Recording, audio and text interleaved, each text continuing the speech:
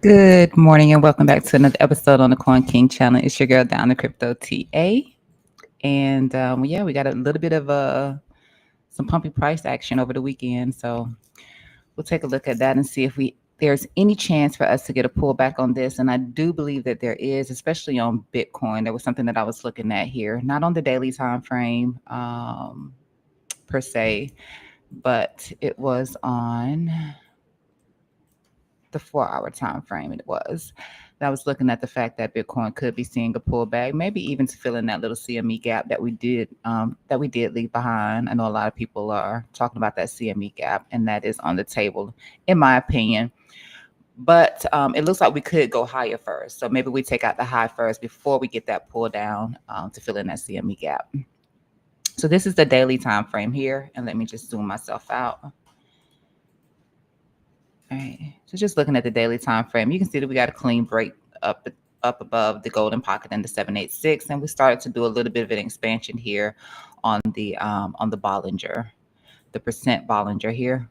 We do have an expansion here after dropping down, hitting our golden pocket and getting a bit of a continuation back up here. So this high can very well be on the table. Now beforehand, I was only looking for us to come in and do this one here. So you can see that we've wicked off of our high here. We haven't actually got a closure above here on the 4 hour time frame, and that high for this level here, this zone is 121,885. So we're hitting our 4 hour resistance in here right now. Do have a little bit of a topping tail candle in here as well. Did manage to get the closure below here, so this is a no-go for now. But let's say that we do get it, then you could probably start to look for a reversal in here. Otherwise, we're going to go straight up, take out that high, and then we can see price action come back down some.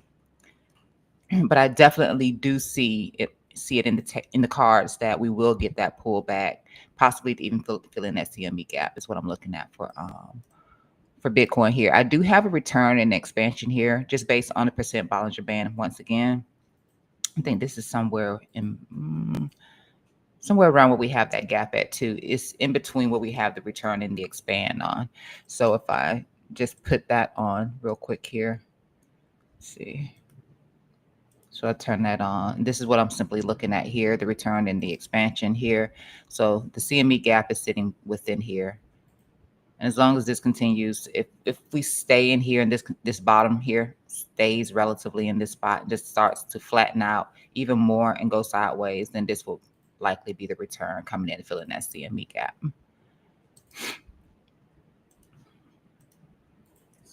Let's walk it back a little bit. Let's take a look at the 1 hour time frame here. I also have a return and expansion here for the 1 hour time frame and down below, as I was just mentioning, where that potential, what price could potentially come back into fill in that gap. There was another little small one I noticed on the chart as well. Not saying that we're going to come down here and do this one. It is relatively close to our trend line here that you can draw off of your weekly and your daily time frame here. The most simplest way of drawing is from those time frames anyway, and put it like that. So I'm leaving it here just for the simple fact that there is some confluence to that. But yep, here on the weekly, just where we got this breakup at, where we left behind a little bit of inefficiency. This could come back in and be filled also. It's just a matter of, do we go up and take out that high first, which is, I'm kind of leaning towards that. But we'll see what the market chooses to do. Right now, RSI still looks really nice. So nothing to really say here. Not just yet. We did have a little bit of a wrap over here, a little bit of a cloud cover for my fast signal line. But that's the fast one. I'm usually focused on this blue one here more than anything. All right, 4 hour. Yeah, not really any major discrepancies. Again, like I said,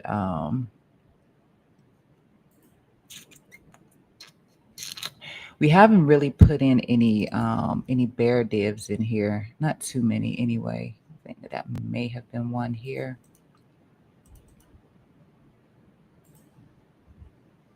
No, we actually haven't. We haven't put in any bear divs just yet.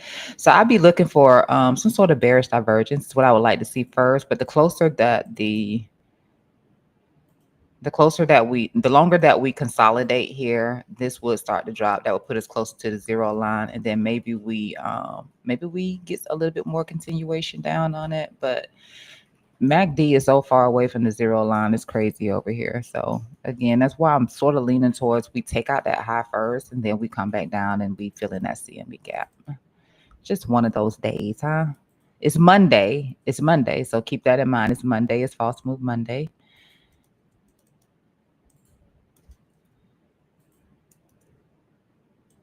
And let me just look at the 15-minute time frame. So the 15-minute time frame, you can already see from here how we did put in the bearish divergence here on the 15-minute time frame. We had this crazy freaking squeeze over here on the 15-minute time frame as well. That's giving us a little bit of a correction in here right now, but you can still look to this low here to see if we'll hold this 127.11. So that's 127.11 here for the Binance chart. We could do that. And let me just drop a fib.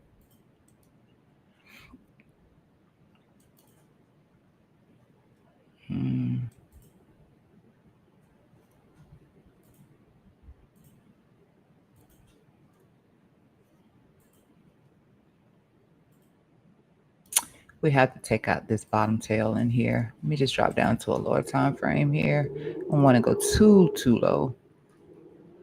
Don't want to go too low. See what we have here. All right, so this time frame here is looking to turn back up. It could happen with a little bit of bullish divergence. So I'll put a little bit more emphasis here on the 7-minute time frame for now, and just kind of see what this one does here.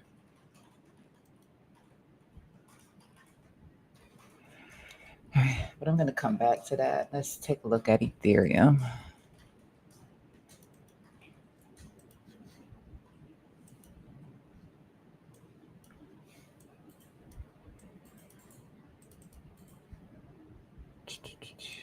Give me just a minute because I know I don't have that chart on just yet.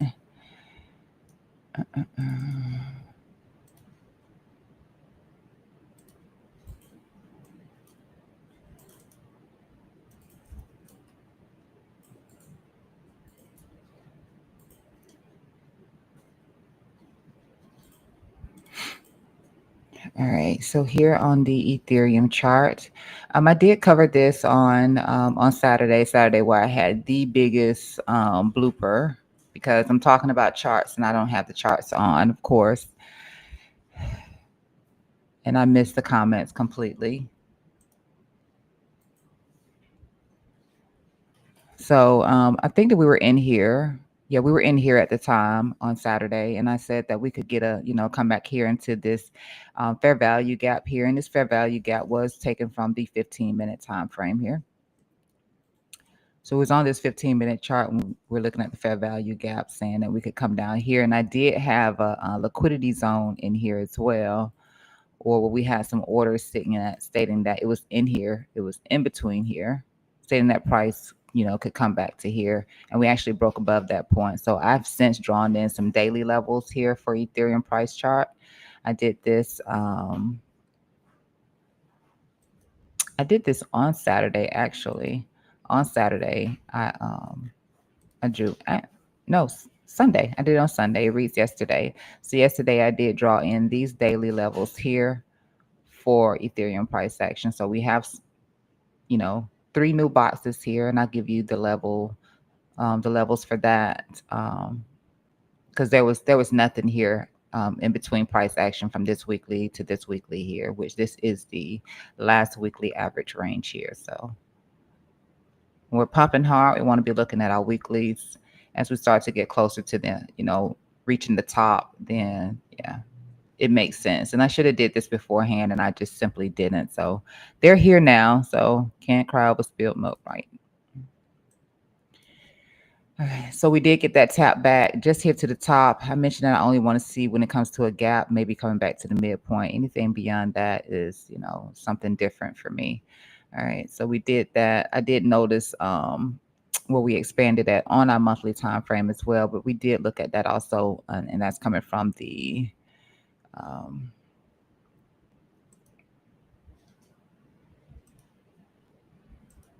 sorry, do that. That's coming from this breakout here. So we did come into our expansion here, and there is something that I'm looking at here with in regards to the Bollinger here, because it is more sideways. So I'm not really keen on looking at those high targets for Ethereum just yet. I'm not. Maybe it still works out. It can. It looks a little bit weird to me that we would. So it could also, that could also be a reason why we're kind of stalling around in here too. But let me just come back here for a sec so we can look at these daily levels, and then I'm gonna get back on that when I'm talking about with the Bollinger. So let me just take. Actually, let me make sure I need to take that away. I probably do. Yeah, we clearly broke through all of that. Put this on the 4 hour instead, so I can take that away. All right. All right, so that was our monthly expansion that I mentioned, where we got the breakout of the symmetrical triangle there on the monthly time frame for Ethereum. And then the next level up here for Ethereum in terms of a daily range is going to be 4,454 up to 4,601. So that's going to be the next level here. Now with this one here, we would come into this weekly. I just expanded it just a little bit to include some of that daily. And then it actually includes something that I don't typically use. So what I typically use stops at around 47.66. So that's where it stops at here for Ethereum. But I added something additional into the chart that I don't typically use. So, you know, we'll see how that goes once Ethereum price does manage to get up to that 47. We'll see how that works out. And then of course this expansion here is coming from your 3-month time frame. So you would start to expand on your Bollinger here for your 3-month time frame there. All right, so let me hide my drawings and let's come back over here to the monthly time frame here. So when I'm looking at this and I'm looking at the Bollinger here, I mean, we can see where we actually got the squeeze at on Ethereum, and this was a long time ago, a very long time ago. And since then, we're not really, we don't, it does, to me, it doesn't look like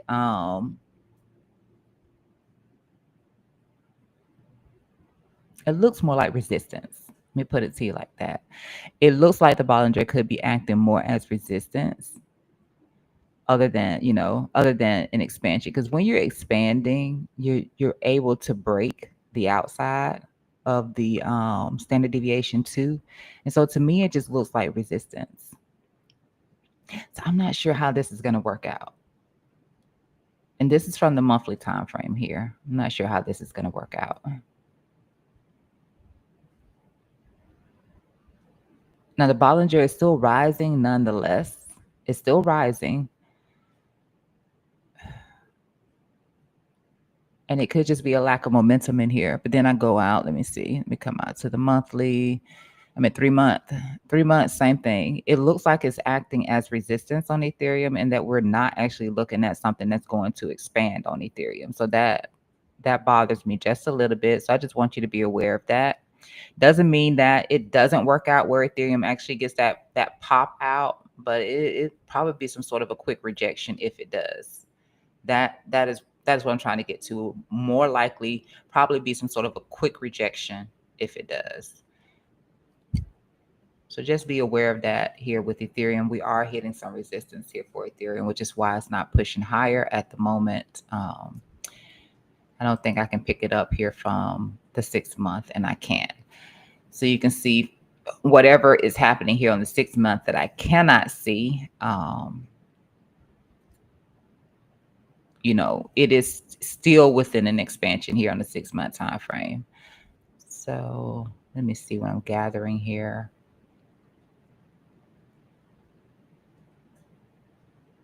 So somewhere around 41.70, 41.73, somewhere around 41.73. Um,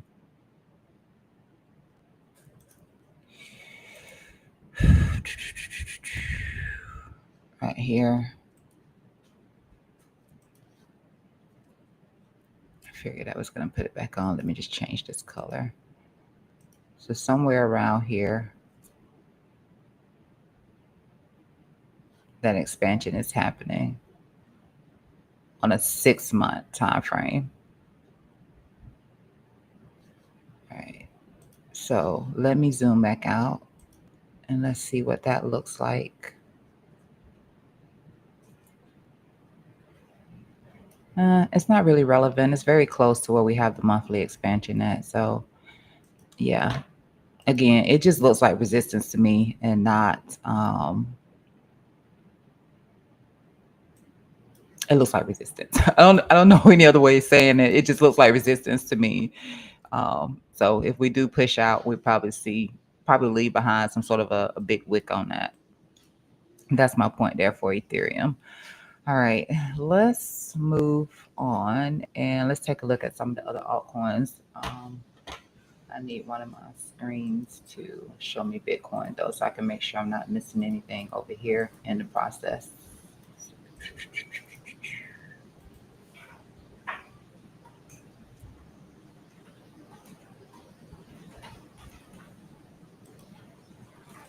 Now I can say this about Bitcoin price chart. Let me just come back out a little bit. Let me take this off.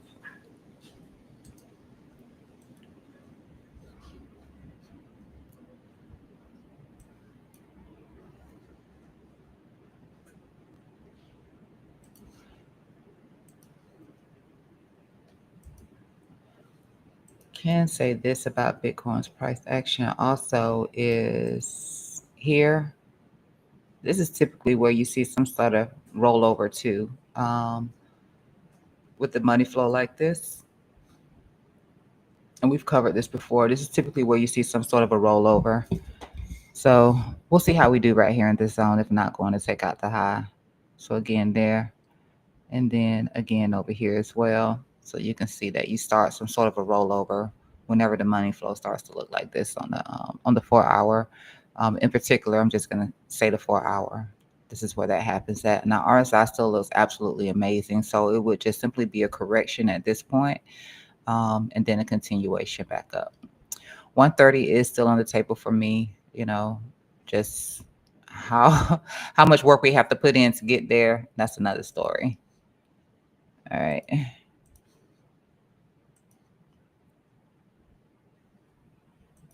I'll put Sui on this chart here. Go 4. So I haven't actually looked back at anything over here. So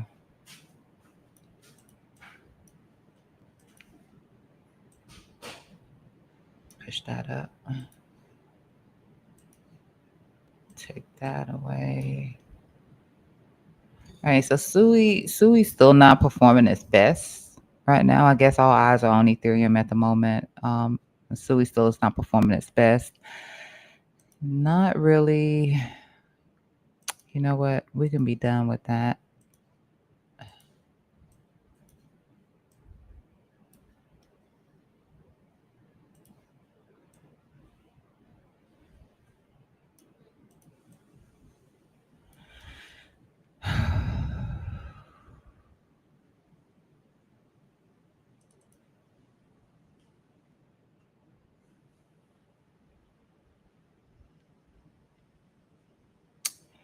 Yeah.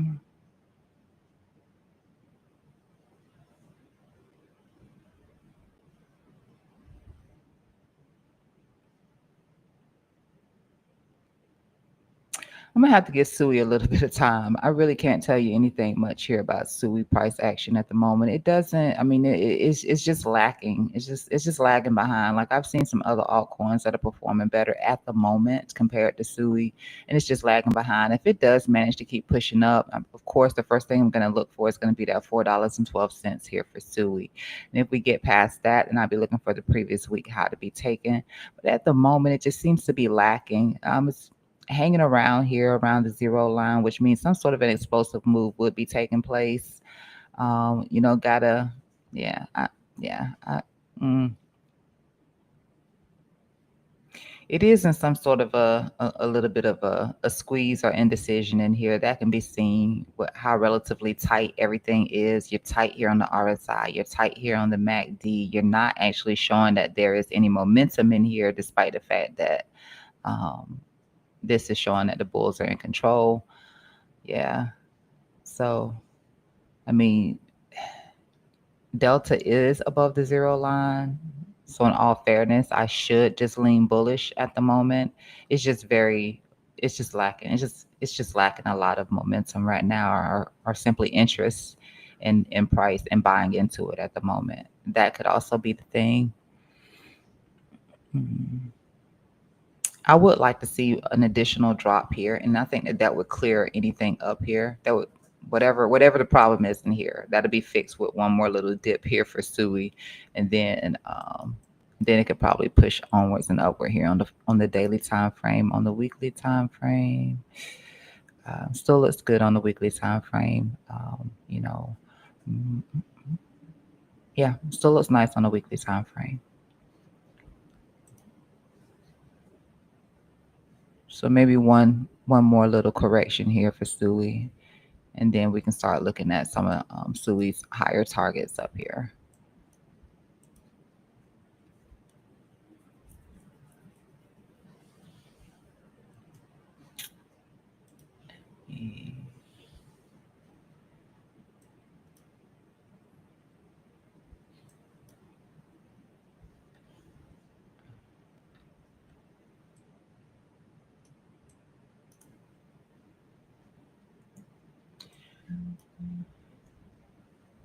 Oh, put this on my four.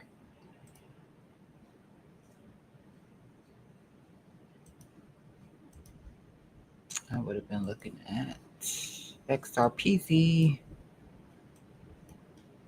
All right, so XRP simply back at one of our 4 hour levels of potential resistance here. Okay.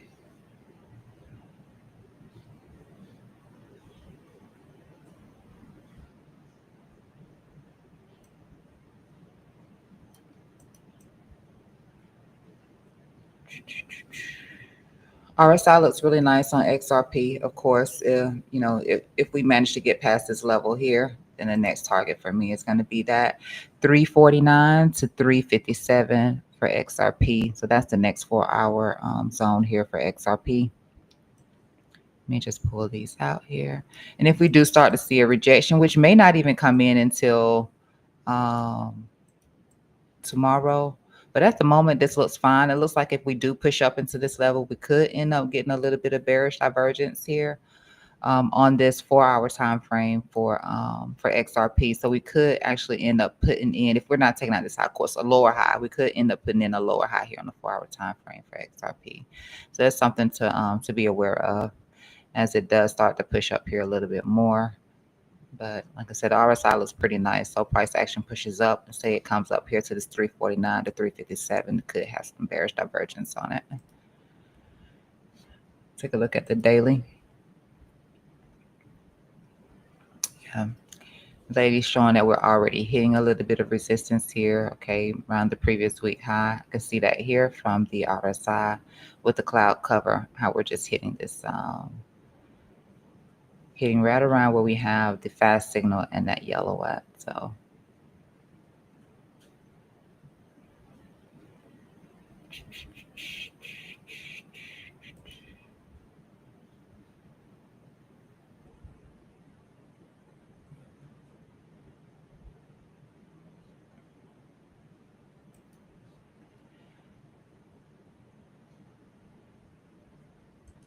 Just see what another daily time frame looks like. 2 day looks good. RSI, 3 day looks good for the RSI.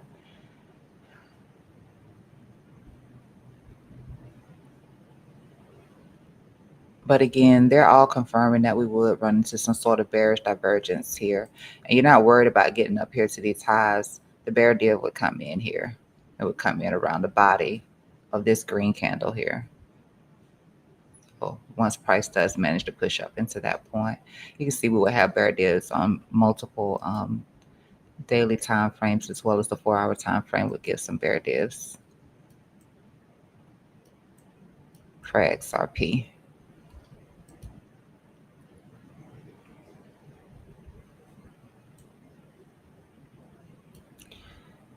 Solana, um,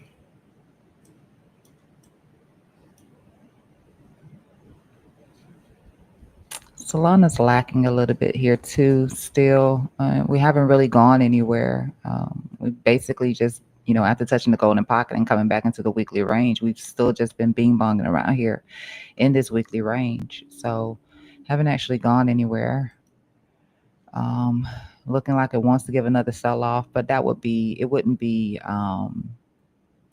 I'm not thinking that price action comes down here and takes out this low. That's not what I'm leaning towards. I'm just thinking that we just get another little bit of a correction. Maybe just stay within this weekly range here with that correction is what I'm thinking, and then maybe continue there because the RSI does continue to look nice as long as it's above here like this, above this yellow one here, and everything is to the upside of it. I'm okay with price action. Yeah, a little bit of a cloud cover in here where it looks like we might be getting sort of a double top. Let me zoom out on this one a little bit.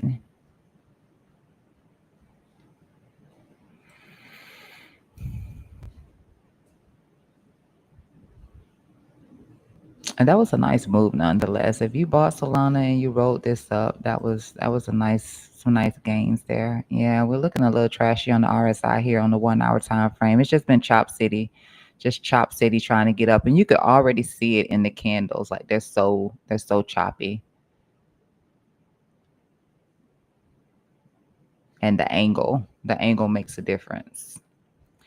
Um,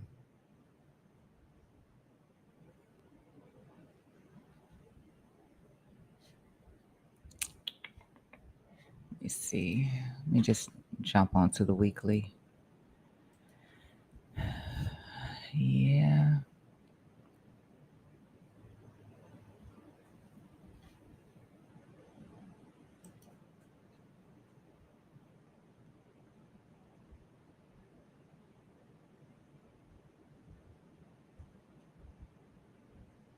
I mean, aside from that, if just my gauging of this weekly time frame, let me see what I have in here. Yeah, my gauging of the weekly time frame is that it will continue up, and we'll start to see Solana price action push back up here into these higher weekly ranges. And here it's just moving really slow at the moment, lacking a little bit of momentum. All eyes are on Ethereum um, for the time being.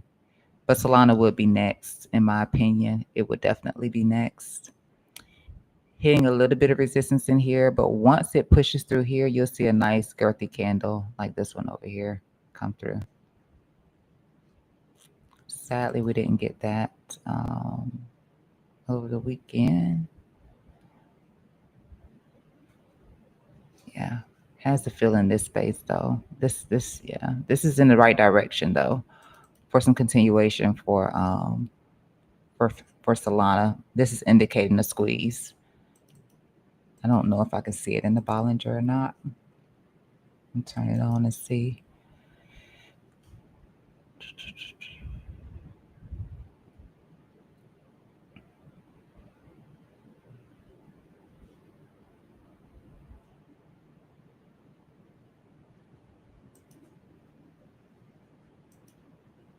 I'm turning that one back on. Sorry.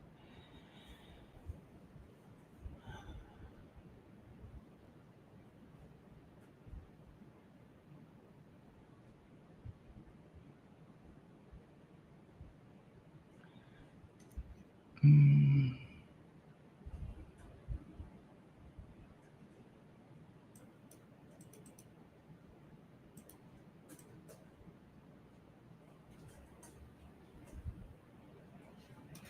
All right. So as long as Solana isn't coming back and losing this golden pocket, then it's all gravy. It would just be another opportunity. I wouldn't want it to come back below this red candle here. So like I said, maybe we just stay within this range here, and that's going to be 164. Price not coming back below 164 would be ideal here for Solana, but this isn't looking. I don't like the way the Bollinger looks, so I probably wouldn't even use this for it. Currently, it's acting as resistance for price action, and you keep dropping below the standard deviation one, which I don't like either. So it's more flattening than rising, like like over here. Not getting an expansion, so it is acting as resistance the same way it is on Ethereum at the moment, acting as resistance instead of allowing it to expand.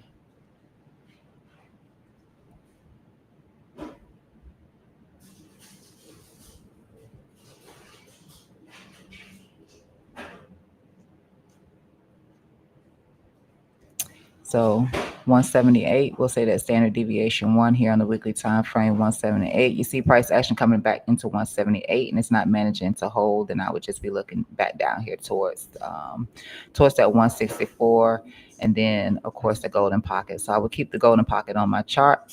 If you were already taking the trade off of that, I would just keep it on my chart just in case price does. Because if it loses this, and you'll know that we're also losing the 20 SMA, and that something like that could happen where it comes back into standard deviation one. I don't think that this is more likely. I don't think that this is more likely, but you always want to have an invalidation as well. So just watch that on Sol as it is lagging behind.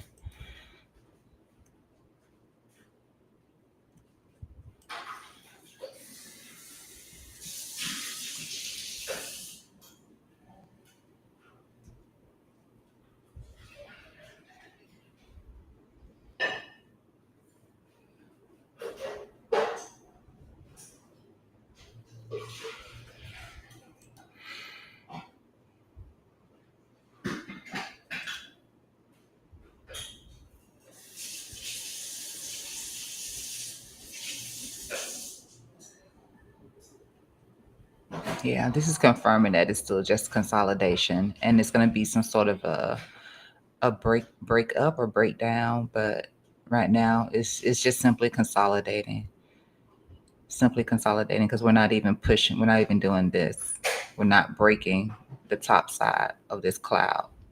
This isn't breaking the top side of the cloud. This white line is just staying within the bounds between this range here and this range here.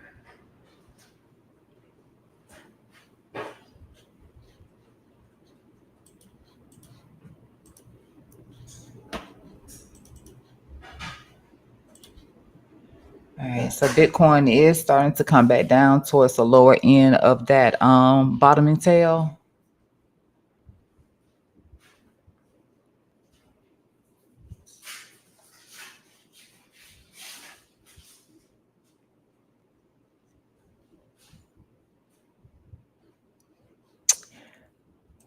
See BNB. I did go in over the weekend and add levels in for BNB. I added some 4-hour levels in, a daily level in as well. But most of it was 4-hour stuff that I added in for just to kind of capture where we probably meet some resistance at.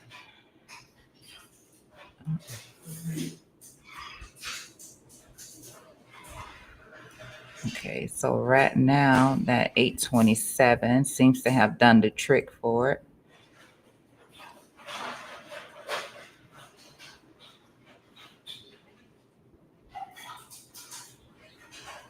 And any sort of a move back down here on BNB, I would like to see it respect the 799.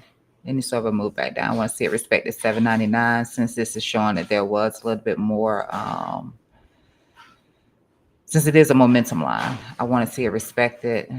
make sure that bulls do actually have control of this thing and it's not going to drop down further. If it does, we ramsack straight through this 4 hour here at 785. If it does, then I will look for that 785 to hold to the downside. And to the upside, I'd be looking for that 858 just back up here around the highs to be hit and get past this level for BNB.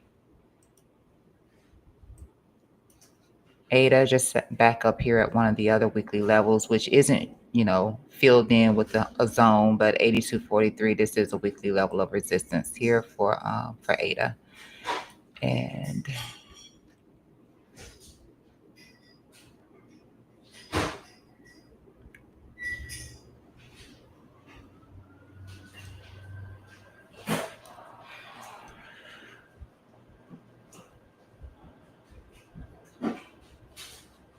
I actually don't have any 4 hours levels in here. Let me take this away. I'm not sure why I have it. Take it away though. Let me check indicators first. Okay, RSI still looks pretty nice. Do have the cloud cover. Do have the bear div here on this 4 hour. Yeah, bearish divergence.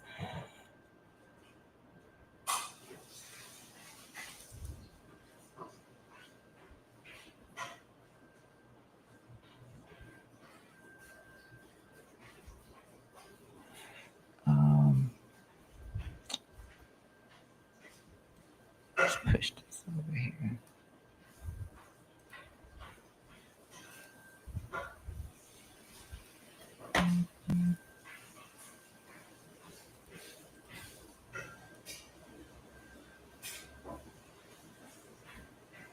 So your delta does have some bullish divvy.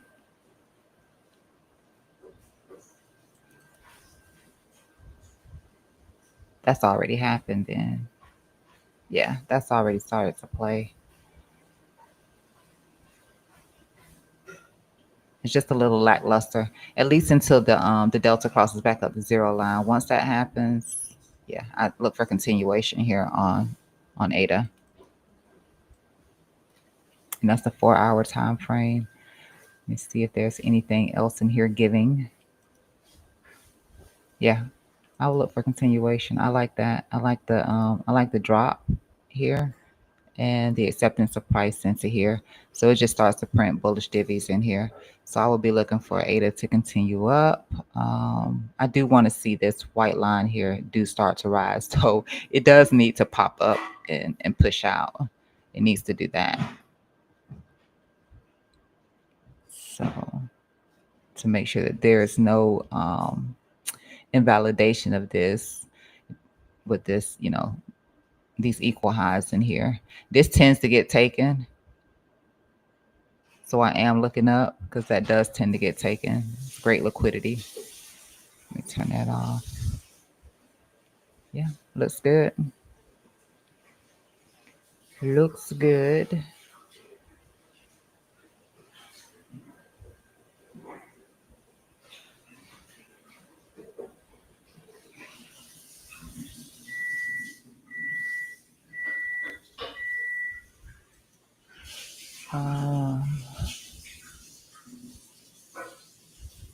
Nice squeeze here on the Bollinger.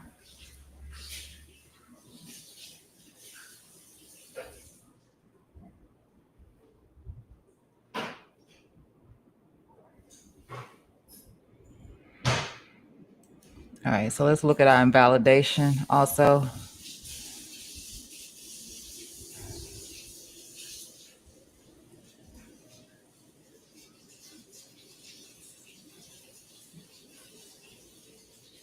Let's keep this simple. I see what we would expand at the lows, of course, to see that 77. If this starts to squeeze down for any reason, then 77 would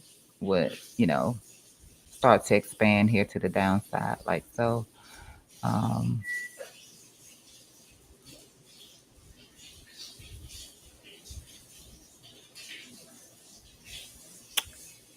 This looks like all of them got a momentum line somewhere around here. the last two candles. So 79.69. Do want to see price action respect this for Cardanzo, but nonetheless, 4 hour looks really nice. So I would just expect for prices to continue. We can also add a fib retracement here on it.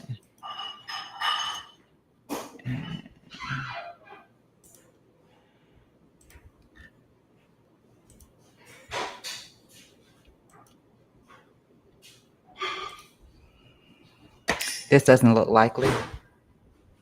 Sorry, this doesn't look likely, in my opinion. It doesn't look likely, but you can see that if we were to, let's just do it just so we can say it's done for any sort of invalidation.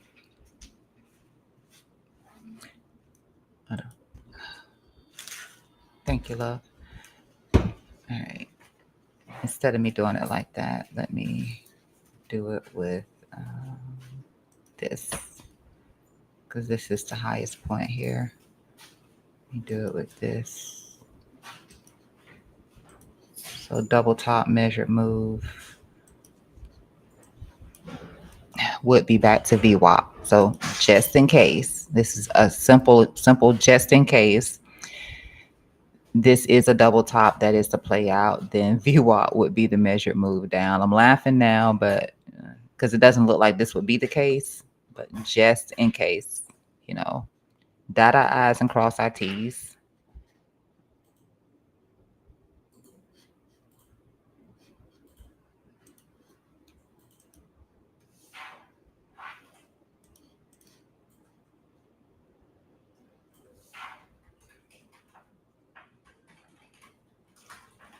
$180. That sounds good. And that's not the Coin King said you sound like him. 180 today.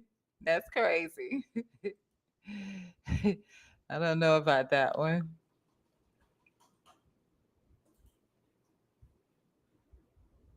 But never say never. That's for sure. Never say never. That sounds crazy. We do have data. We have quite a bit of data this week, so that is also something, a reason why price could also be trying attempting to push higher because of data. Yeah, you never know how that's going to come out. They usually run prices up or down before, and so take a look here at the daily.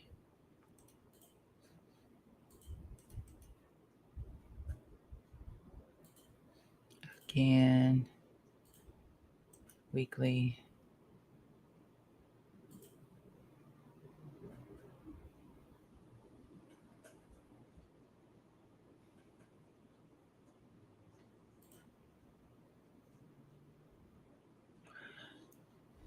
There's nothing new in the chart. All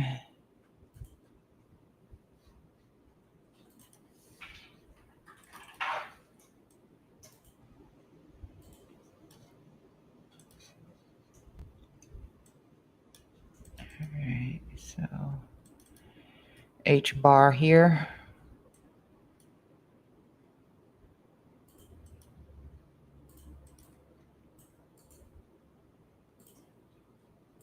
What day was this? So yesterday we just rejected from the weekly range high here.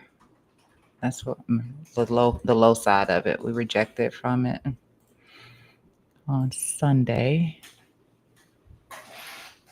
yesterday. And everything's getting this little bit of, I don't know, potential double top patterns here.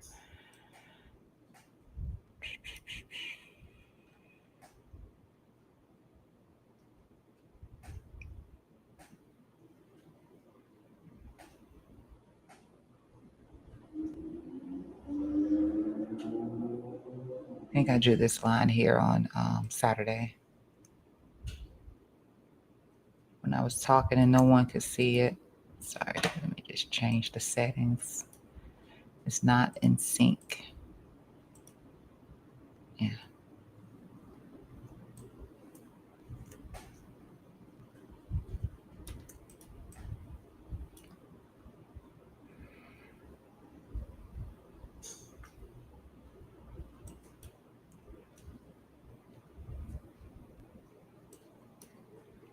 I was looking at something else here on H bar. I'm gonna take the 50 away because we've already pushed to the 50.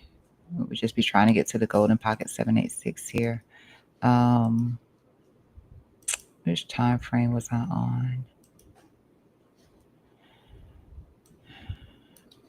Just come out here to the monthly.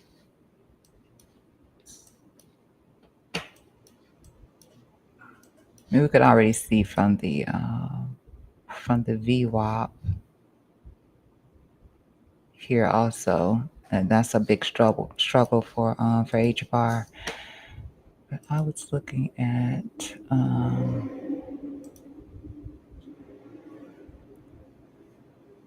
hmm,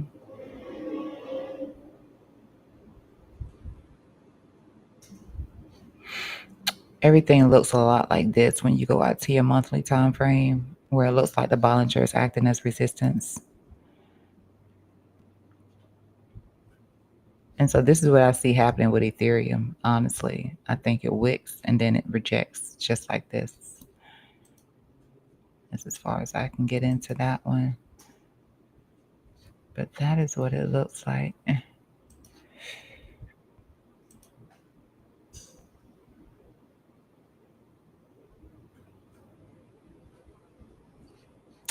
Now this one on the 3 month does suggest that there will be a return into about 43. That a 43 cent possibility of a return.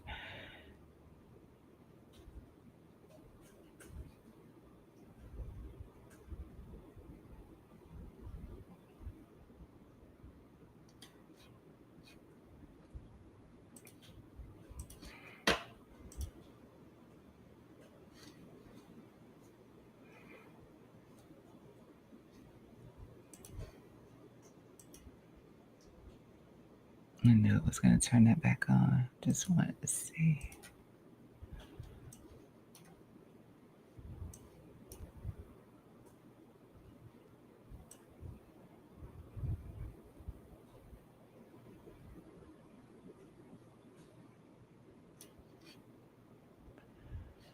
Nah, I don't want to do a 3 month.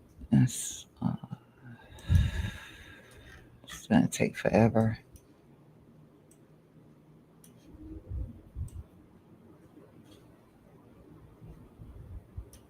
And this just lines up with standard deviation 1 here. So I will lock this one in.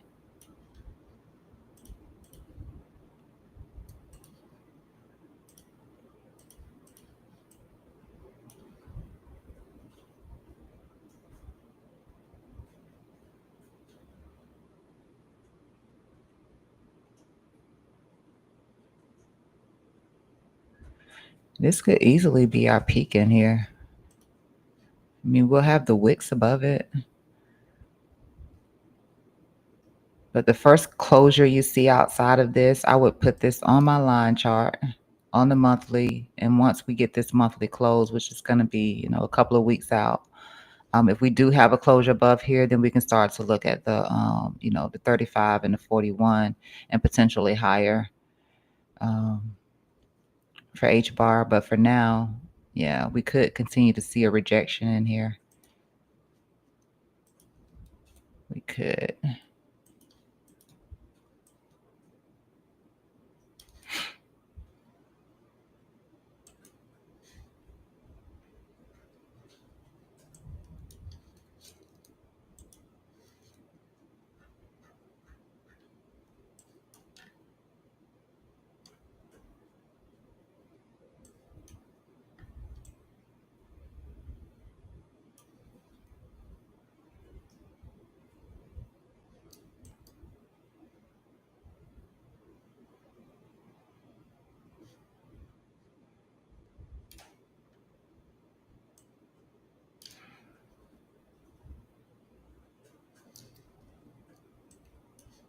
I don't think there's anything else I need to look at on that.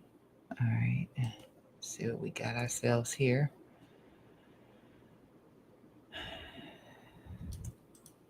We can take that away now.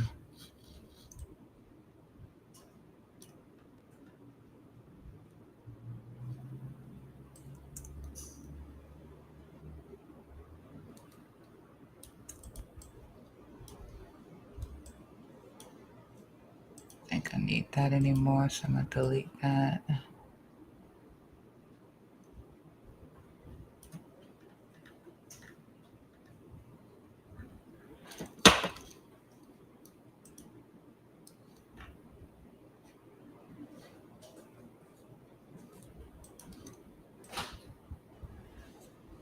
All right.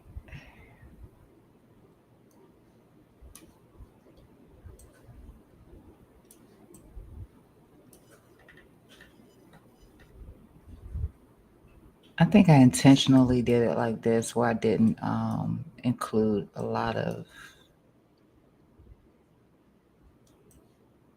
weekly zones or something. I think I may have intentionally done it this way, but anyway, you can see we're getting that rejection off of that 46.31 at the moment. Let me look to see if I can spot a zone in here if you're into hype.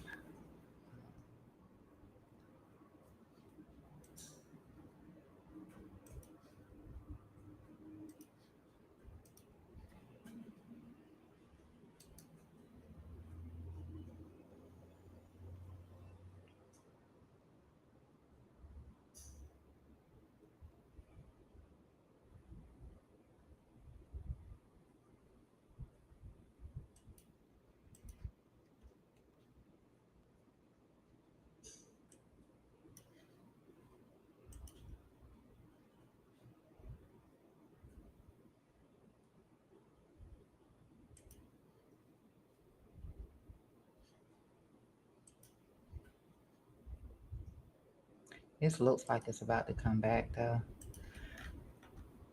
If it does, take that away.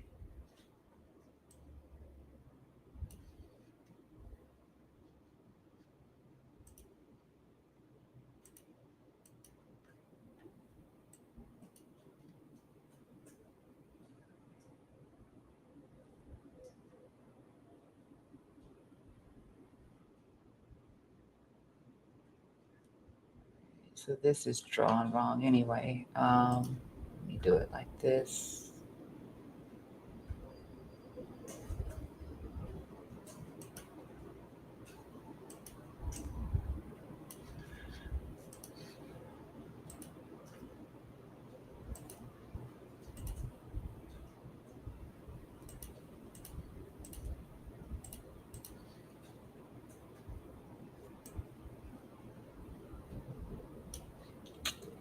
We'll fill this in a little bit more. It's rather light. Let's make sure you can see that. 25. It's 4 hour level. So I'm gonna take this away because that's the actual level for it. And then there is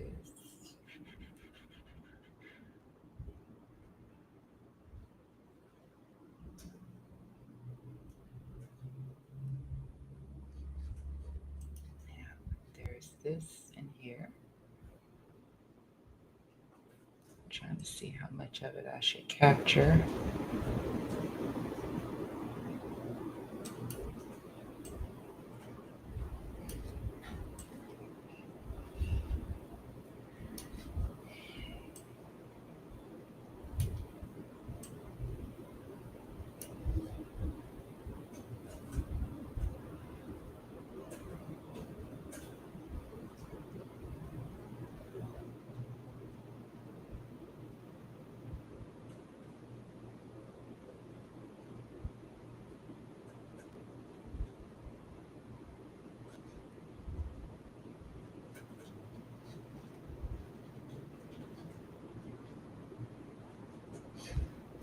All right, and change this to this. Maybe I shouldn't. Actually, let me not do that. Let me make sure it doesn't belong to the daily. Yeah, it does belong to the daily, so I'll leave that alone. Um, I actually have to extend this a little bit in here.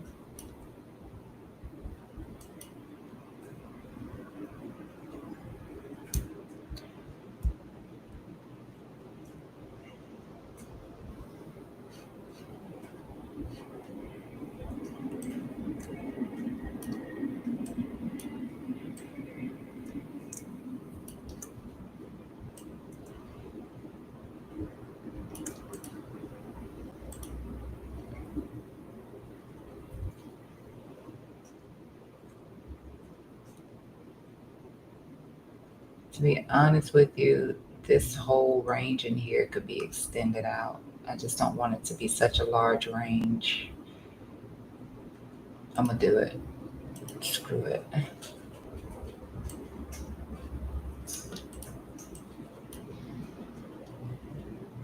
Yep. So that's that for height. And then there's another one that's relatively close.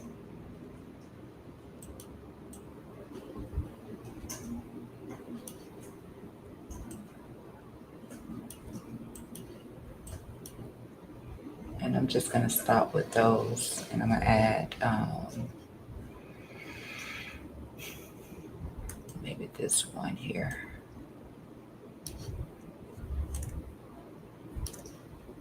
I just change it to purple so I know that this one is actually from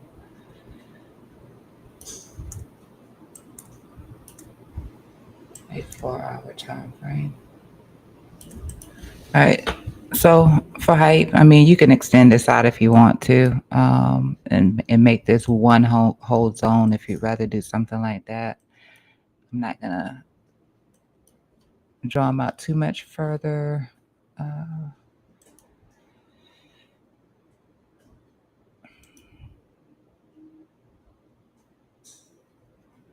That looks good. That looks good, good.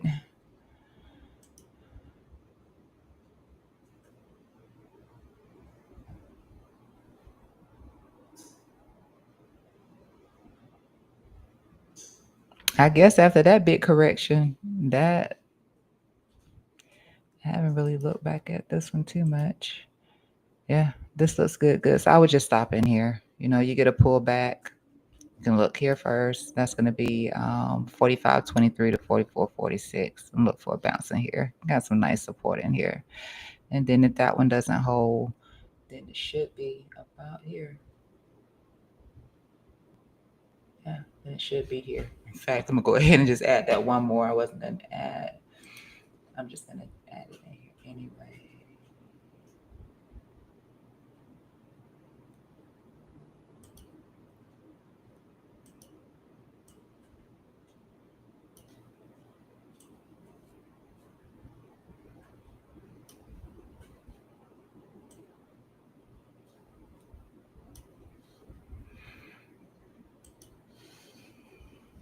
Yeah. I would really stop in here for height. To be honest with you, your EMAs look really, really nice on this one here. So I wouldn't expect for it to do too much to distort this. Nice Bollinger squeeze on it. Um,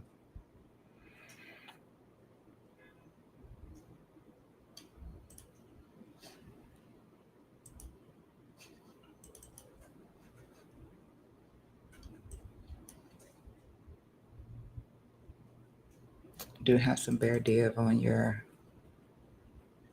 delta. You do have bearish divergence, which means that it may ultimately play out once it crosses the zero line. It may not play out just yet fully. You could just chop.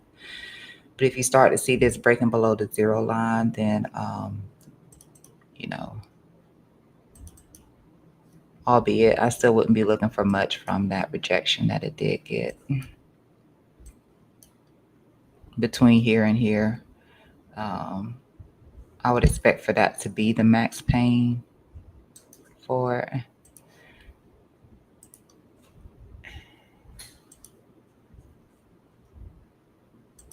And let me just see where your 20 is sitting at. Yeah. So between these two here, that's what I would be looking for on it.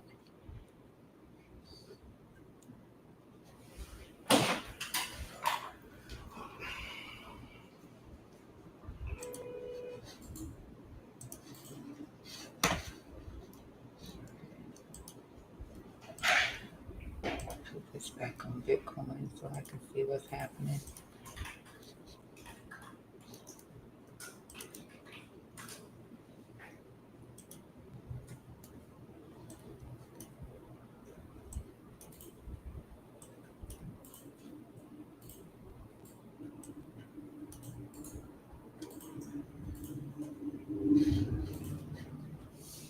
All right.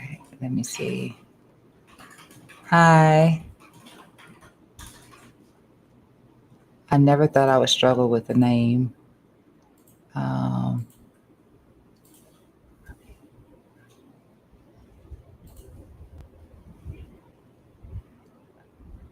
I'm not gonna even try.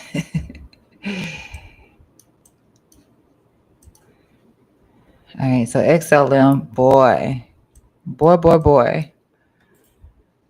This is what we kept looking at on the chart, and every time it got up here, it kept getting this little bit of a rejection here. I knew I should have bought it. I just didn't. I'm not adding any more altcoins or anything, but yeah, that looked lovely. That's a nice little breakout here for Stellar for XLM. That's nice. Mm, we had that one little move here to the downside, which this probably could have been shifted into more of a flag formation like that instead of the falling wedge that I had, but I like it like that because that is what we were doing beforehand. So this just that was a reason to get back in, coming back into the range versus moving the trend line. Just look for it to invalidate the break and come back in. So that looks nice there. Looks like it's starting to flag out again right here. So let's just go ahead and look at this.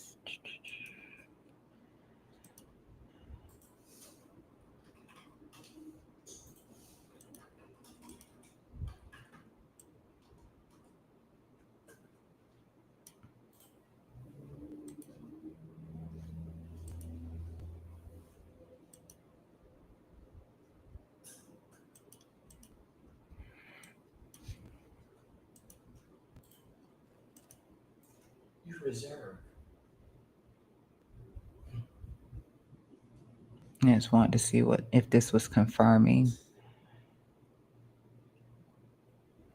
anything.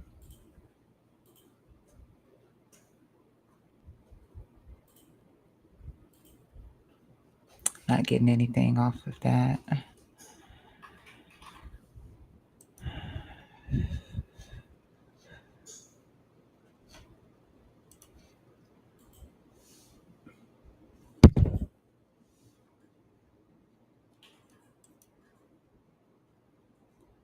That all still looks good.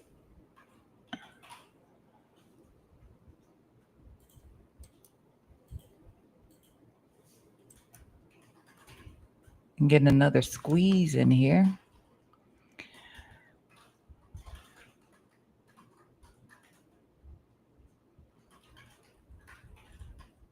Already starting to tilt below that 20 SMA. So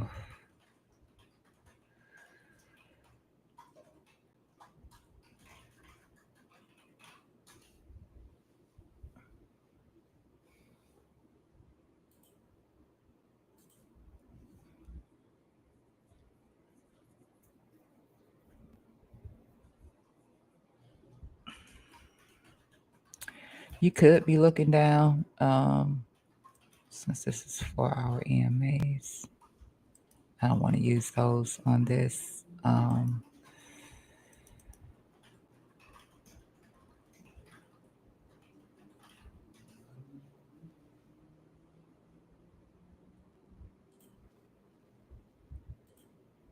Hopefully the bear div happens first. Getting a bear div would be really nice in here for the RSI. So it's still holding up in here, so that looks pretty decent. I'm not saying that it was rejecting that expansion to the upside. That's all I was looking at there. But it looks like it's about to cross back up the zero line here. So, you know, I would be looking for a bear div off of that RSI. So it comes up, it takes out the previous week high, puts in that bear div, then I'll be looking for the rejection and come back down a little bit more here for XLM, for Stellar. because any push up, it looks like it's going to be met with a bear div, but it's a squeeze. So I cannot say that with certainty because it is a squeeze. Squeeze usually, implies strong volatility. So don't want to jump on it initially if that starts to happen to the upside.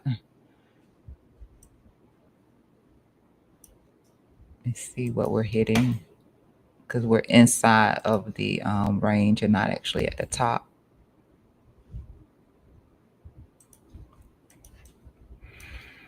So little psychological fib level here, golden pocket.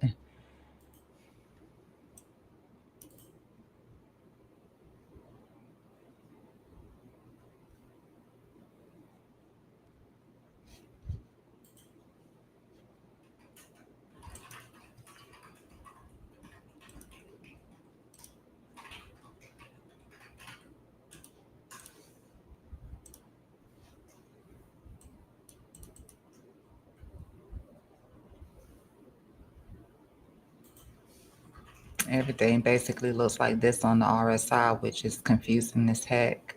But price action nonetheless seems to be fine in here. Except for the fact you're not getting any closures above your candles. So your candle highs, you're not getting any closure above those. And if that continues, then that would imply that XLM is going to be coming down.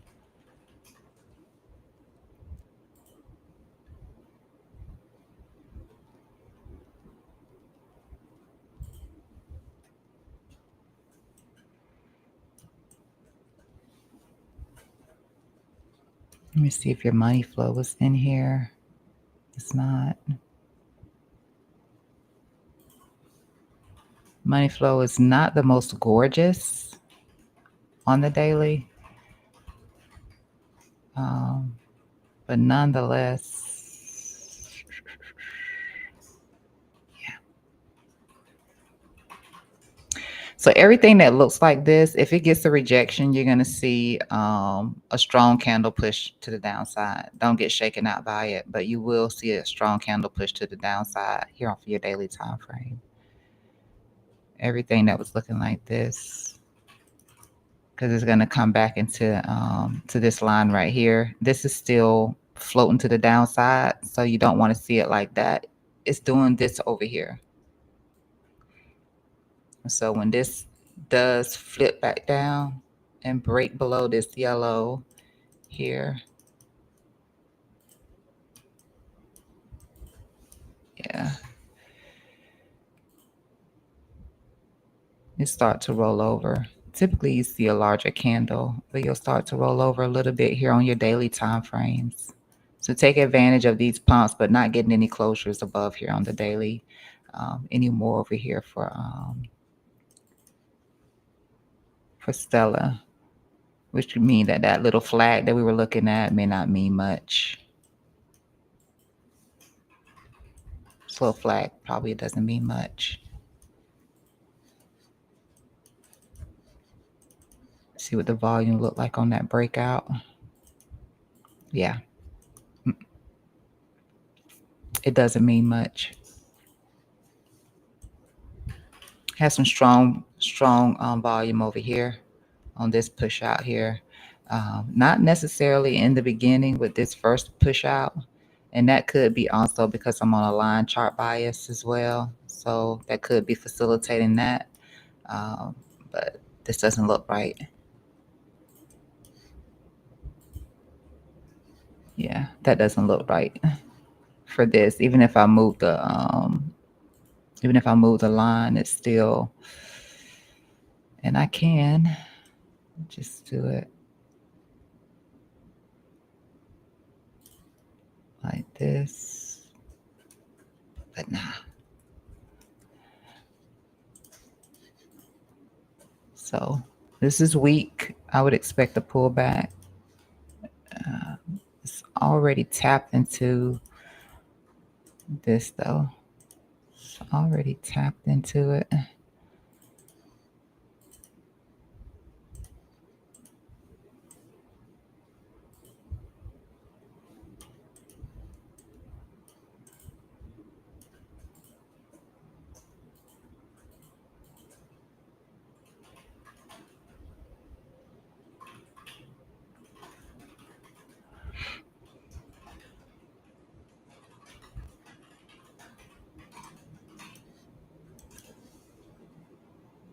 So I would probably look at something like this.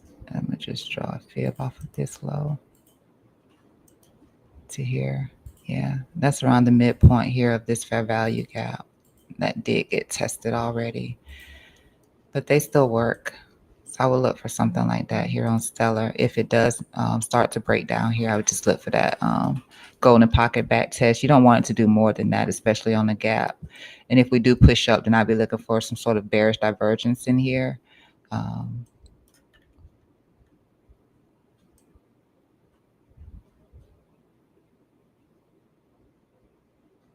yeah, I'd be looking for a bear div if it does push up, and then it'd probably reject harder.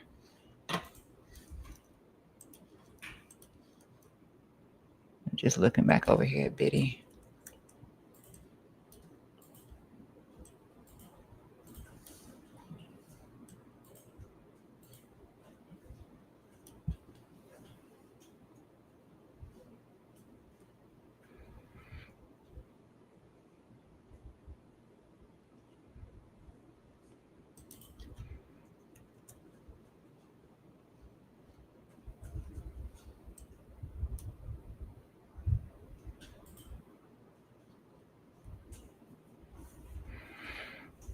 All right, getting the bullish divvy over here on the 7-minute time frame.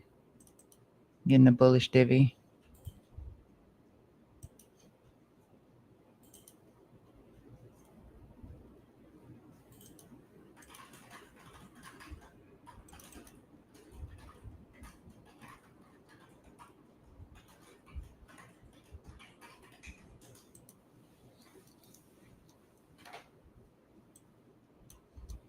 It's a nice candle there, and we're avoiding it.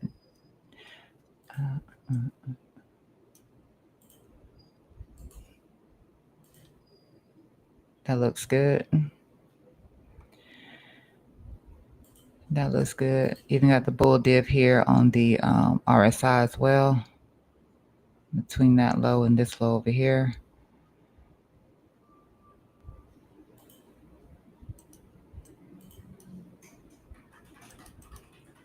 And if you prefer to be more patient, which you can because the MACD is still, grinding down, you could just wait for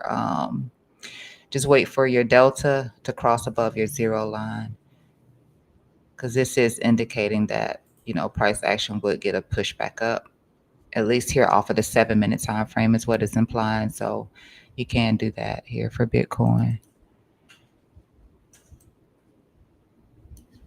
I might do that myself.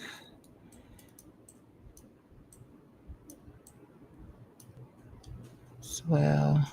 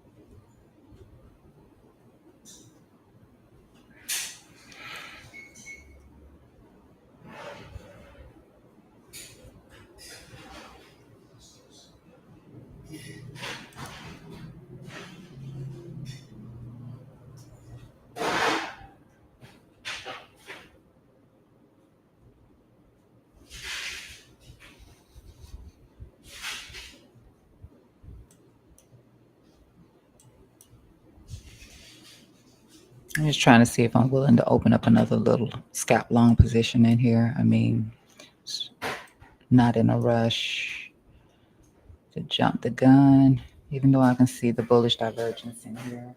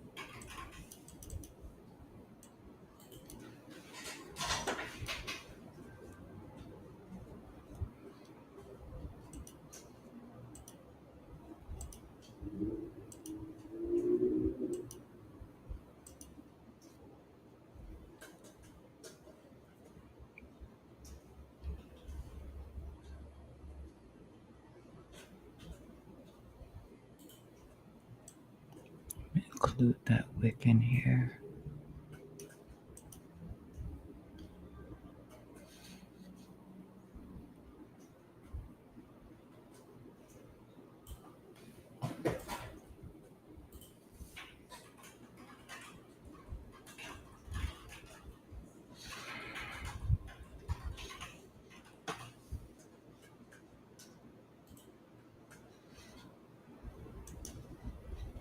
All right. I'm going to look back at this. I'm not entering on this just yet.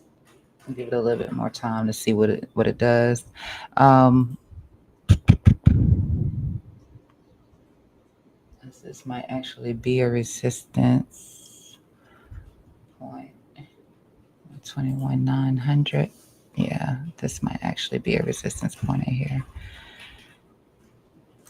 Could potentially reject back off of this high of this range in here.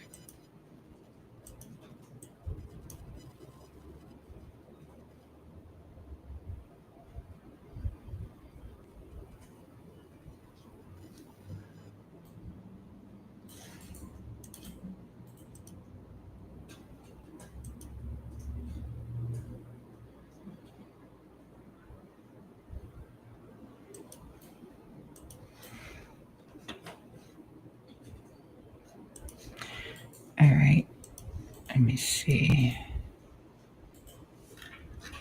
I was told to look at RSR.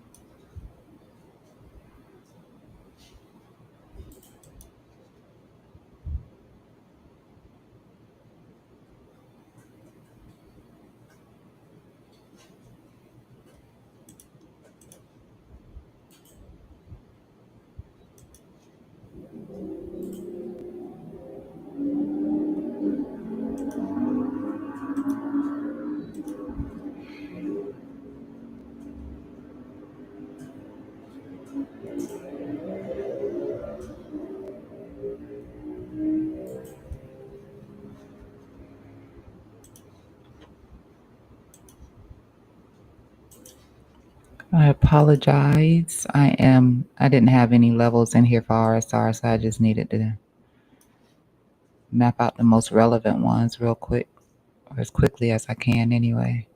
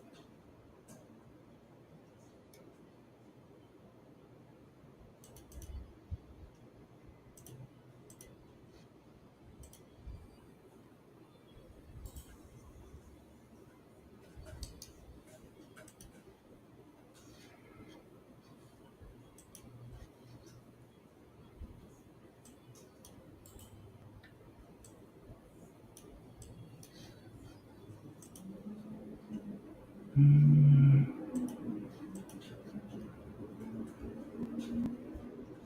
There is a cloud cover on that 7 minute time frame, so price could end up getting stopped out around that 121.9. I just say that, and I think that that was pretty much in line with, yeah, the top side of the Bollinger. So if you were scalping this, that's why I'd be looking for price to see a little bit of a rejection at in here, and then maybe it ranges a little bit before it tries to push back up. But again, the overall outlook for Bitcoin, it does look like if I go out to like the 4 hour, I think it was the 4 hour, it may have been the daily time frame, that some sort of a bigger correction is going to come in to possibly even fill in that CME gap. But for now, yeah, if you're doing this, then I would look forward to stop out somewhere around there.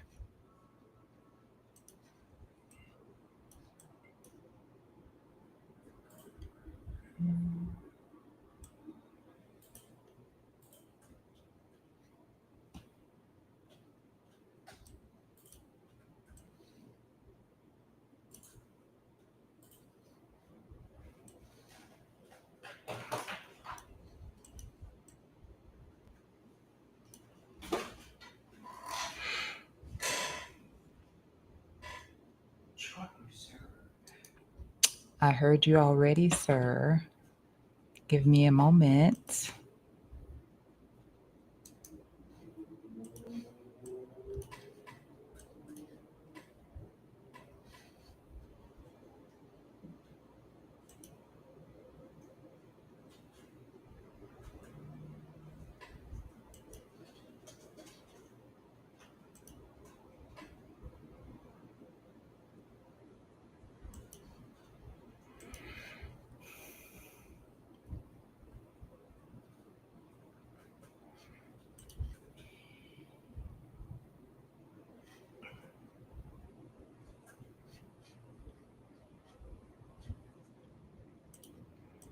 All right. So the Coin King can stop yelling at me, do reserve, do reserve. If we look at reserve. So RSR, performing a little bit differently. The last time I was asked to chart it, we were looking at some stuff. Yeah, we were looking at this move over here. It actually ended up giving more than what I was thinking that it was going to do. But obviously, you're hitting some key resistance right here at this weekly level here. And I didn't put any numbers in here for any of this stuff either. So sorry. I'm just trying to draw them in as quickly as I could. You're obviously hitting some resistance here at this weekly level range. And here, there is a squeeze on RSR that if, and I'm going to do this one right here because it's flat. So if you do manage to get above this 0.0107 here, then you could start to expand and push into these levels in here. So this is going to be your next area, your next weekly area here at 0.015. And then, of course, this one here at 0.018, and then there's another one at 0.02 here. So you could start to expand and push up into one of these three is what I would tell you. I really lean towards these lows in here continuing to act as some sort of resistance. So I wouldn't be looking past this one right here at the moment. But you do have a squeeze right now. You're just hitting the resistance here at the moment within this squeeze at this weekly level here. On your weekly,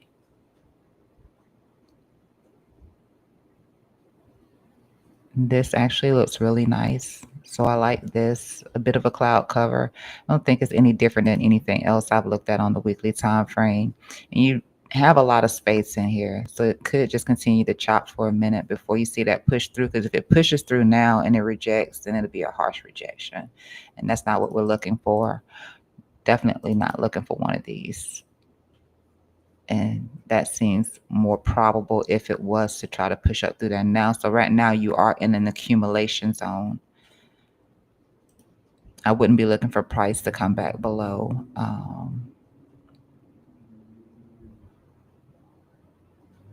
I want to tell you here, but I can't say that when I have to say here. So I don't see price coming back below that 0.006 for reserve. That looks like that may have been the low in here. You do have these higher lows in here, so that's great. You're putting in these higher highs in here. So, but this would be your return and your expansion here, which I don't see.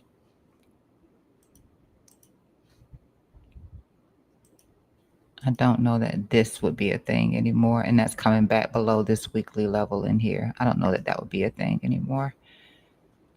So that would be your low. I mean, you automatically came back to your return, so I'll look at what your expansion is. So this is where you would expand again.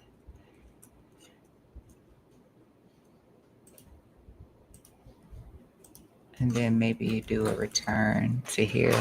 If anything, as you're chopping in the accumulation zone, maybe you do a return in there. And this would be a expand to the lower side, which I don't see happening. I don't see that one happening. Um,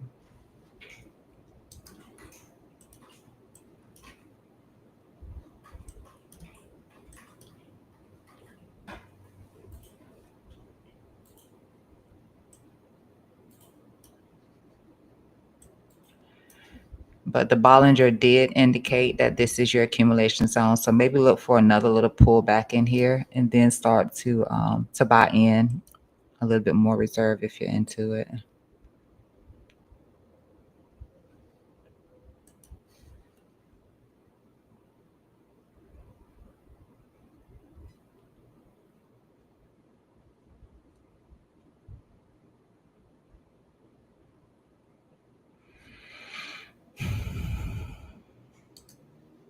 And the other thing I was looking at here was coming from the QTD. So you can see how it's far up above head. The last time it got this nice pump here, did see a drop in it, and then price managed to get up above it and push up. It doesn't typically work like that when it's overhead like this. So like I said, still consolidating here within this range here until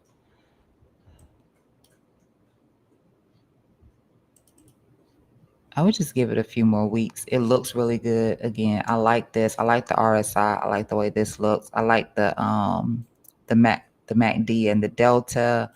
As I was explaining before, this tends to lead towards some sort of accumulation phase in here. Do want to see the MACD needs to push up above where your delta is. It needs to rise above the delta.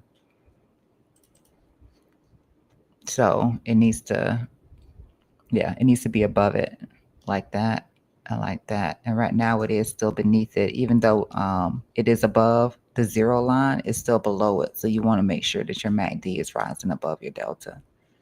That's your continuation there. That's your strong push when the delta is below it, but the MAC and the MACD is above. That's your strong push. That's also going to be the phases where you be looking to take some profit off the table too. So back over here, you stayed below it. Back over here. Let me see. Doesn't stop you from getting moves because as long as it's white, then that means the MACD. I mean, the delta is above its signal line. So above the zero line, when the delta is above the zero line, the MACD is positive, but you don't get those roller coaster rides up, those airplane moves to the top side. You don't get those, and then you can start to continue to roll over as long as it's below the delta. And you can see how that worked out because it stayed below it. So you get these small corrections, and that's all they are, small corrections.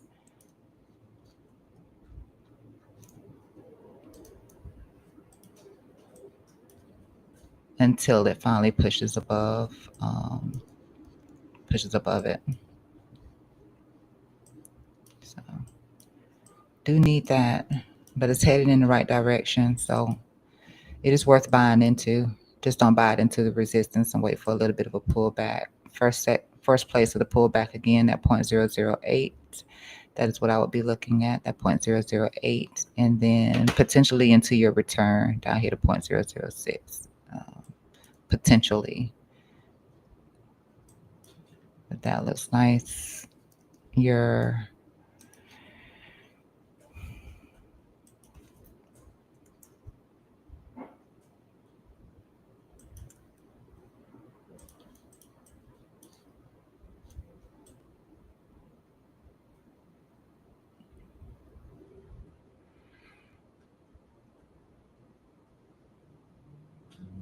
Yeah, and your measured target, of course, on your double bottom would actually be somewhere around this weekly. And I would definitely be looking at this one here. That looks very likely. Let me look at the monthly.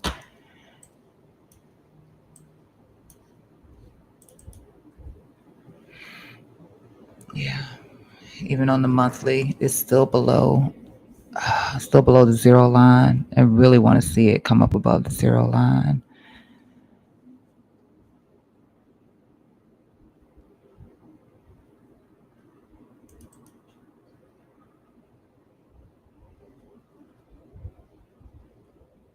This thing could smoke if it does that. It could really smoke if it does that. Maybe you want to be more conservative. Maybe you want to wait for something like that before you take any risks. But I mean, it doesn't stop the price action on lower time frames.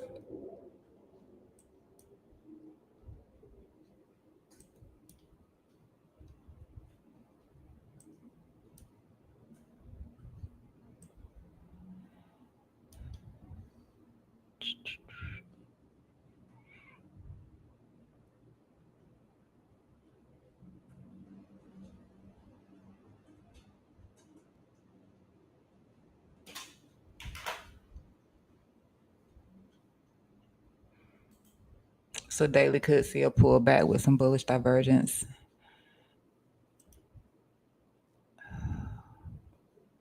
4 hour looks like it's already heading in that direction already. Got a bear div all across here from where the delta crossed below the MACD here. All of this is bearish drive here with this push up. So yeah.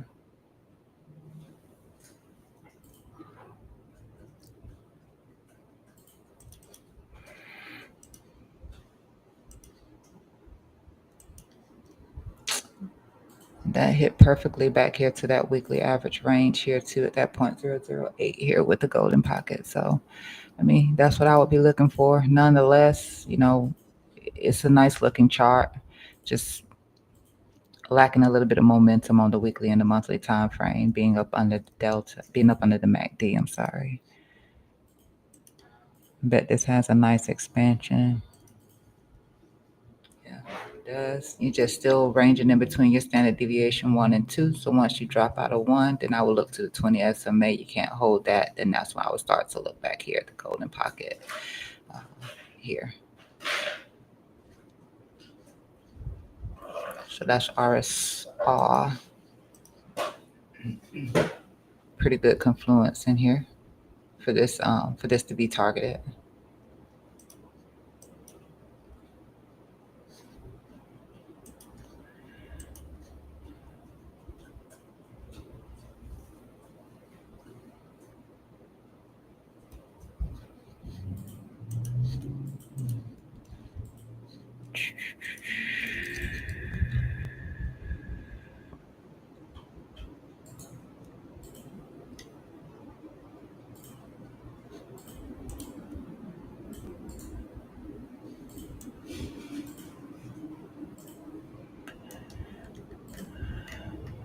Guess that's what we looked at the last time. Last time on V chain was this.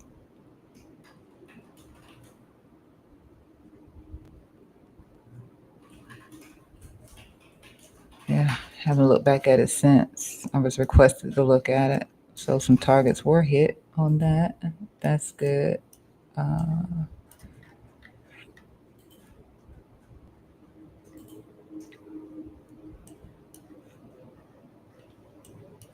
Coming below the 20 SMA now.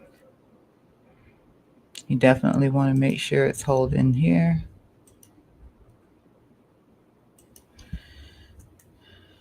It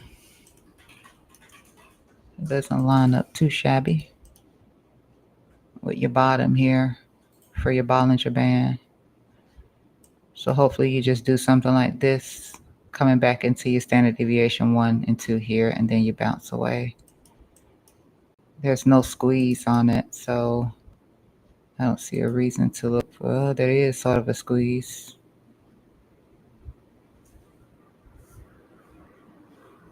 There is a squeeze. But I would still look to, if you hold here, within your standard deviation 1 and 2 here. And let me see about this one.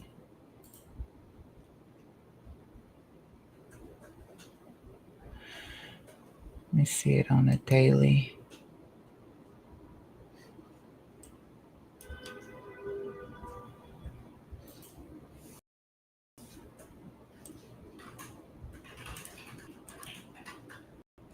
And then that's the weekly low. So I'm just going to write that in on this one.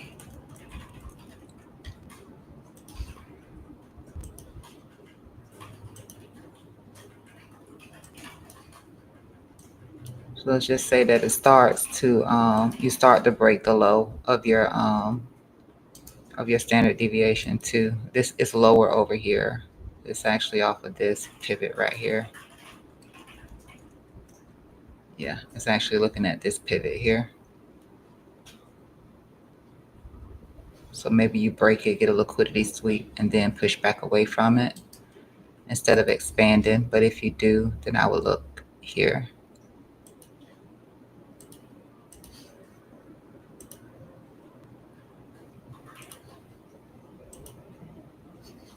Yeah. So if you do lose that, maybe you do that. Maybe you just do something like that and then you continue on. That looks really nice there. But if not, then I would be looking here.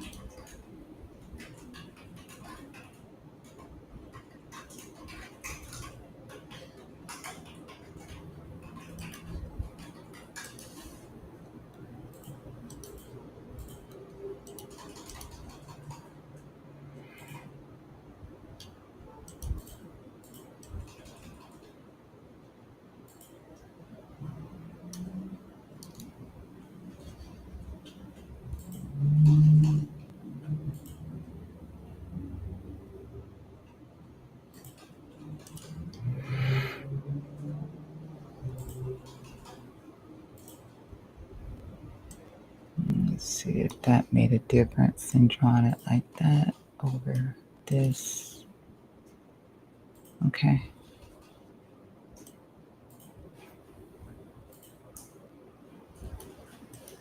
I'll leave it like this for V chain.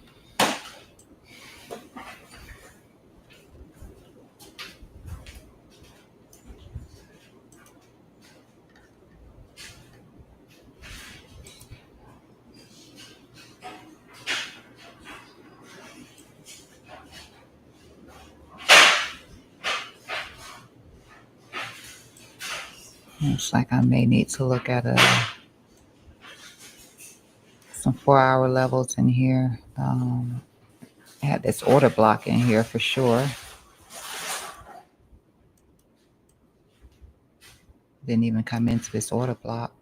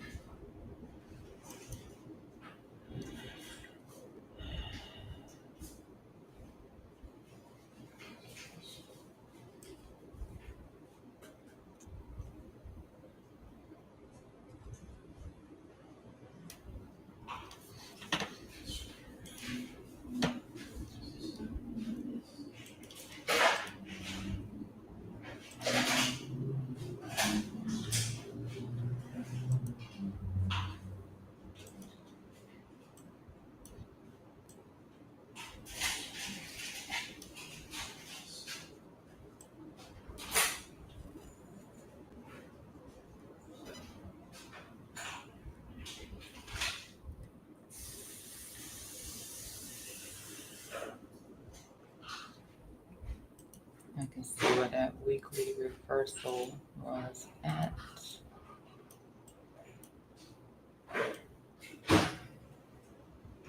Not weekly, but at 4-hour.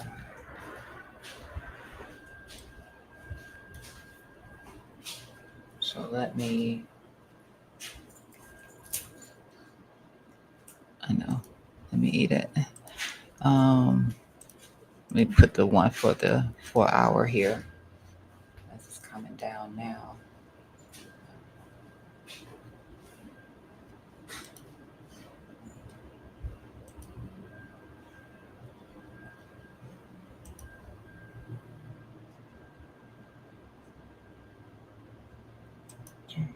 There's this one in here. I want it to be the whole thing.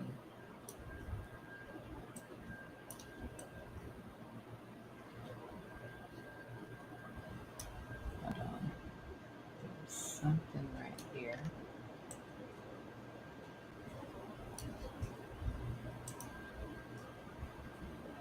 It's already past that. It looks like it's already doing this one. And then down below this one, there's a fresher one right here. This one is relatively new. Here.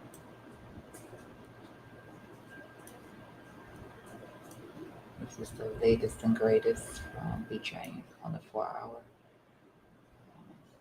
And this can be extended down a little bit more, but this is the latest one. I'm gonna go ahead and add that extra.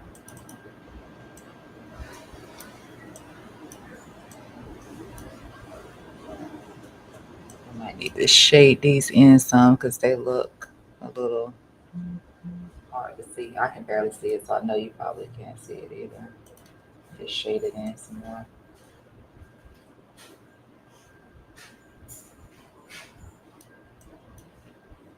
Do 25.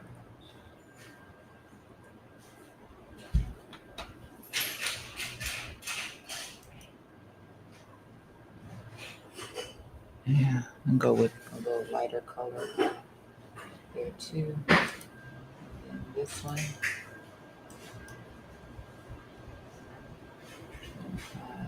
Something a little bit too light for me. Like that. I probably should have just, if I leaned on anything, because this is so close together, I lean on the most current 4 hour one right here. I'm just going to slide this one back that much. I lean on this one right here. Um, and then this one can actually come in a little bit more because that's that full range of that one. And then there's nothing else in between that. Let's see. Uh, yeah, I need to go with the latest ones.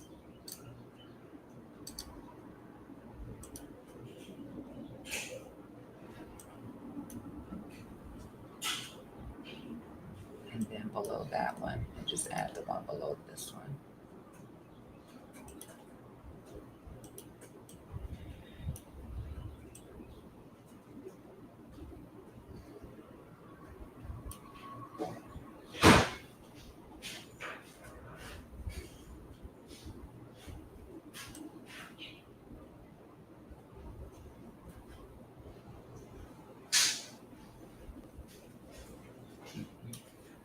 Sorry.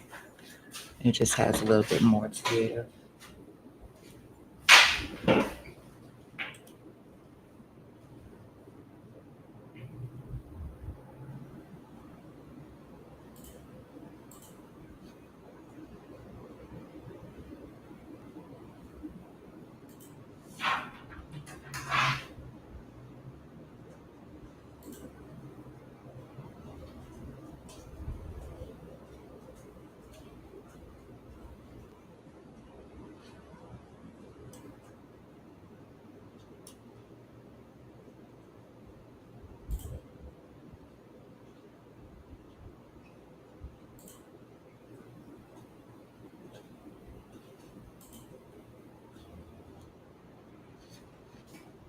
I'm just gonna make that into one whole one because it really can be.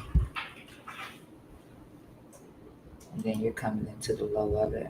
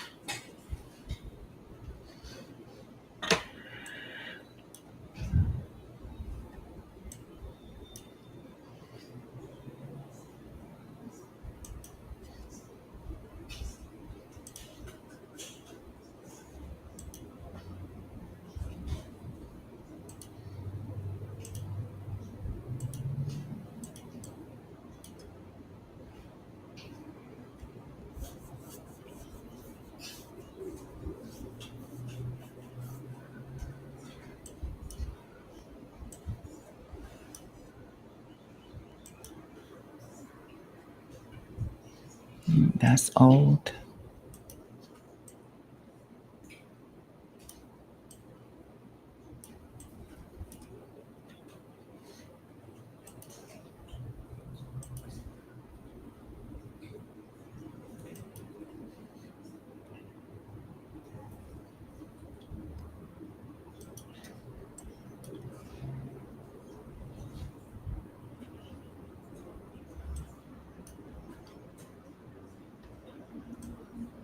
The momentum line disappeared, or was I on a different?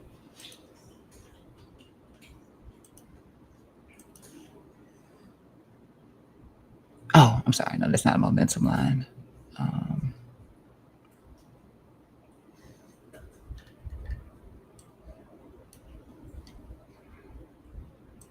that's QTD.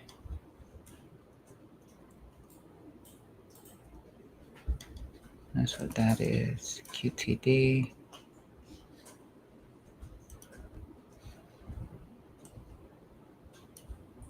And then that's the momentum line there.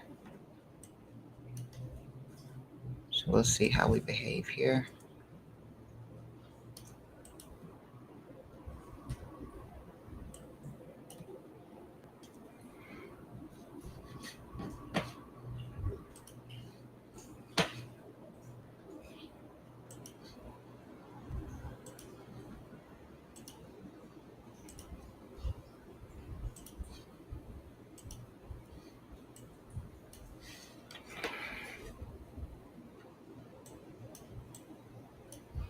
So that's going to be what you're going to look at for VET. You can see how we hold here on the QTD, which is just the top side of the dynamic cloud. If we're not holding there, then I would be looking here to this low here at 0.024 here.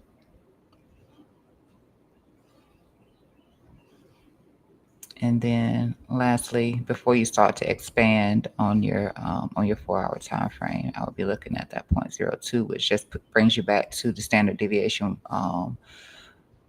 2 of your of the Bollinger. So that is what that should be for you. Somewhere around the standard deviation 2 here for the Bollinger, if you're not holding the top side of the cloud here. And look there.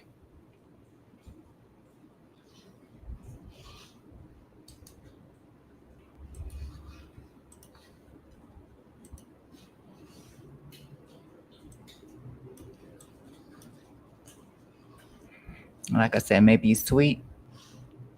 If you lose this, maybe you come back down into it and you sweep, but you don't want to be closing below it. Not like you did with these, which is to be expected. Too many of them were popping out at the same time up here, showing like something is trying to be forced, and then you lose those because they actually lack momentum. A little tweezer top here into a little bit of resistance, and then maybe you come back up in here to this order block of this golden pocket in here.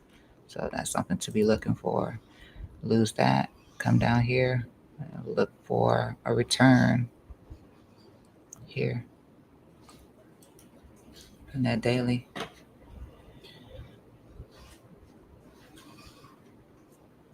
Right. Bitcoin still getting that little rollover. That little rollover.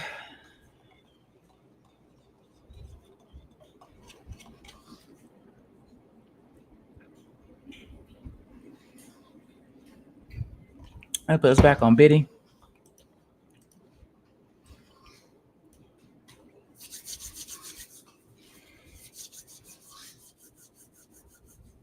All right. A little bit of a bounce there off of that standard deviation too.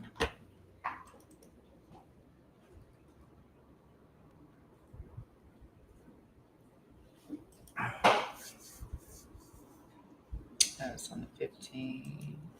Check back in over here on the 7.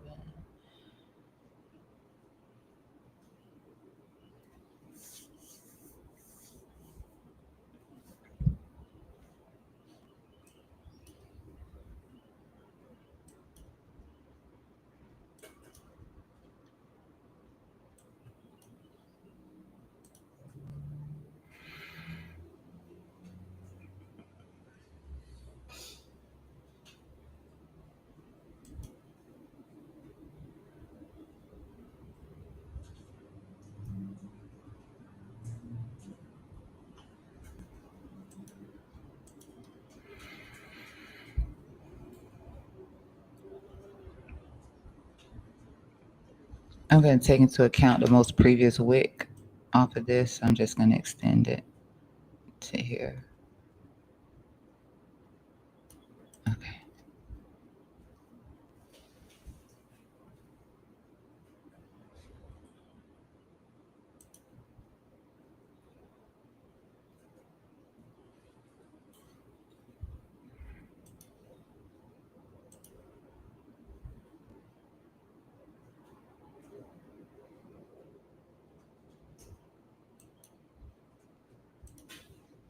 I have the Bollinger here as well. Just saying.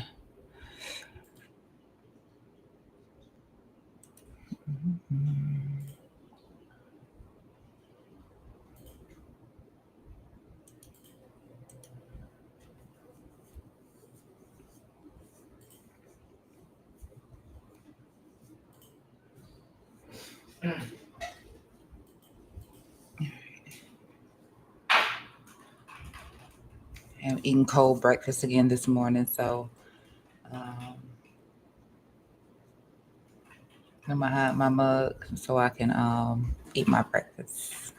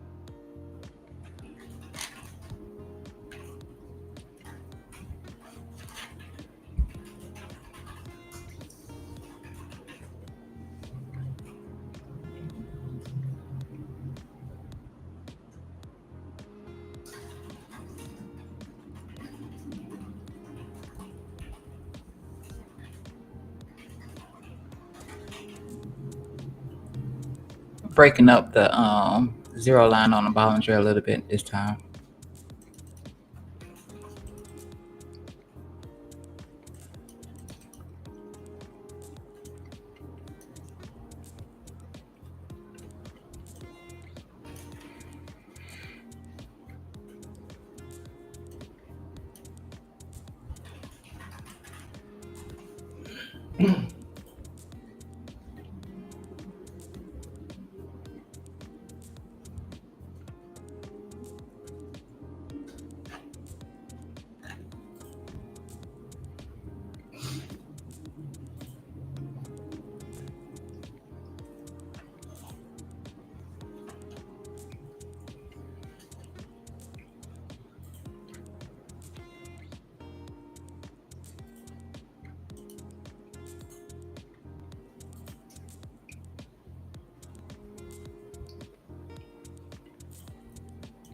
Another thing here too, let me take that away for a sec.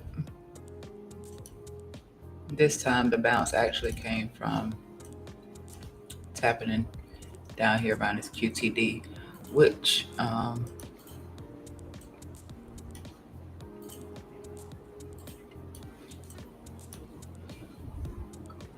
trying to rise up a little bit here.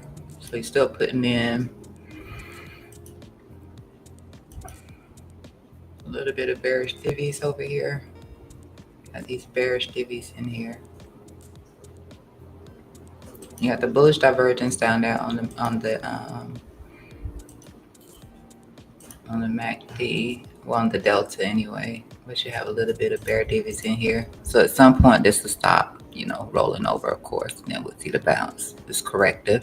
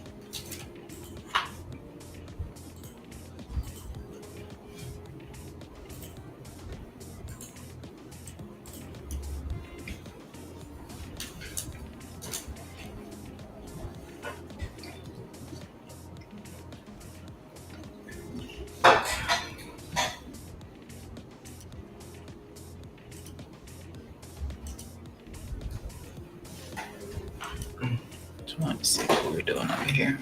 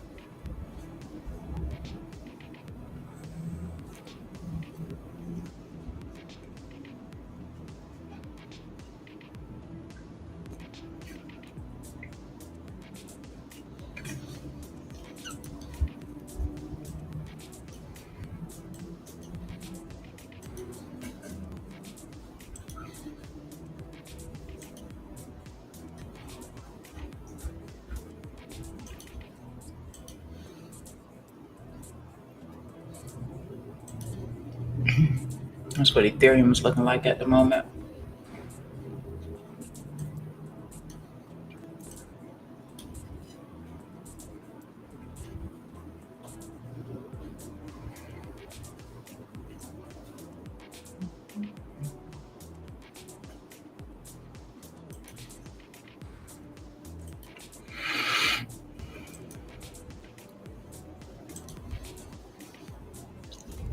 I'm surprised they started out Monday with this move. Man, look.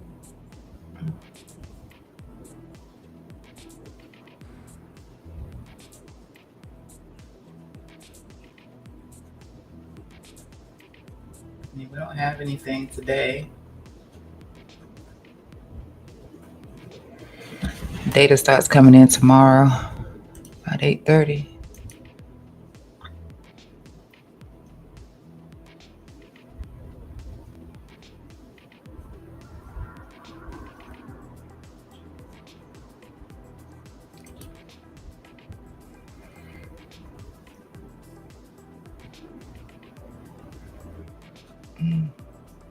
That might have been it.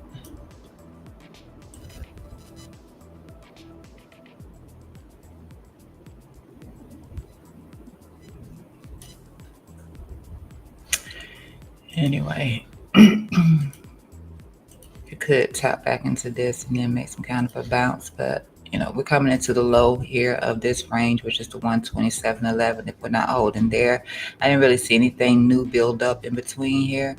So if we're dropping out of here, then again, I'll be looking back at this and look for this to hold as support. Just as when we were struggling to come up out of this zone here, when we finally did and we came back and we back tested, we got to bounce away off of that one as well. So take that out of the equation.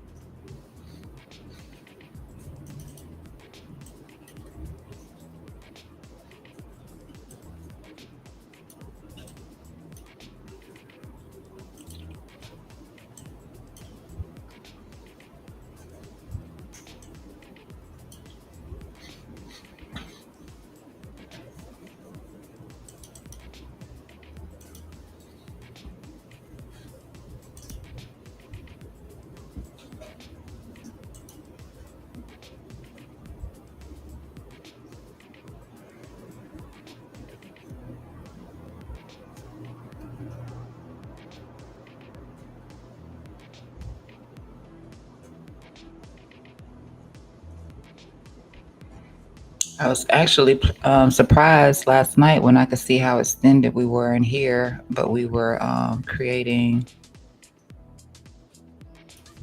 this little pattern in here for the break to this up to the upside, sort of leading diagonal.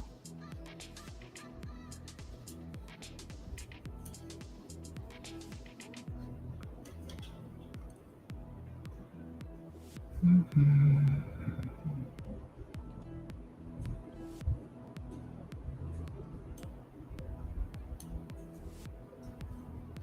I thought maybe we would only do this in the moment, but with the weekend, anything can happen. I wasn't expecting for us to come in and hit this one just yet, but we did.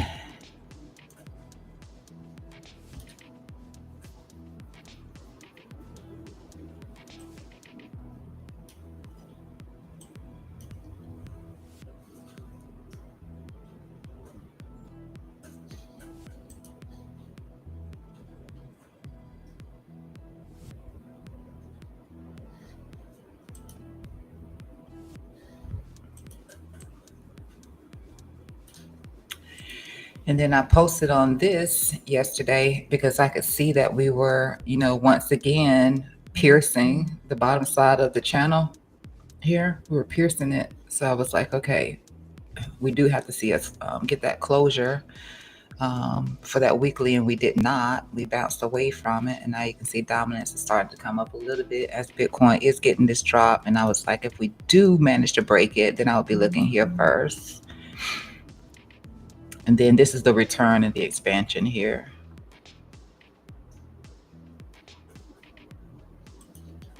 But we're getting a little bit of a bounce there.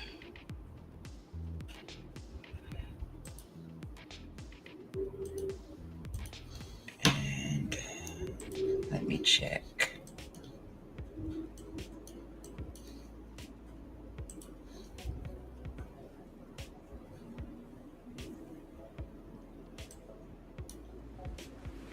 Yeah. Some really nice liquidity below us. Oh, boy.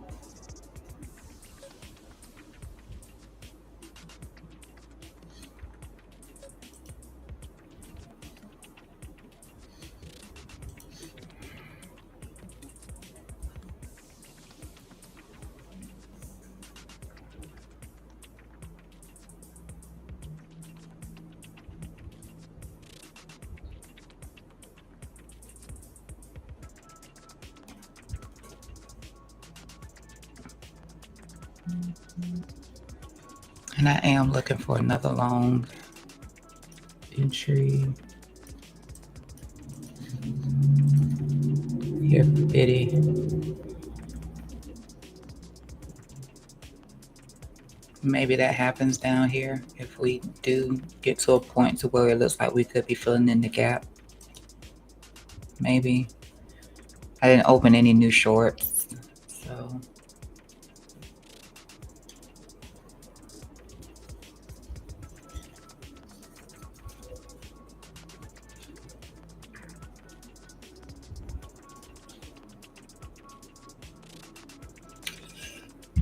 let's figure it out. Wait.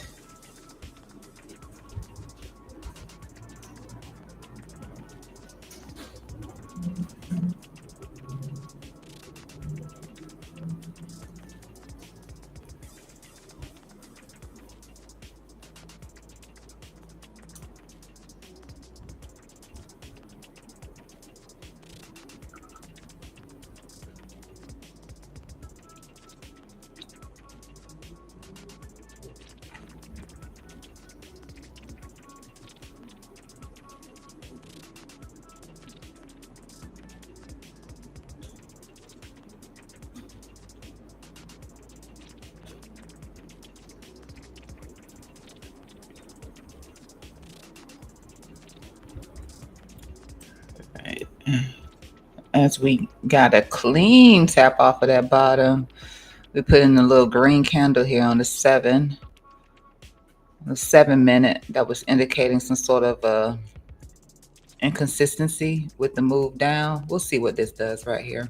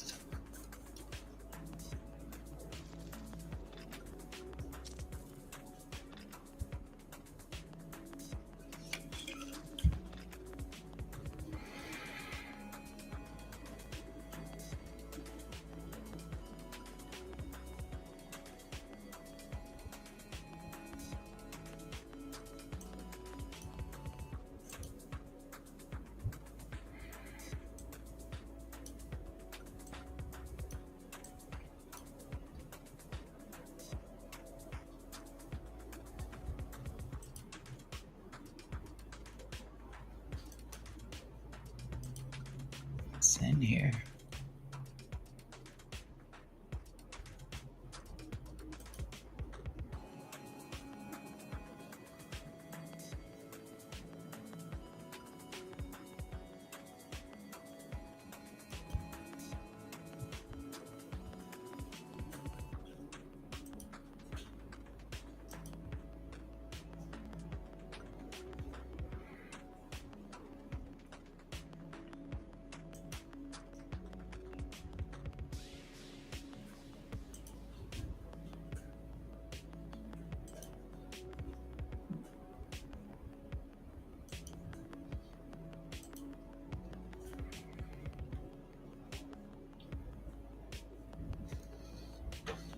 Hmm.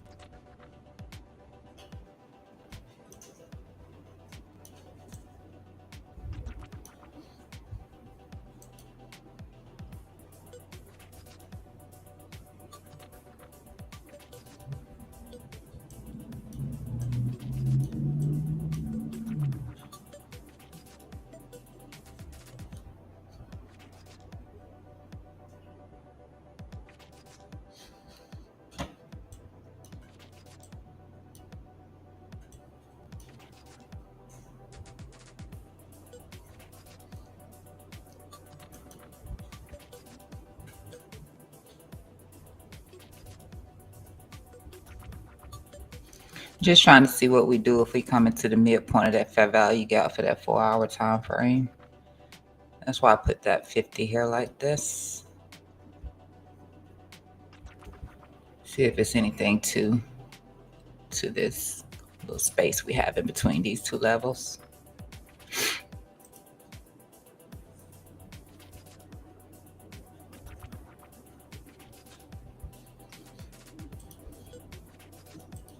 I'm really good if we do get that gap fill though. I'm good.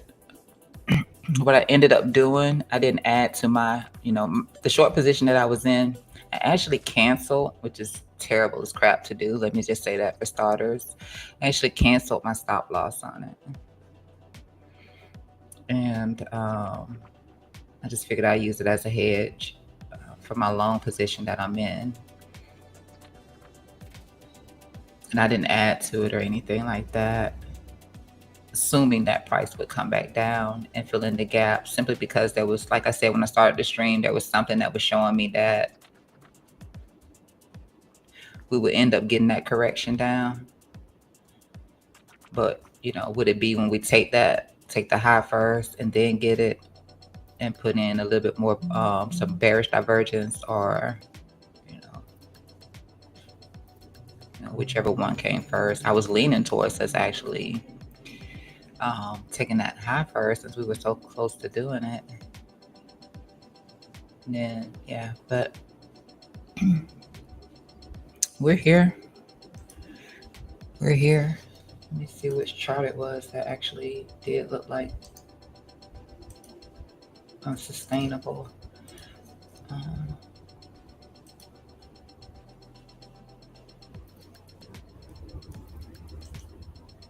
It was the daily.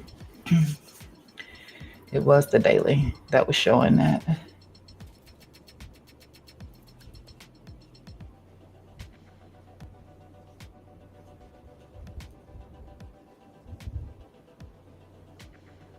And what the daily suggested before we made that move was that we didn't, that we would have stopped out here instead, exactly to where this return is at.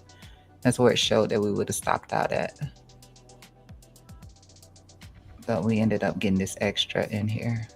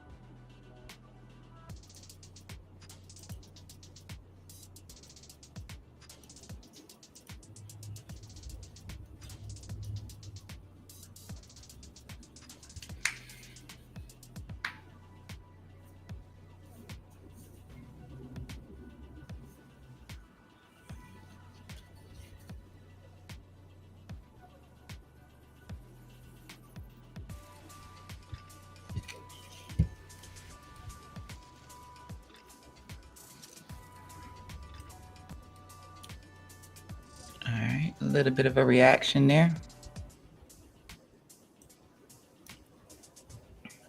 I don't feel enticed yet, but I do like the fact that it is reacting there.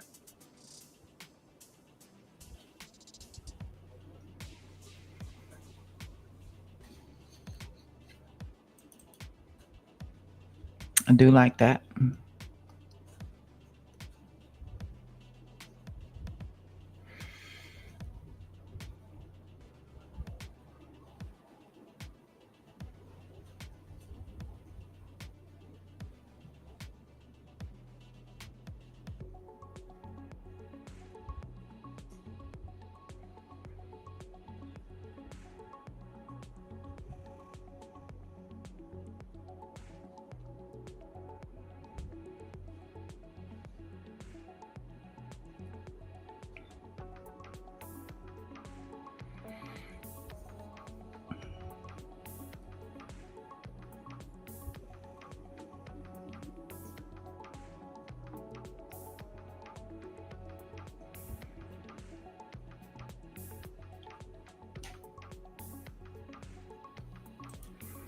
Let's see if it was enough orders sitting in there to.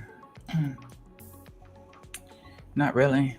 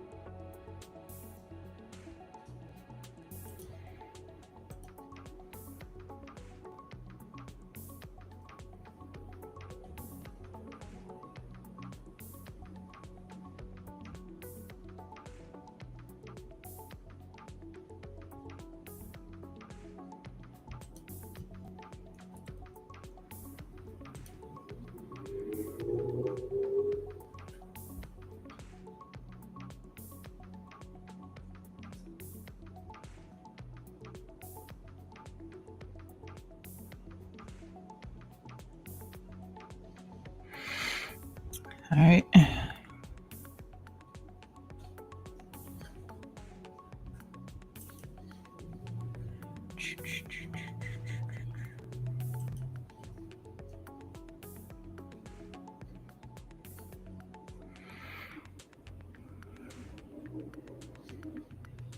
And all this is, in case somebody doesn't know, is the mid for the fair value gap in a 4-hour time frame.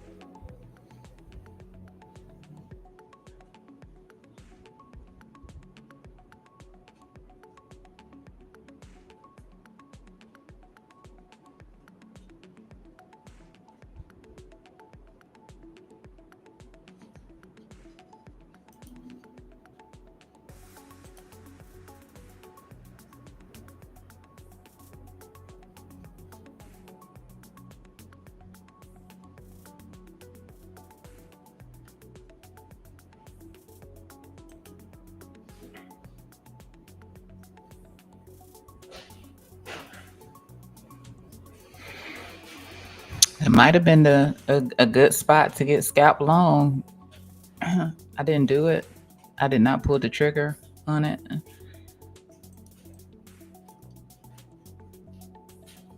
Still hanging out here. Just waiting. See what we do. Just want to see something from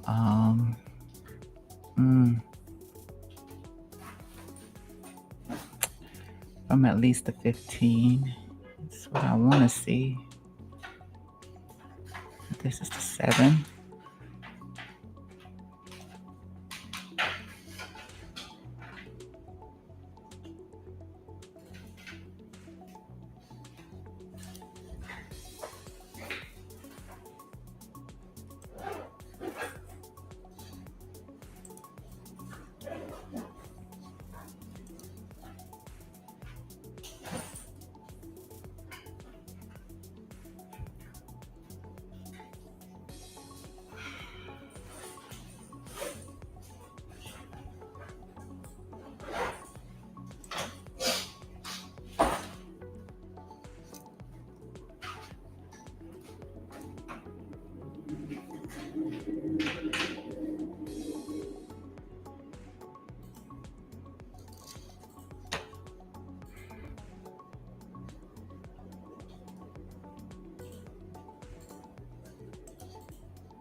Look at the 15. I think we were getting a little bit oversold here on the 15-minute as well. Doesn't really matter at the moment.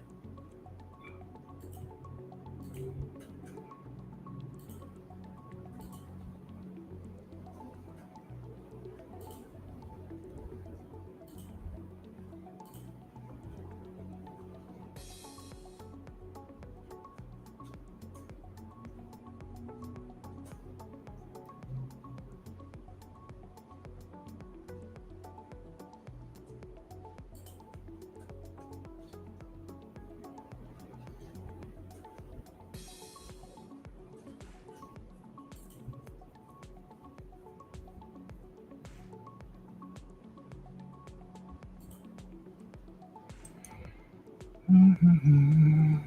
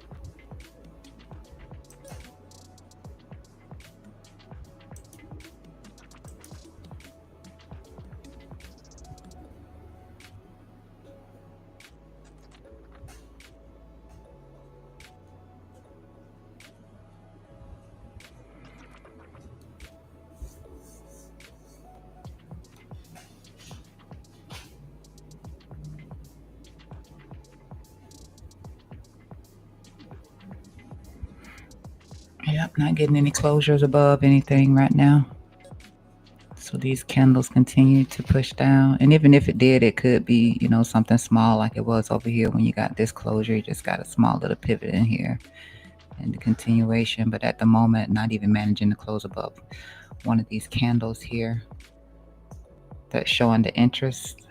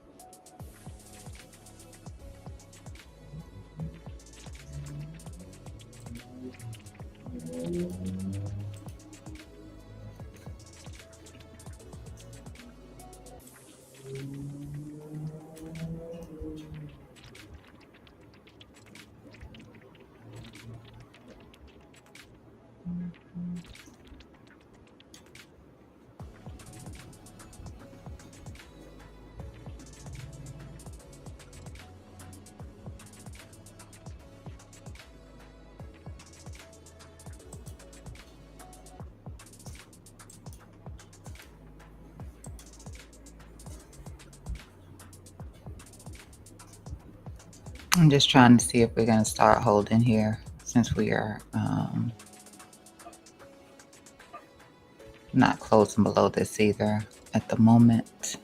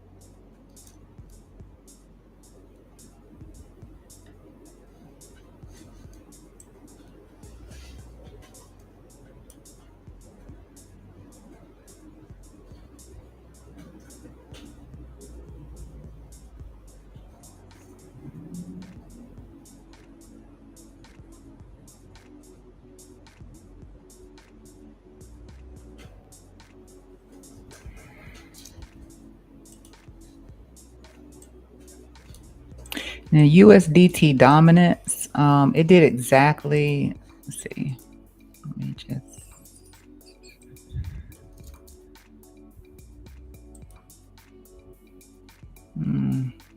not really. It broke and reclaimed that macro trend line from years back. It broke it again and getting a little bit of a bounce back away from that once again, which is typically marked the top for Bitcoin. I'm not saying the top is in for Bitcoin. Lines are meant to be broken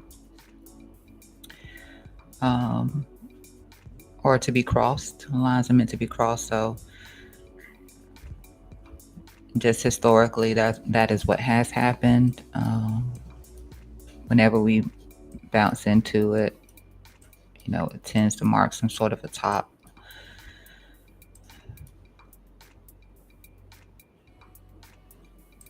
We can absolutely lose it this time. So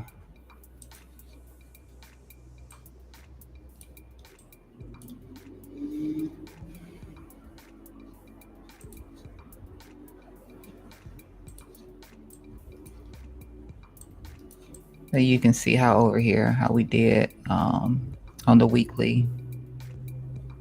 Once again, break below it, but we reclaim back above it in the moment. And then you can see, I'm sure everyone has seen this line multiple times already. Usually when we bounce away from it, then it's not good for Biddy. So we just did that here. And eventually it can break. It can break. Not just pierce it, but actually break. But historically, that's what it's been.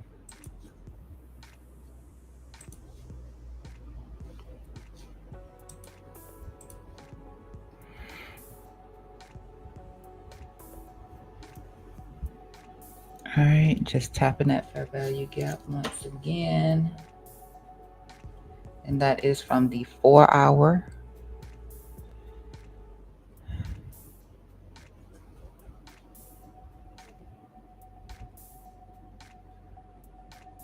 With more loans stepping into the market, which can be bearish.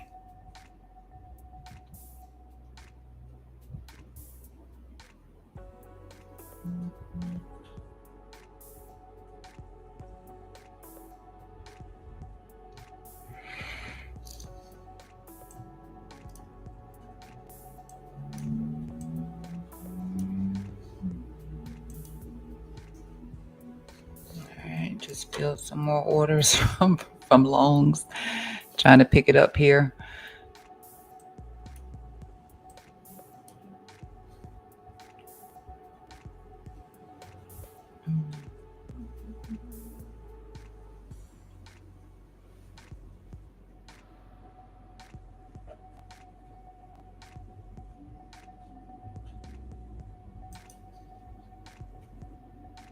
I think it's pretty clear that we're closing below that.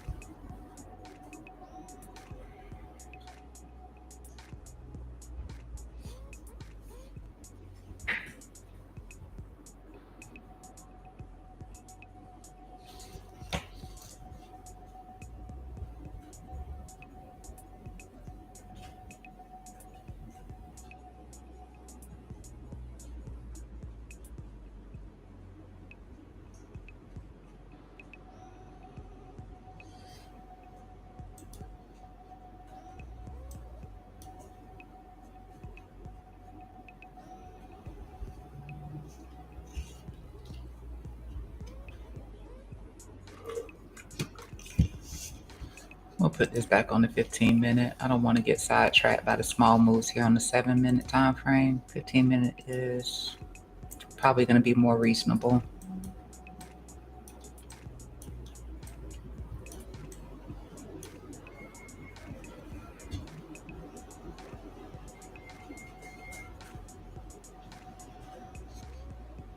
Kind of like it a little bit.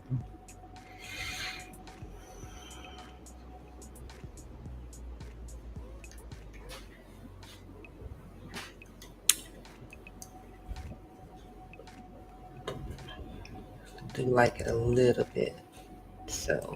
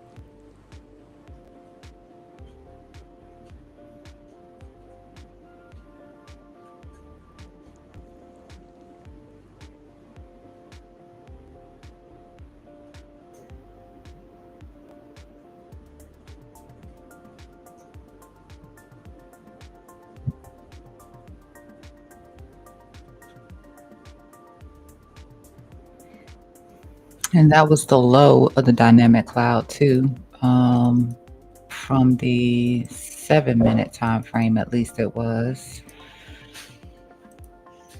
So I do kind of like it. That was just the low.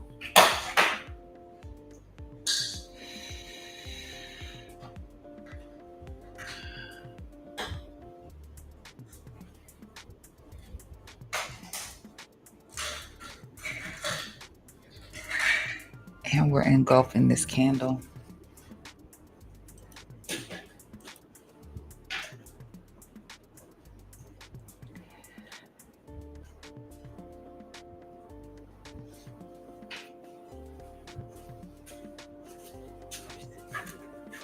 It hasn't closed below it, but it is a little less risk. Oh, 120 to 121 then. So some support around 121. Yeah, so support at 121. Fast move up, fast move. I agree with that, Celinda. I like your name, Celinda. Um,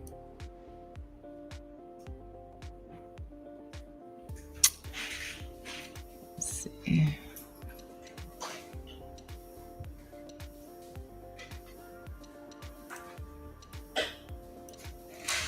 Yep, fast move up, fast move down.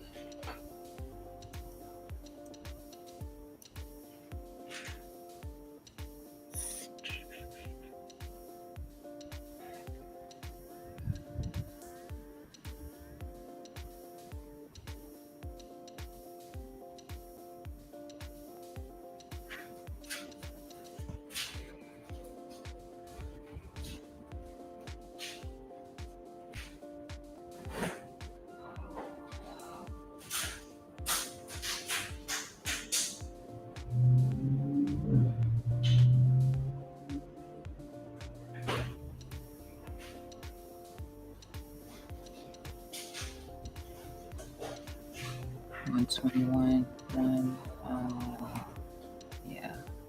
I was looking at that 121, 151.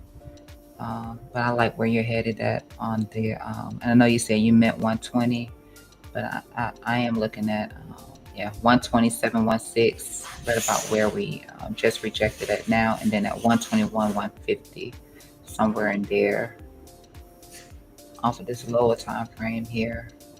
And it looked like some support. Yeah, I mean, 1 hour candle just open.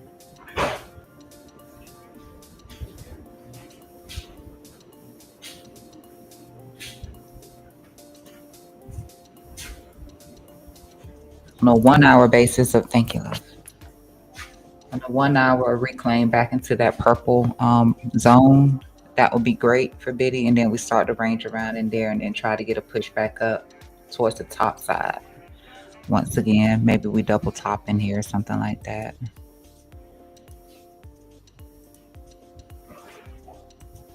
Before the continuation.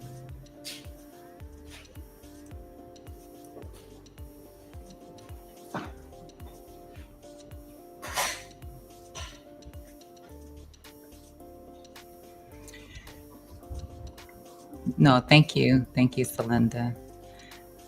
I did. I hate to pile in with other loans because it might be a bit of a problem. See, I like that candle.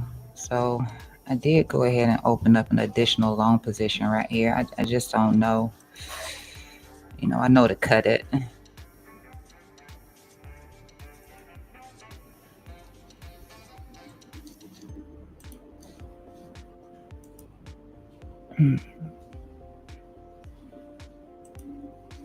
But I did open.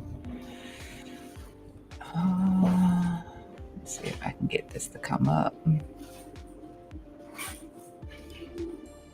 Just froze on me.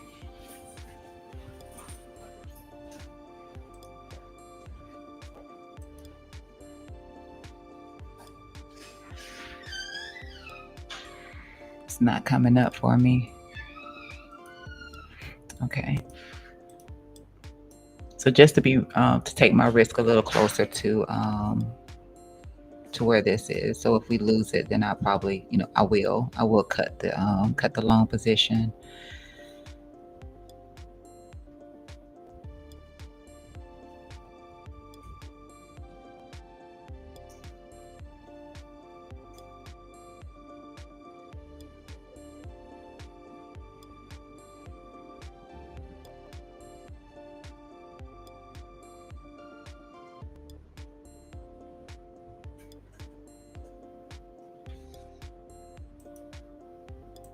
Won't let me.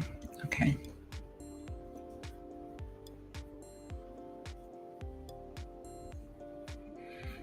You can already tell I'm down already.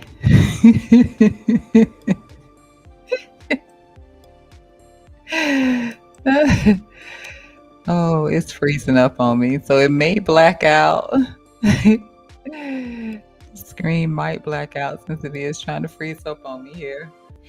It's not letting me do anything.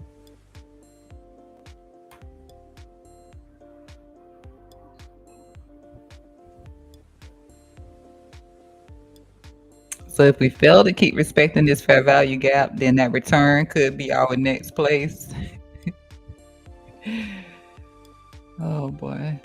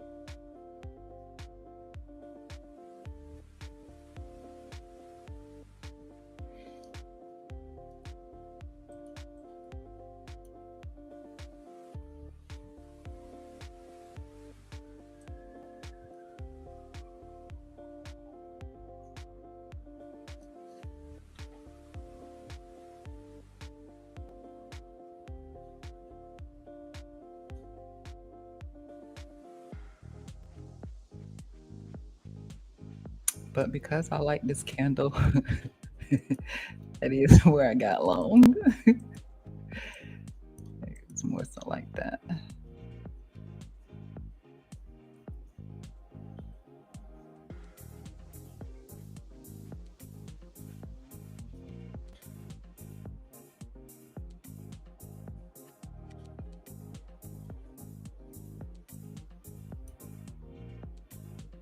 And it was the second bounce away from the fair value gap, the midpoint. So that's another reason for me entering the long. It was like we could chop in here and possibly push back up into some resistance. So I won't hold this one.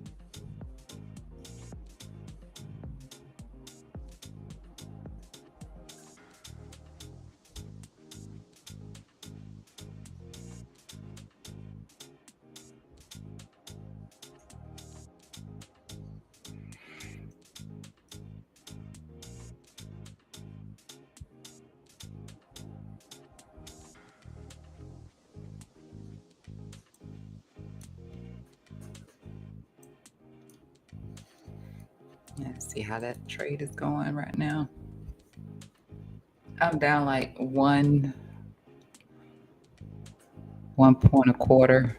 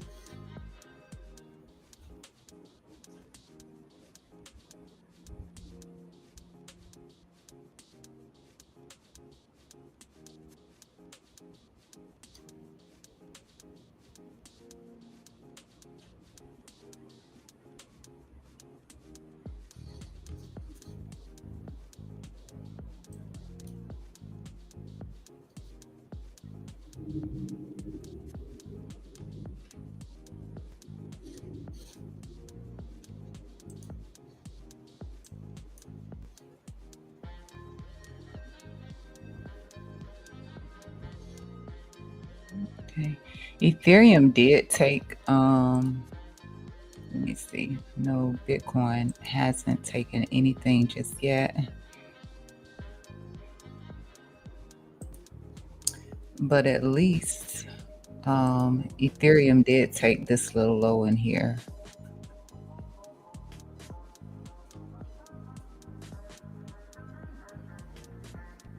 So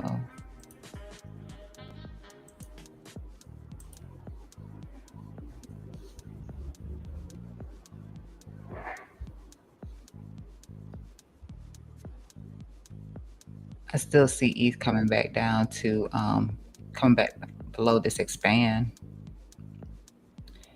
I think that's still a thing. And maybe even coming back to this trend line here. Potentially. Potentially. But that wasn't terrible right here. Just not getting a quick reaction, but not terrible there. Do have these equal lows down here for Ethereum, so can look for those to get taken down here, and that's a pretty equal low there. Look at Bitcoin. That's a pretty little equal low here.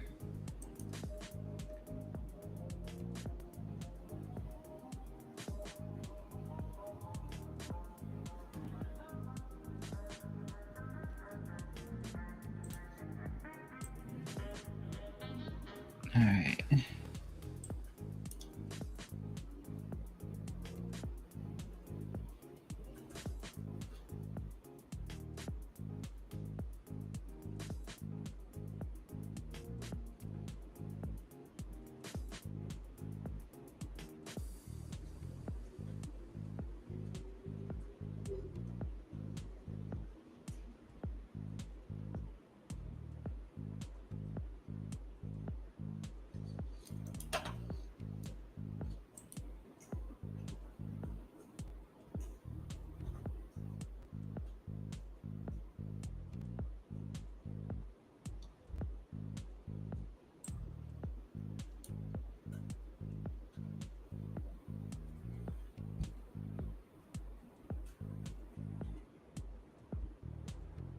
This is the dead end for this because, like I said, if it doesn't hold here, like we're already looking a little bit more bearish on that than we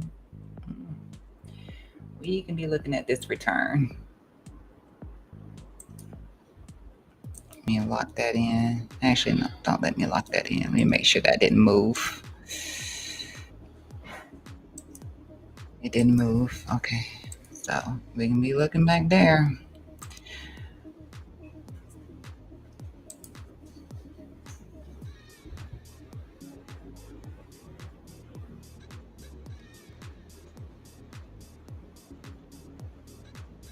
Hmm.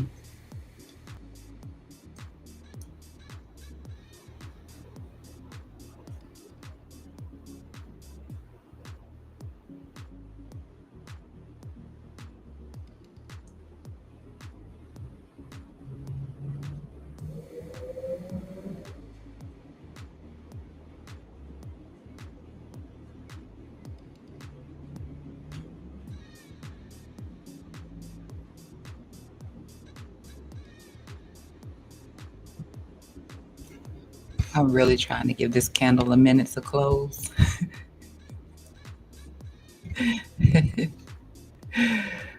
Oh boy.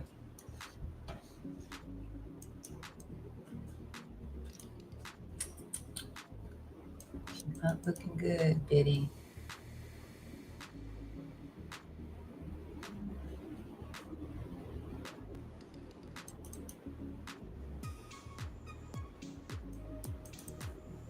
Yeah. MACD is heading straight for the floor in the moment. Yeah, 15-minute heading straight to the floor. Just going straight down. Straight down. No reclaim above the blue signal here just yet. Uh, and then the same for the 7 is still just going straight down. So no pivot change here for the MACD at all. No pivotal change. Still below the delta. No pivotal change. See on the 30-minute. Ooh, 30-minute go below the 0 line.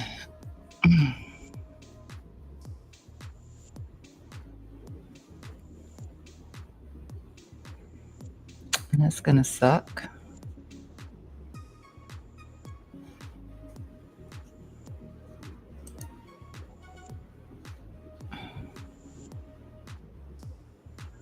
Of course, 1 hour delta below the 0 line. So bearish MACD at the moment.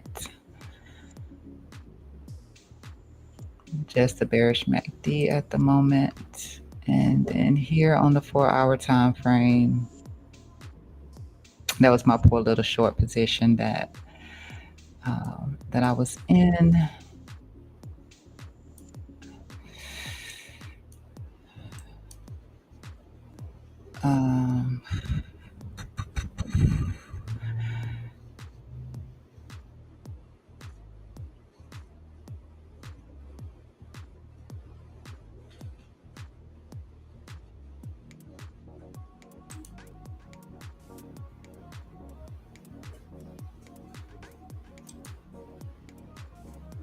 Stick to this 15. This is starting to flip up. Starting to look a little bit more bearish for Biddy.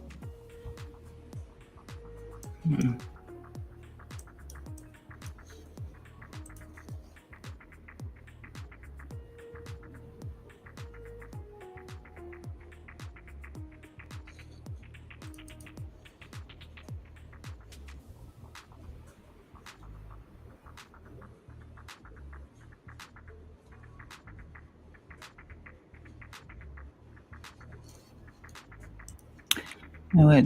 These usually line up with golden pockets. I just want to see.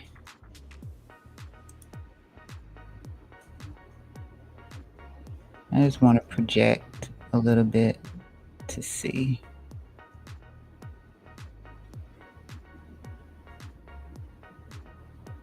We'll do it like that.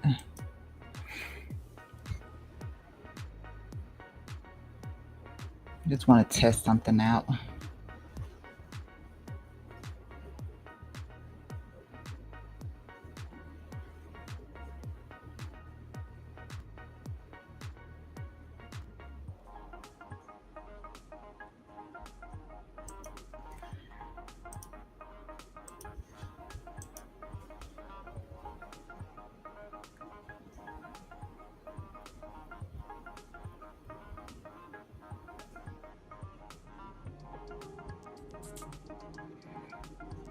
$119,509. $119,509.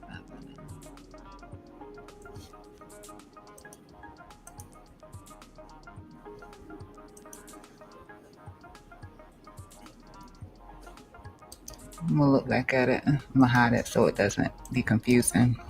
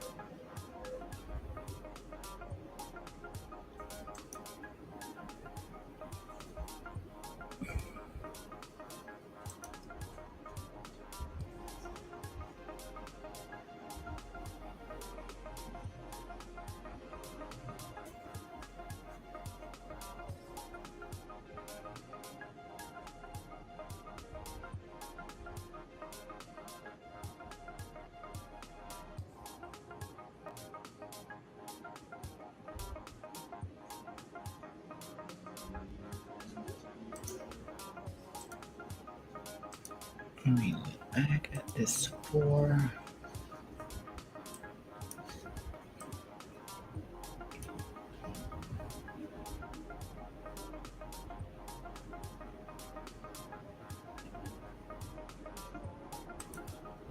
sure this one didn't move. Nope, still in the same place.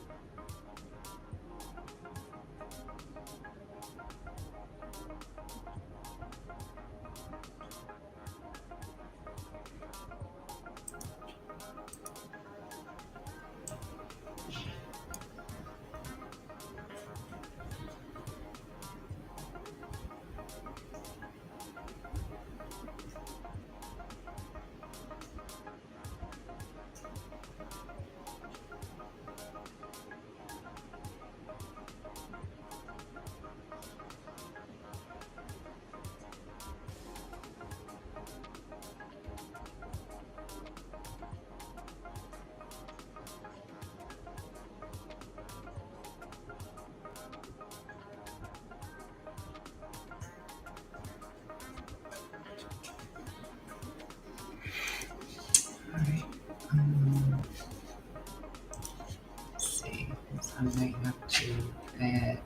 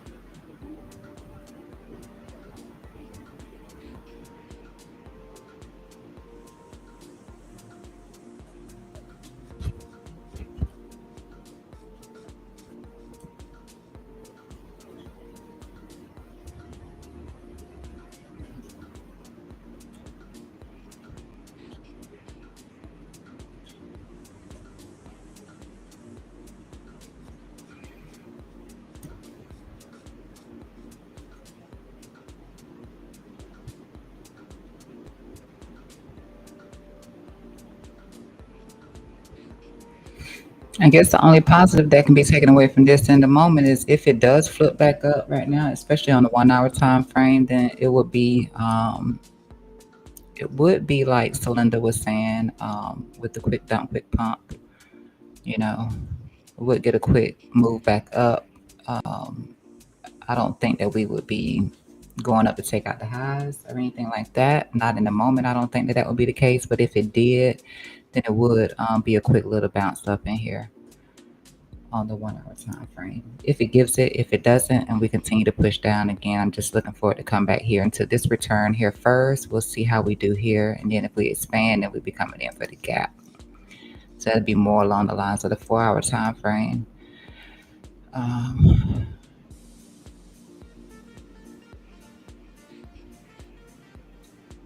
Everything is still pointing down at the moment. A little premature of me on my entry, but everything at the moment is still pointing down. Want to see some sort of confirmation in here. We don't really have it in here. I am still holding the short.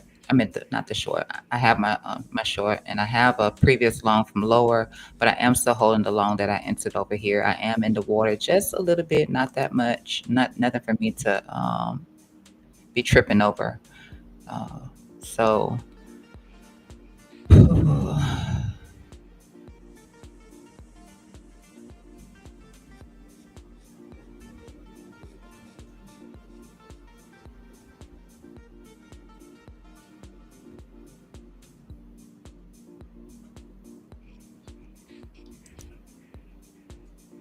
I really hate for price action to come below the cloud. I really hate that. And so we've already done it here on the 7 minute time frame. So I absolutely hate that. And then if we start to see it on the 15-minute time frame, it's a little bit more bearish too. And we were seeing that rise come up. So that is a little bit concerning there. Oh, yep. They're sending it. So everything's still pointing down.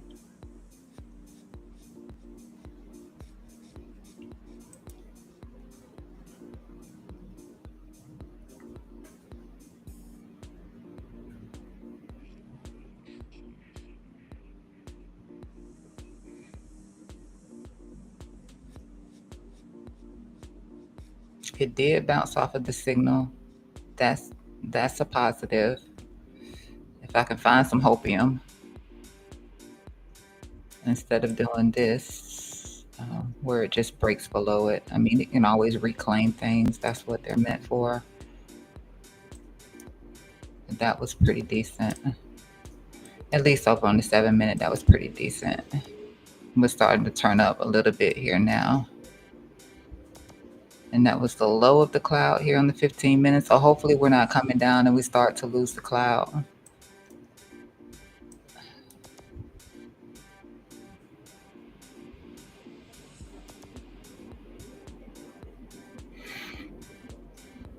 And if we do manage to get the push up, maybe we do this only, but I'm really leaning towards coming back to the top side of this purple box here.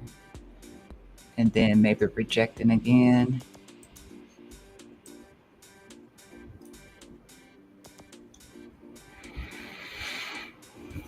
And then we fizzle just as fast as we move.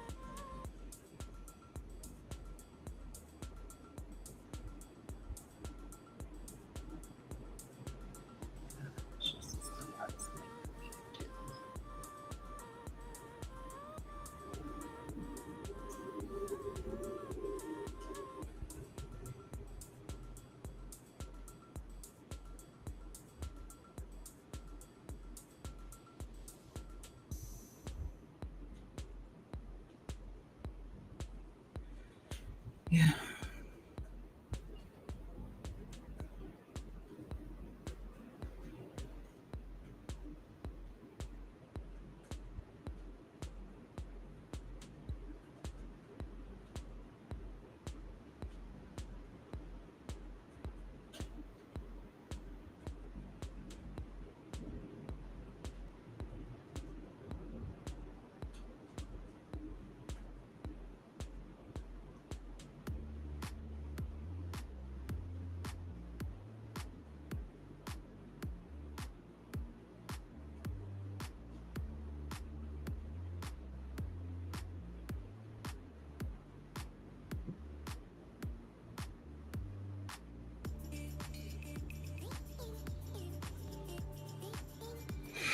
Yeah, like I said, as fast as we start to look like it, we haven't confirmed anything just yet. As fast as we start to look like we're getting a little bit of a bounce, we're not getting it. So it's giving it a see.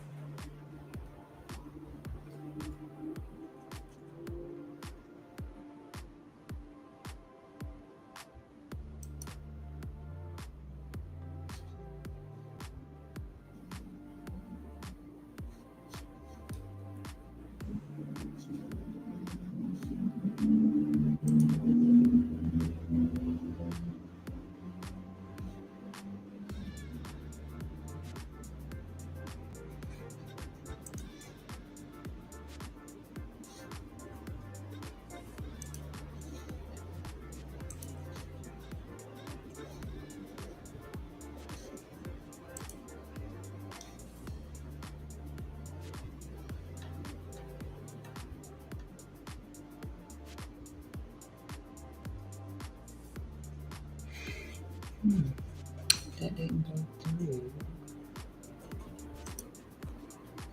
Oh wow.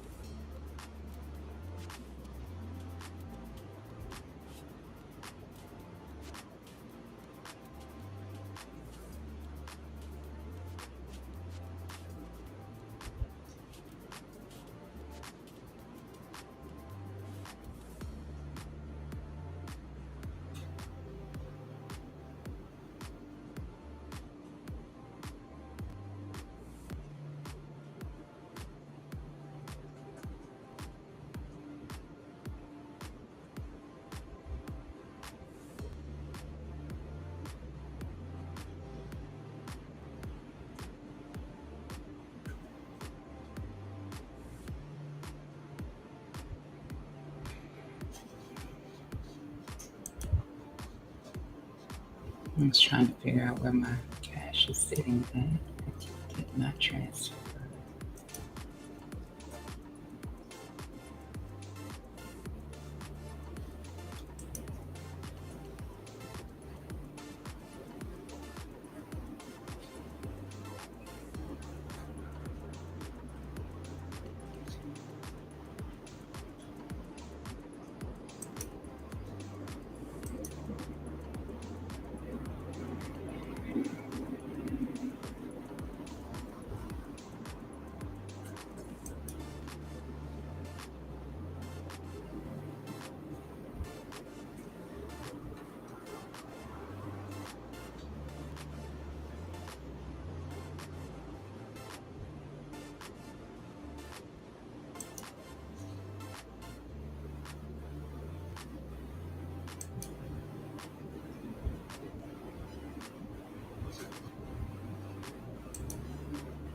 Alright, make contact.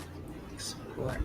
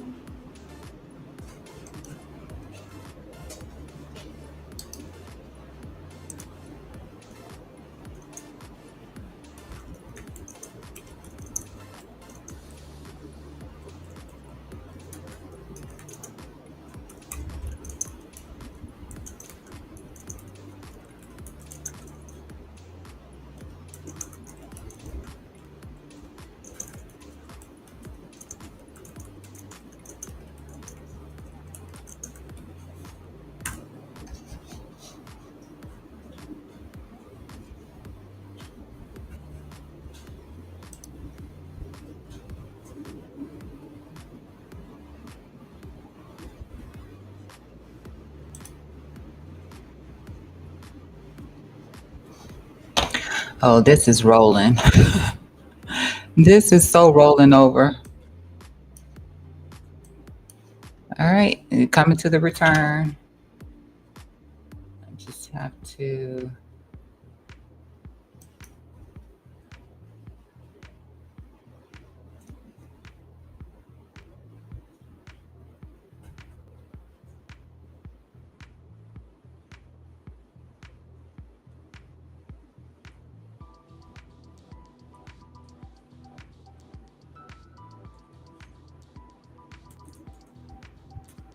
And it would happen at the moment. My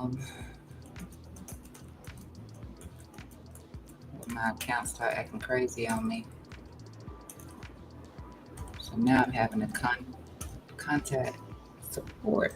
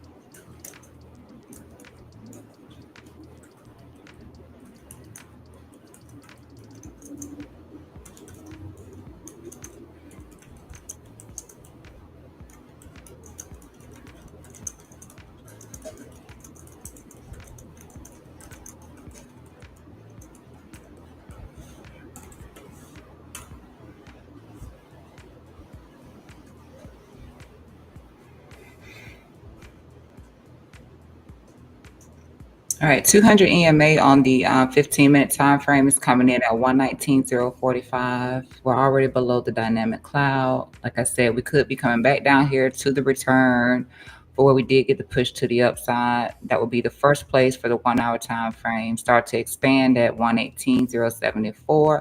And if we do start to expand, then we could be coming in for that gap down there. So this is what we're doing in the moment. We should be holding the return. We should be holding the return. At least there's a possibility to hold the return. But if that doesn't happen, then we'll continue.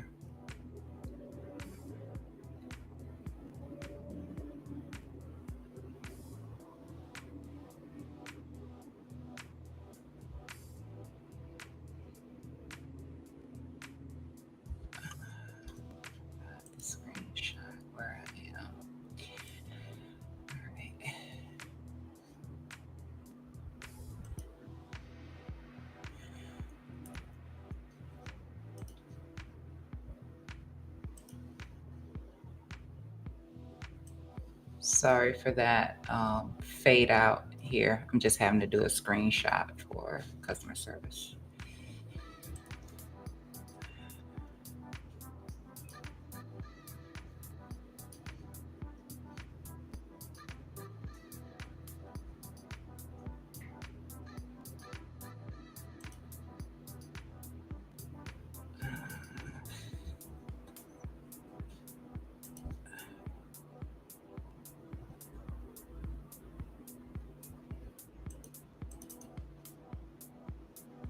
Today is 8/11.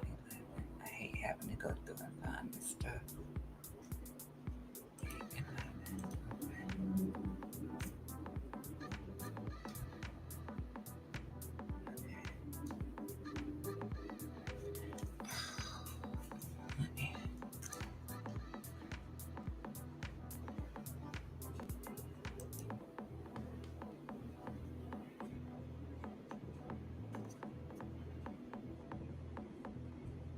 Oh boy.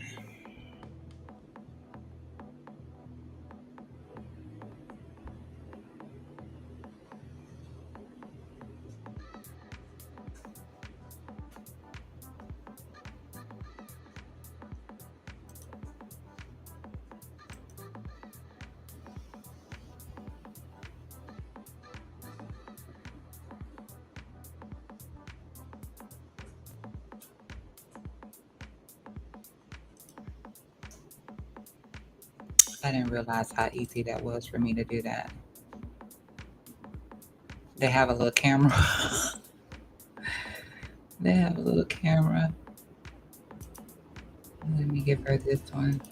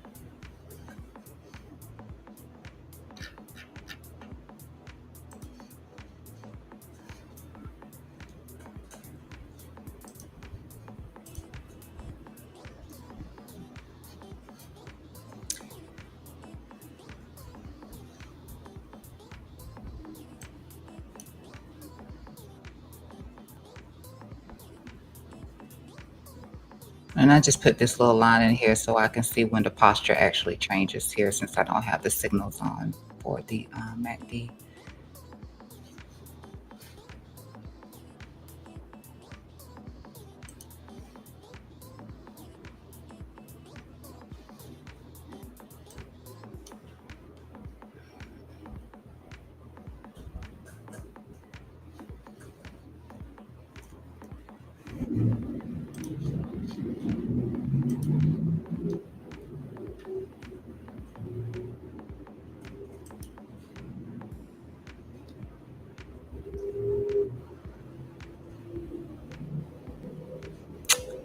Oh, okay. Let's see.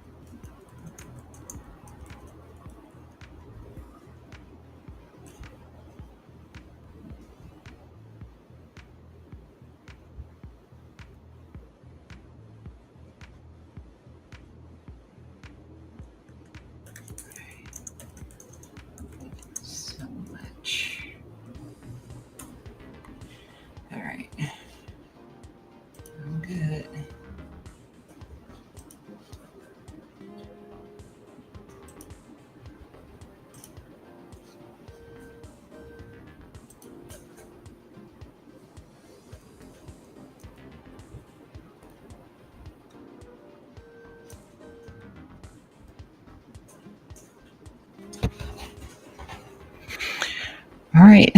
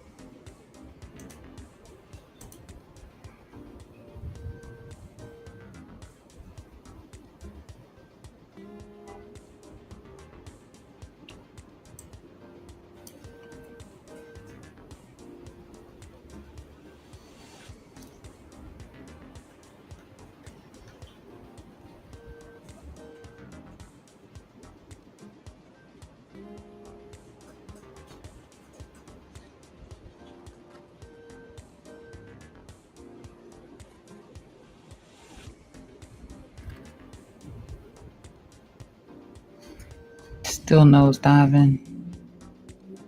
I'm just gonna move that to there now.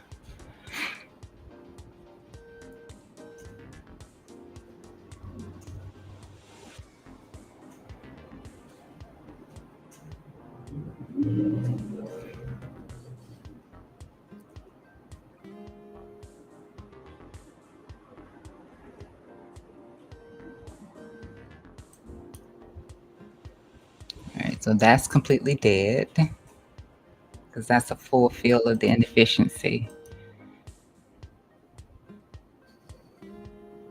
Almost a full fill of the inefficiency, which is just coming back into the return.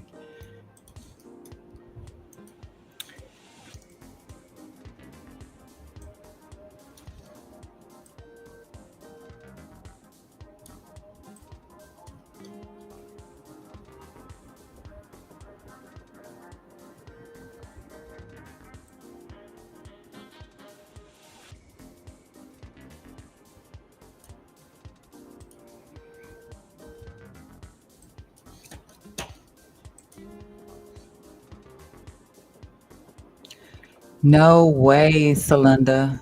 You got to be kidding me. Why? That's crazy.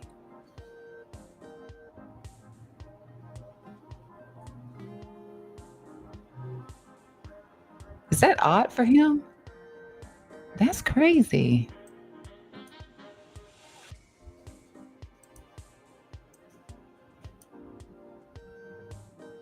Like he sold everything into cash or just a large enough position, I suppose. That's wild. And we're talking about crypto, right? Wow.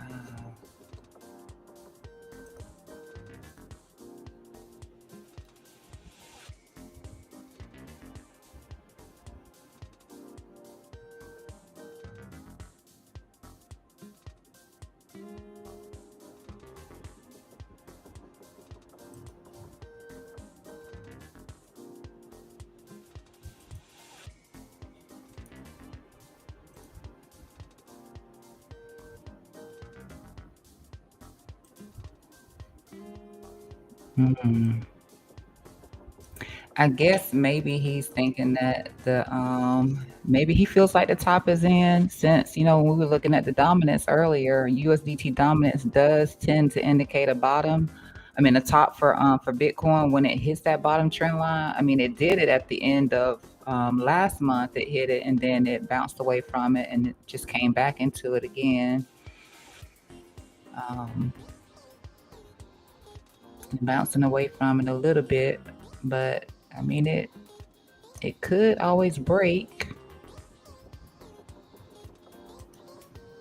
but I get it. Unless he's going into Ethereum or something, which I wouldn't do that because ETH looks like it's just hitting resistance. Not that I know everybody's looking for 10,000 and 10,000 is potential. It has potential for 10,000. I just think that it's hitting some resistance right now. But ooh.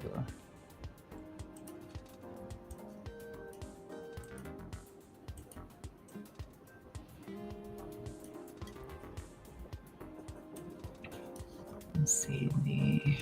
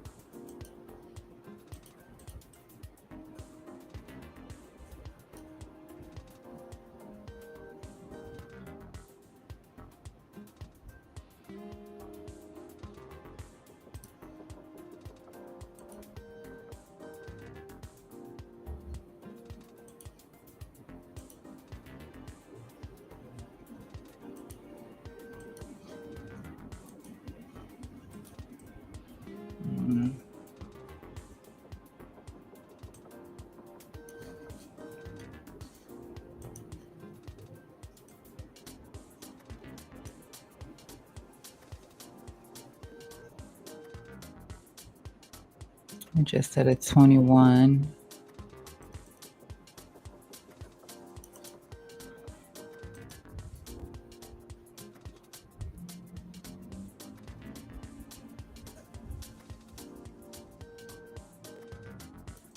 I mean, these indicators are nosediving.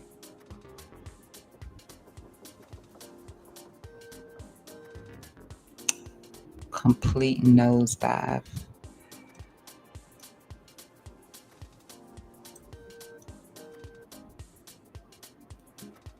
All right.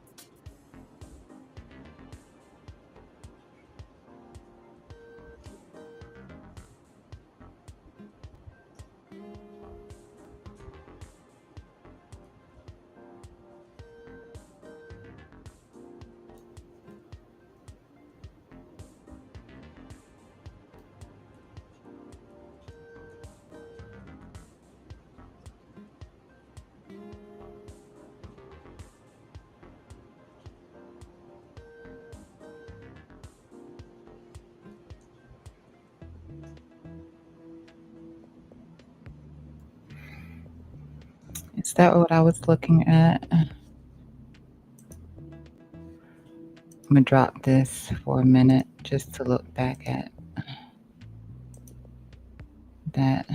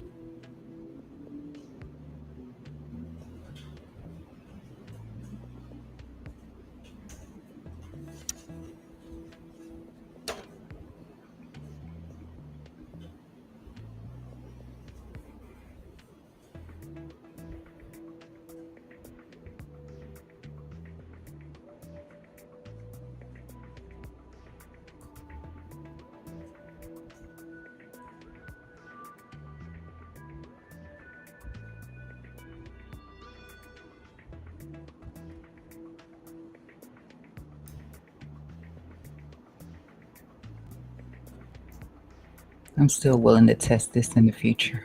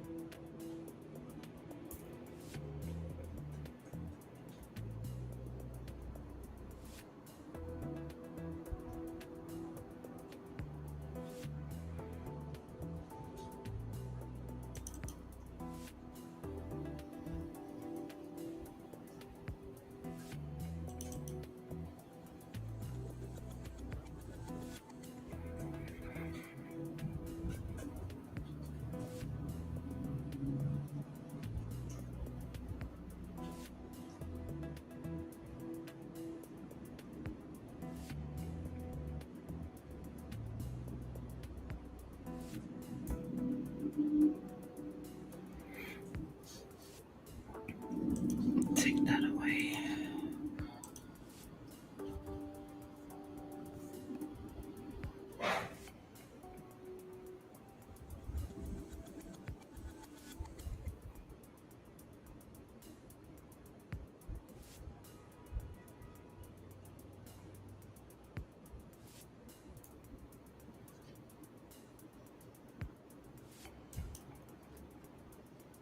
Oh, this just isn't looking good.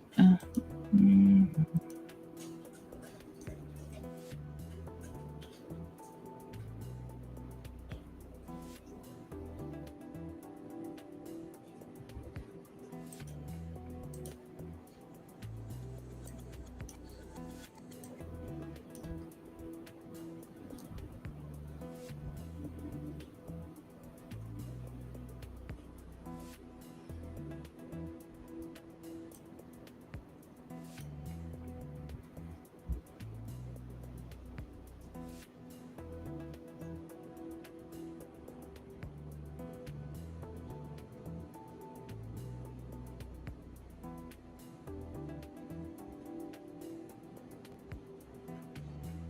We're not even coming up for air. On the Bollinger, I can already tell that it would pretty much be looking like this.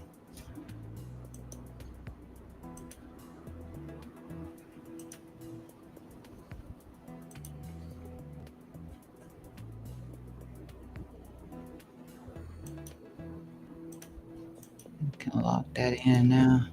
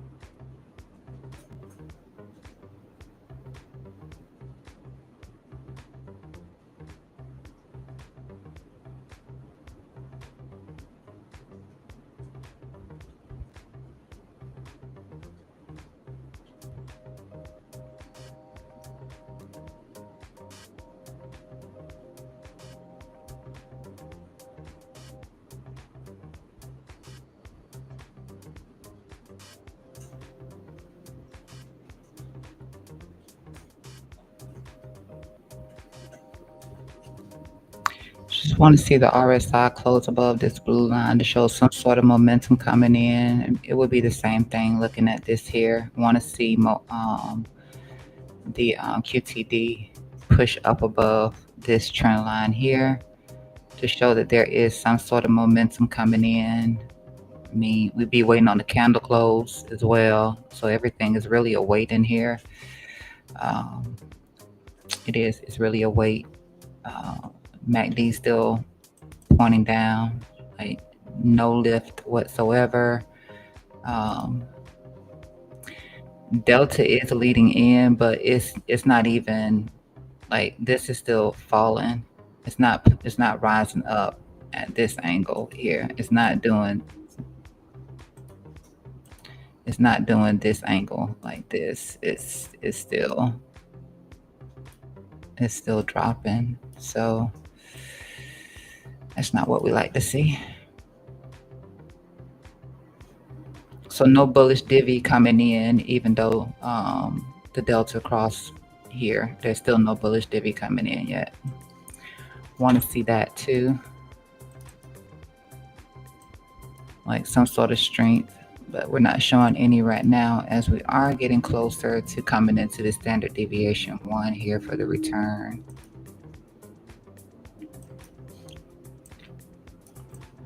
This was me just trying to project because most of the time when we get one of these momentum, like this is a bearish momentum line here. Most of the time when we get these, it usually lines up with the golden pocket. So I was trying to project to see where the bleeding could potentially stop. I mean, all the confluence is coming in right here around the return, that we wouldn't expand just yet, get a little small bounce or something in there just to clear up some of this oversold.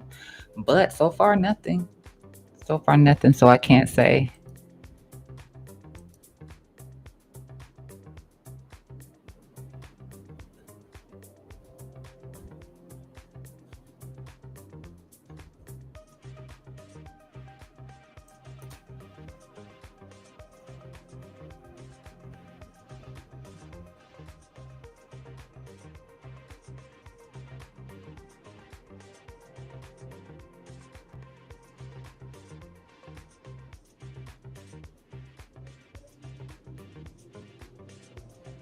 Bearish delta, bearish MACD, 1 hour, and then a 4 hour.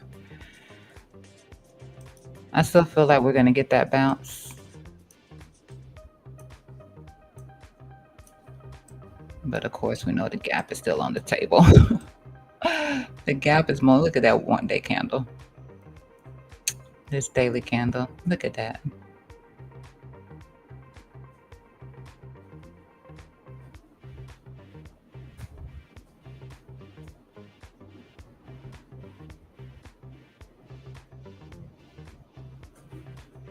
Mm.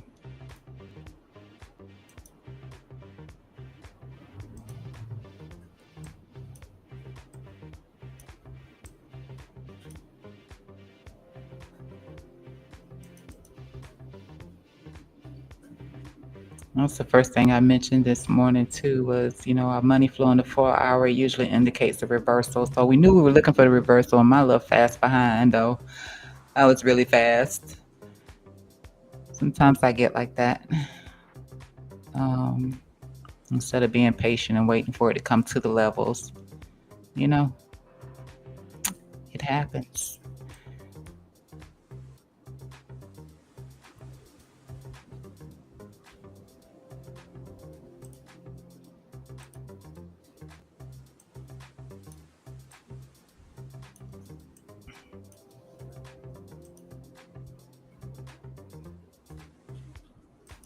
And then that larger one,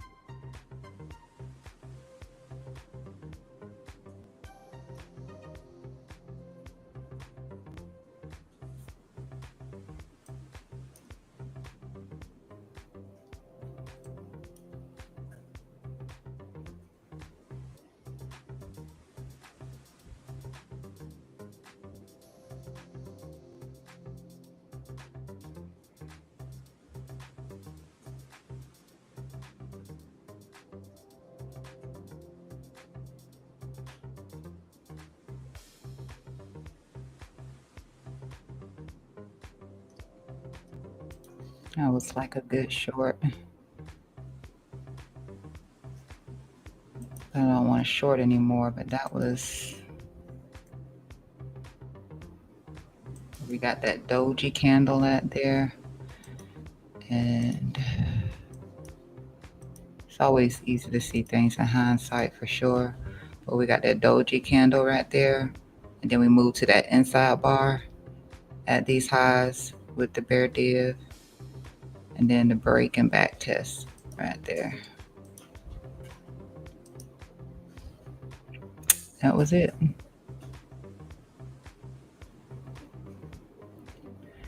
Break, back test, continuation.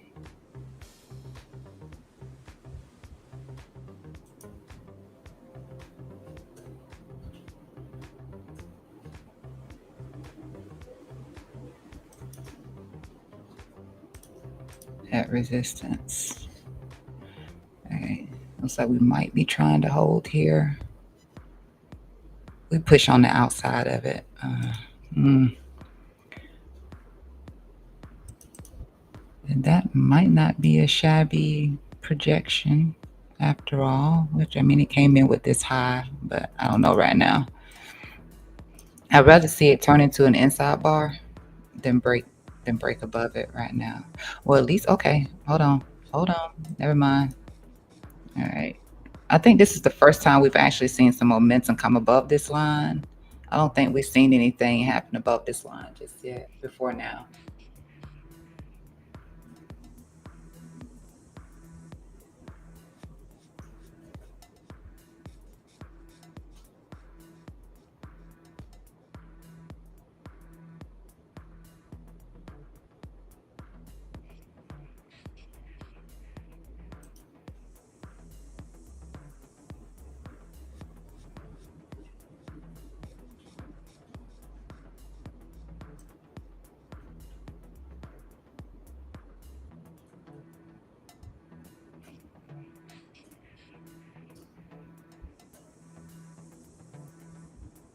We would still be negative on the 1 hour, so whatever happens over here would just be for these lower time frames until we see something different over here on the 1 hour. If we are starting to build up momentum here now. That was a change of behavior.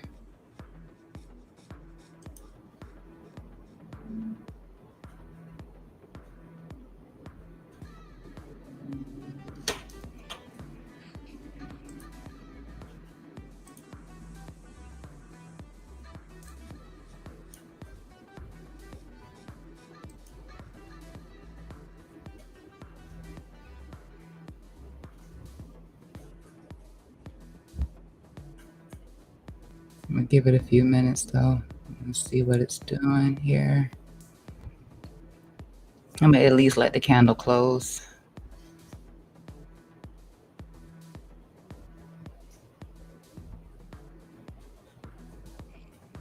Make sure we are showing momentum shift.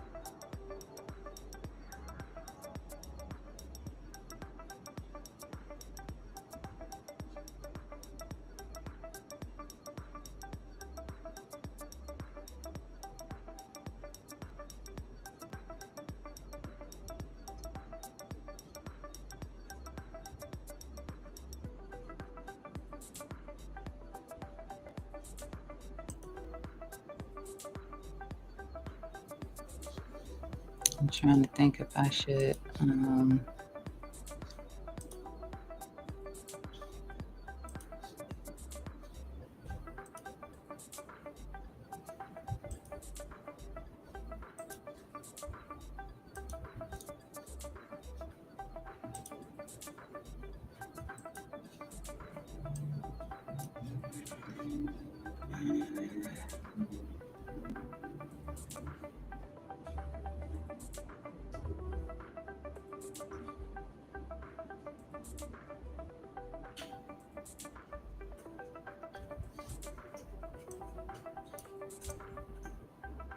We're still not confirming if we're actually getting some momentum or not. I mean, we keep trying in here, but it just looks lackluster.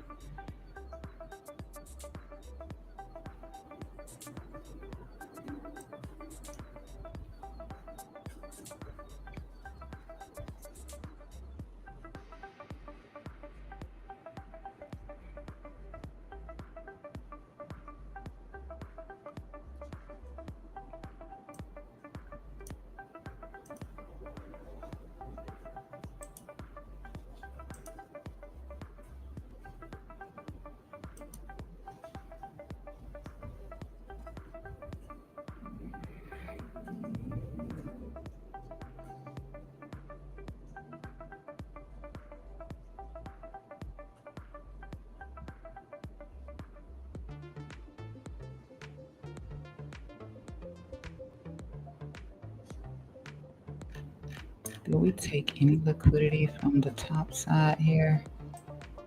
We didn't take any liquidity from the top side.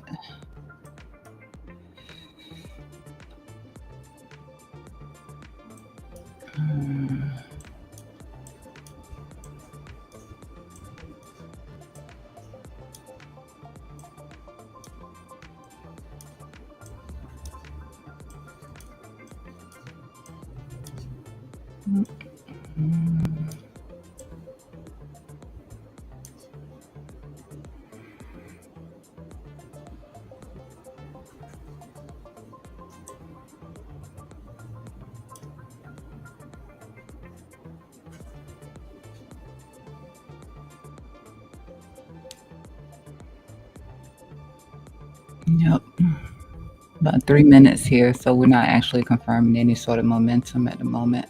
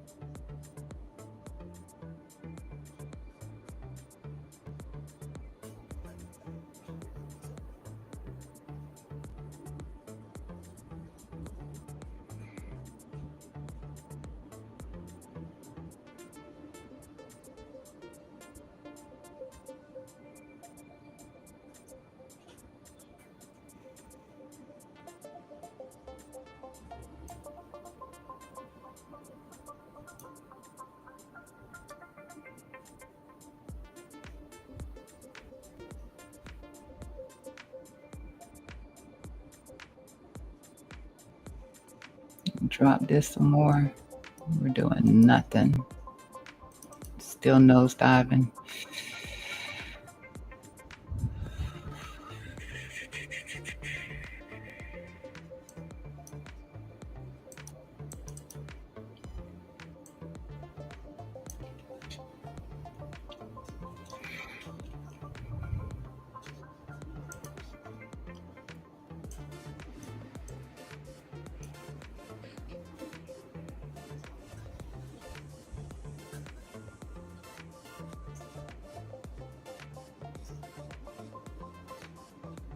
See how the loans are doing. Still a lot of loans piling in. Like I said, a lot of loans coming in can be bearish, and they came in at the top. You can't make this up. At the top. Well, this is the actual top over here, but just longs, long, long, long, long, long, long, long, long, long, long. So long squeeze.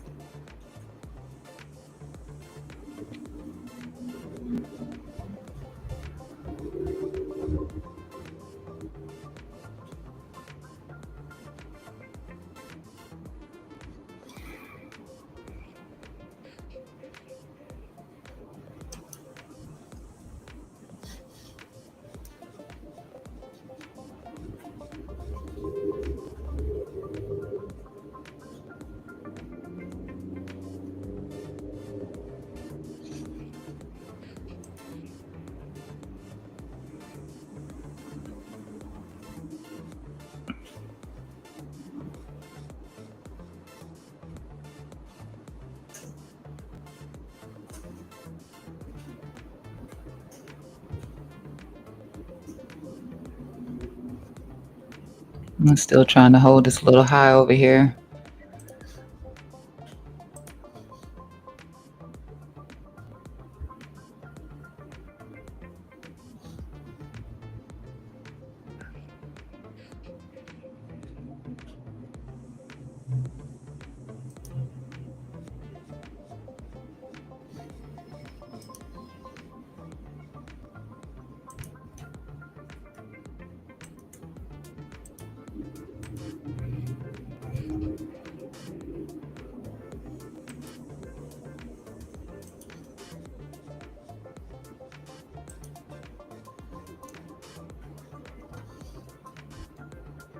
Let's see if we start to stall out in here.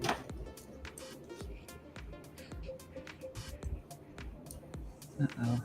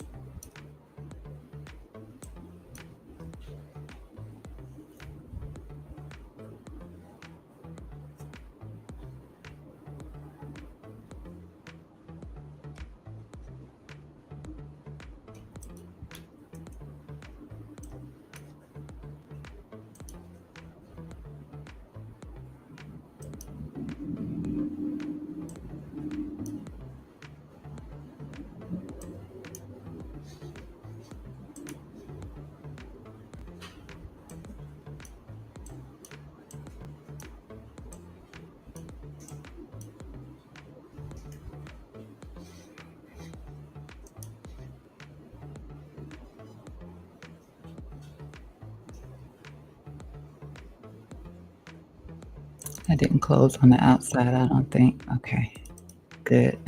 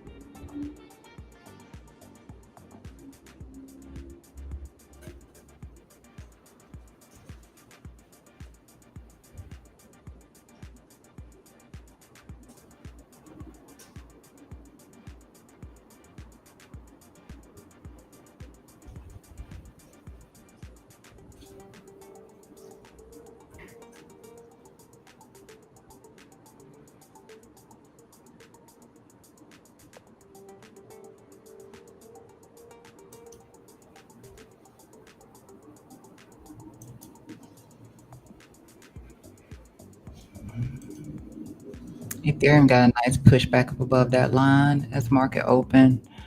Um, just real quickly here. Yeah, got a nice little pop back up above this low over here. So that was good. It did not take the liquidity from here, but that was a nice little pop back up for ETH.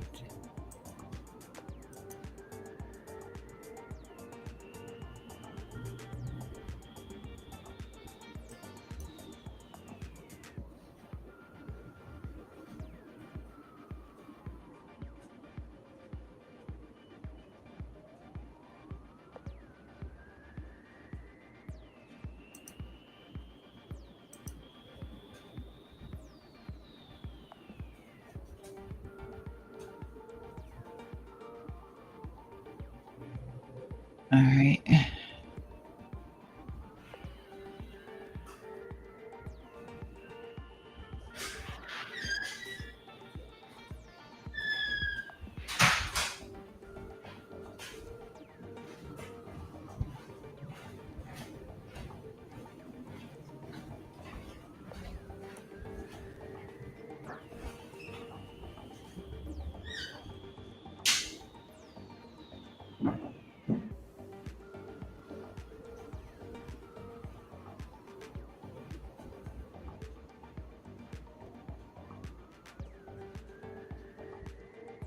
That's cool.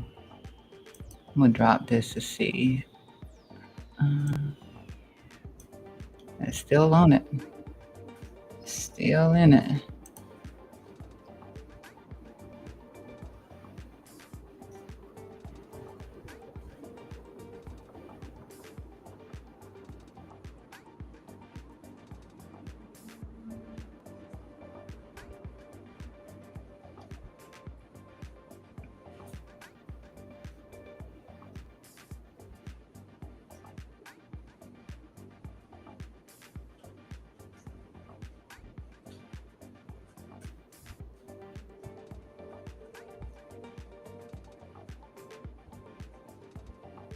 Might have a little bit of a struggle with this one right here. We got that little doji at. Let's see.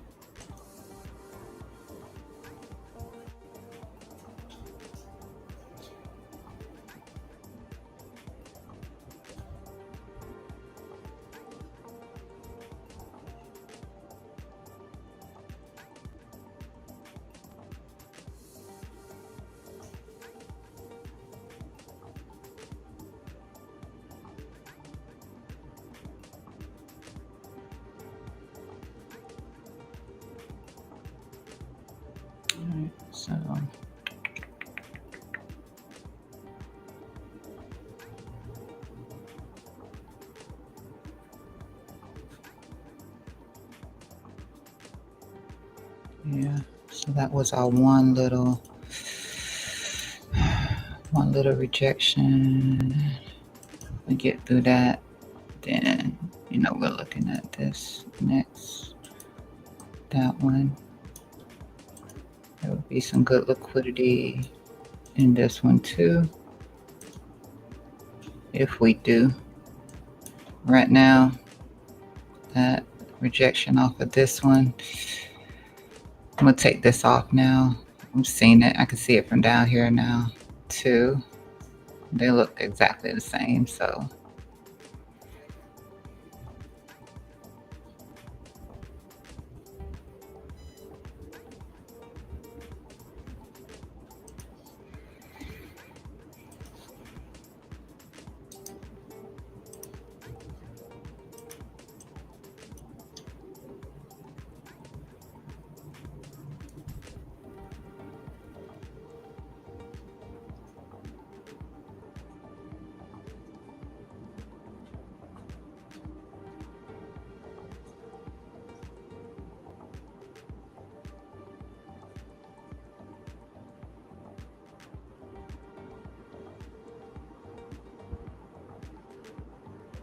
because I don't think we would get too far. And then I would look at this part here too of this hammer.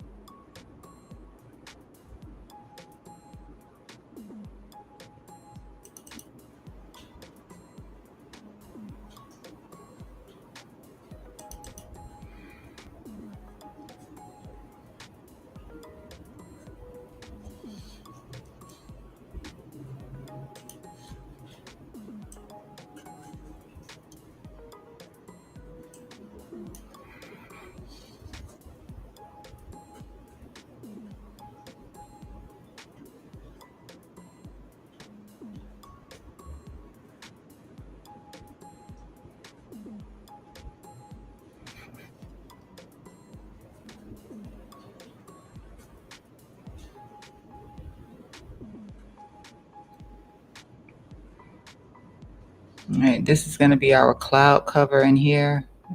Like I say, you really want these two to be a little bit closer together, but at least this momentum break above this blue line, blue signal here. That worked. I should have waited for that. Just seeing it continue to roll over. I should have just waited for it.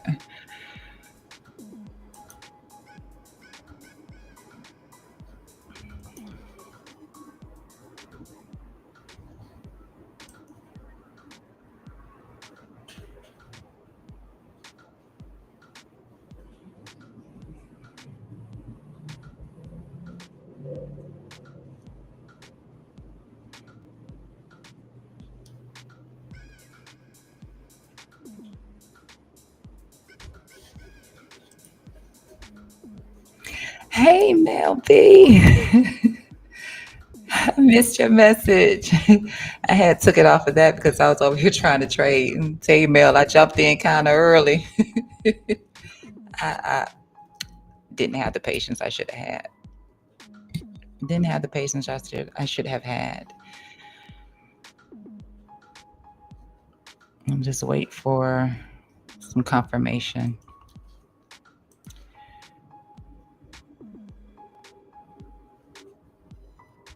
I hope you've been doing okay, Mel B.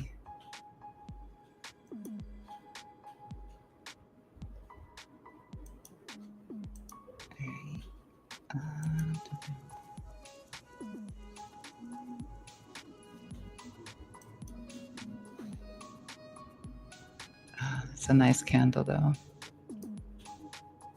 Bitcoin just saved me, at least a little bit.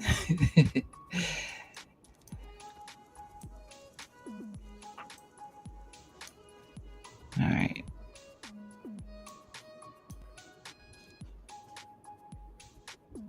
We didn't actually range in here. But if we come back down, then I would want to see this hold in here. If not, then that was our rejection point, and we could continue.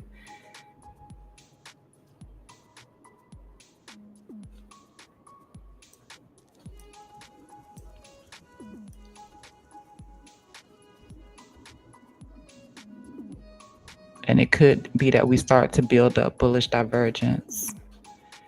That's just if we come back down and we're not holding here, since we didn't range here.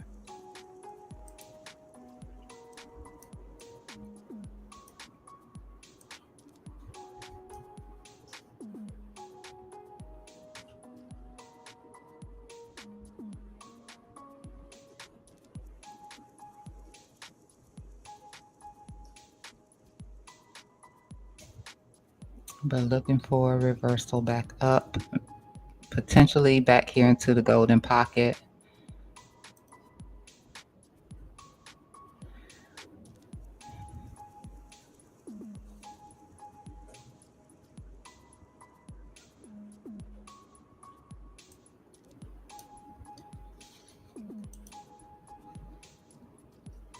I'm doing okay. I called you. It's been a few days now. Hope you saw it.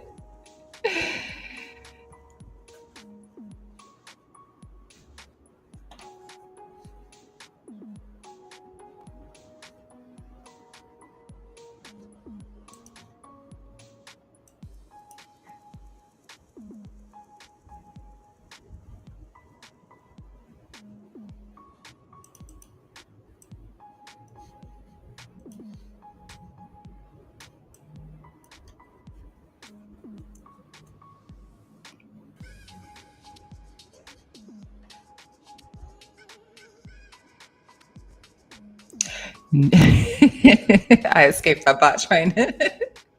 No, I called you. All right.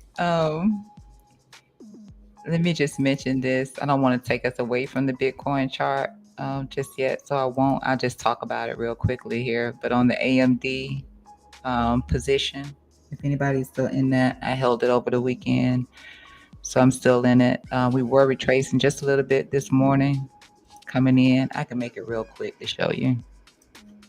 We were retracing a little bit, coming back in here, and then we got to break back up. But all it was is like back testing this ascending trend line here that we've been in for a minute after we got the break reclaim back test, and hopefully we can continue to push up some more here for AMD.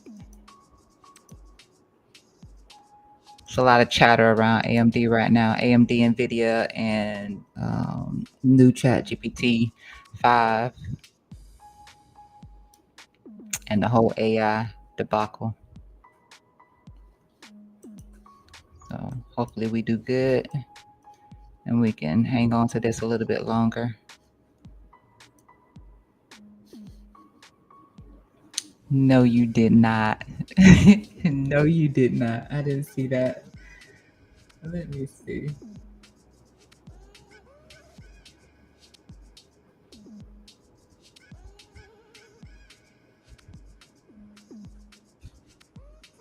No, you didn't.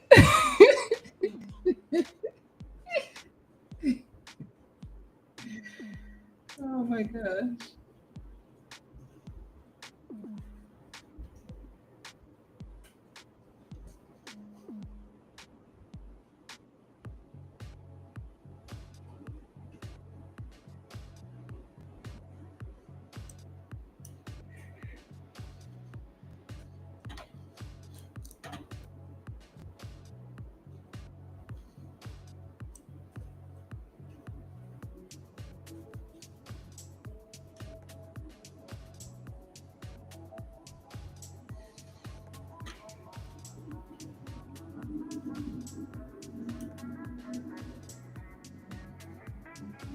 Mm.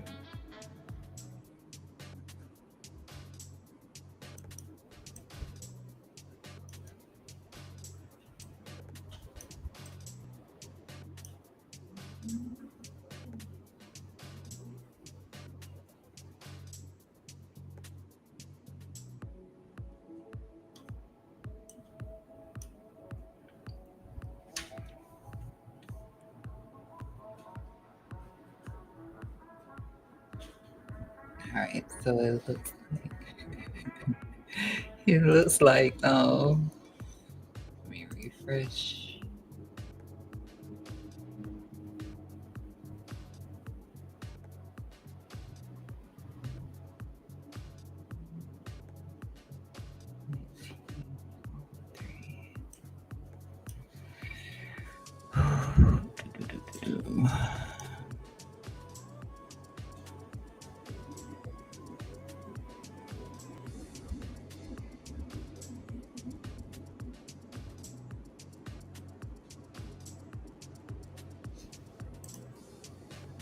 Wow, Ethereum. Wow, outside bar.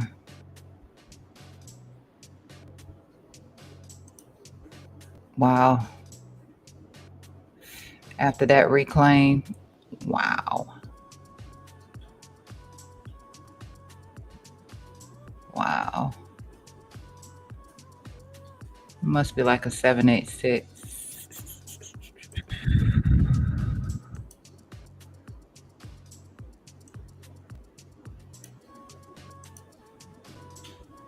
Golden pocket 786. Wow.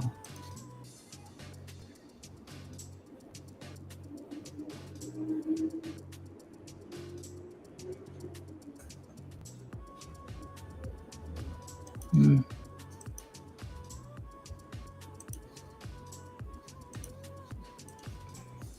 nice move for Ethereum.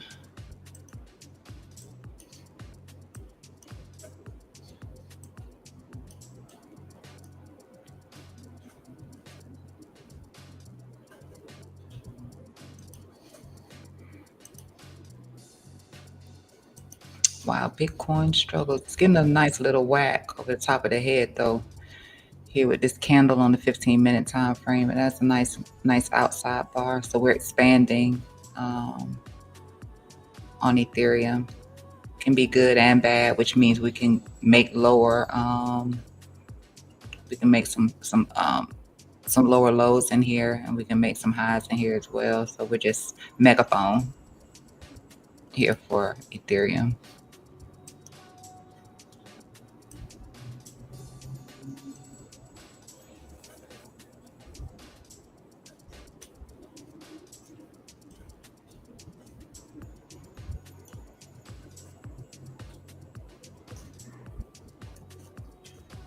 Mm,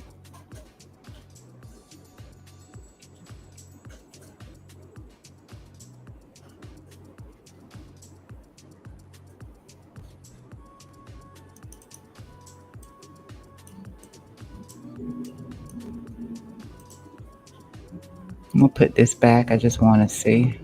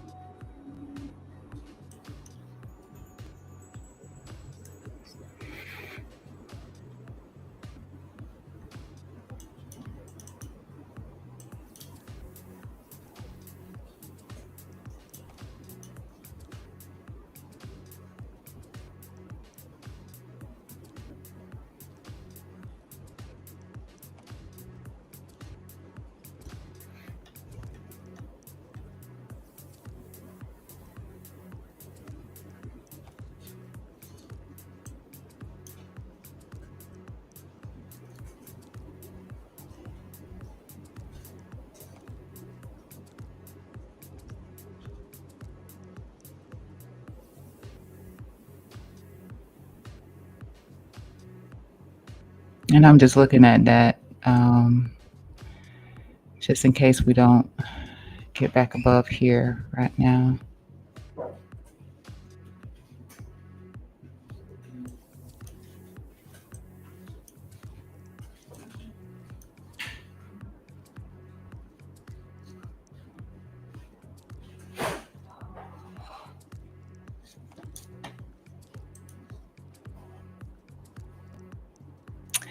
Mel, it looked like we're gonna be going lower. It looks like we could fill in that gap. Right now, we're doing pretty good to hold up in here. We start to lose in here. I mean, we could expand out and come in and fill the gap. I mean, we because it was a weekend pump and the bear div across here. The daily didn't look too shisty, but I mean that candle. This overextension here on the 4-hour time frame.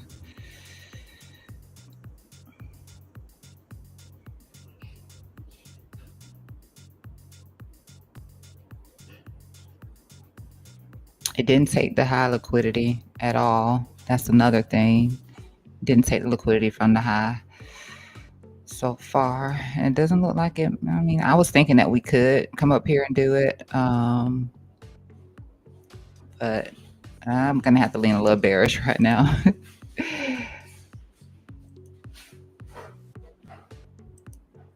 I have to lean a little bearish.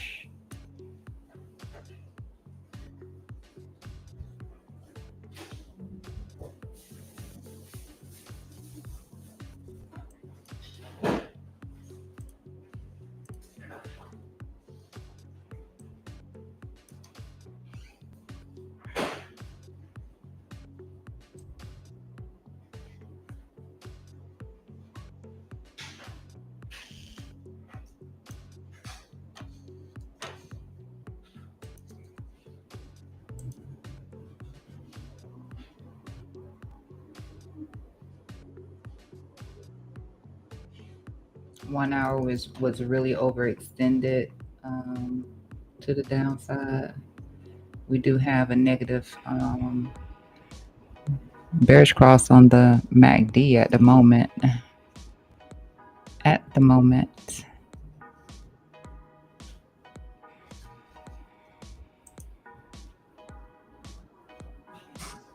Same for the 2.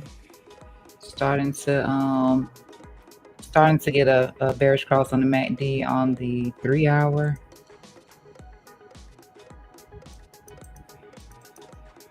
Nothing on the 4-hour just yet. If something saves us, it'll be the 4-hour.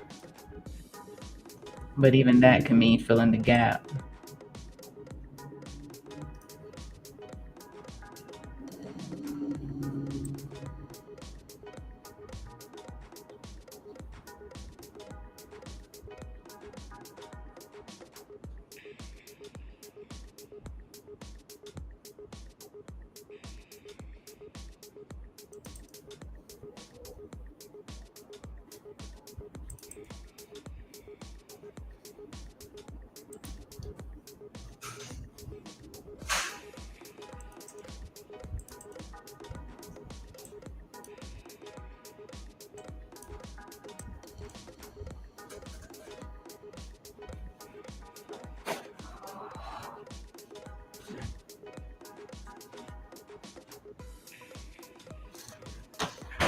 We have to lose the previous week low first, though.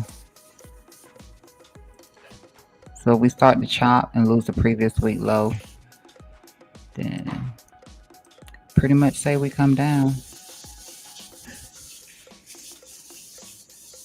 This is where we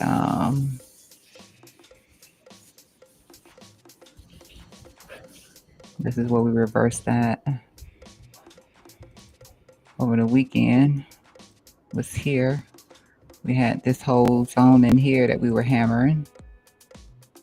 In here, and we broke up and got a quick rejection, came back down, and then reclaimed above, and then that was it.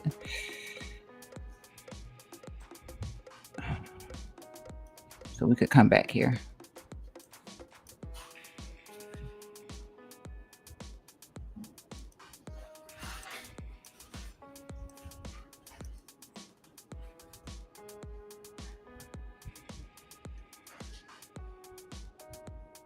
So we've already done this one. I'm gonna drop it.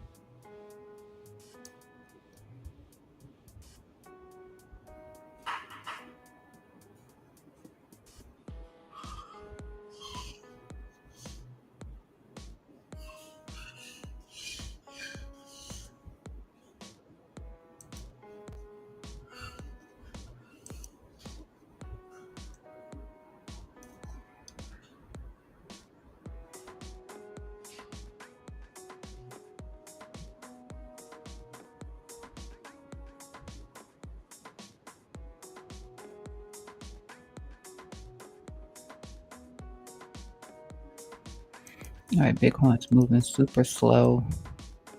All right, so I'm trying that thing again where I try to project off of the momentum.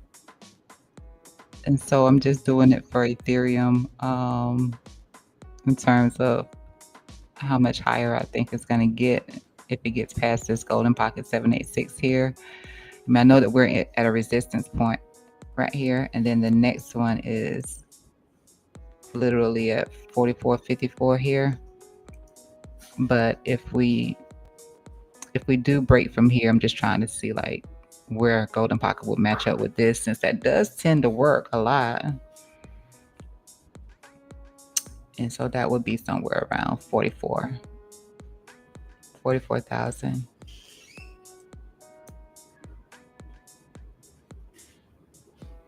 So I'm going to look back at this if we hold this line. If we hold this momentum line in here, I'll look back at this later to see if there's a good possibility that we push up somewhere in here around 44. If I drag it all the way up just to touch the bottom. Yeah, around 44,000.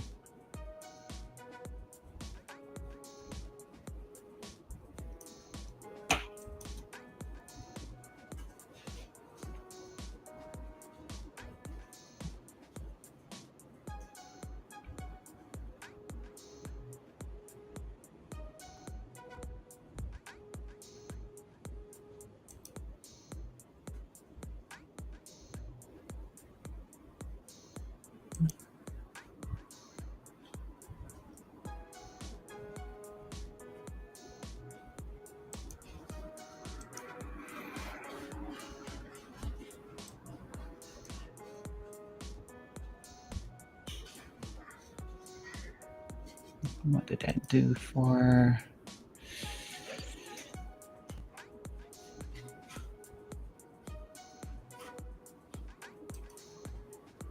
altcoins? Sui.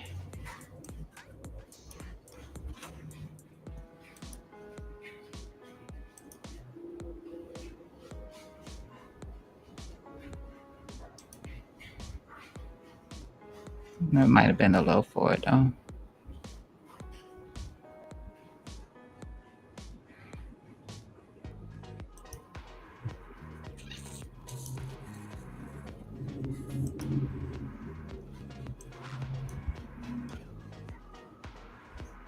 If this starts working all the time, I'm gonna start predicting the future. I'm just being silly. All right. Yeah. Ethereum is rocking and rolling. So anybody in Ethereum, you should be okay. Um, like I said, Golden Pocket 786 here. If it does push higher, the actual level of resistance would generally be this right here. This is where the actual resistance is located at. It's not this. I'm just, testing something. It would be here if it could push up. I did share earlier how Ethereum is hitting some resistance from the Bollinger Band from the monthly time frame. So if you look out on your monthly,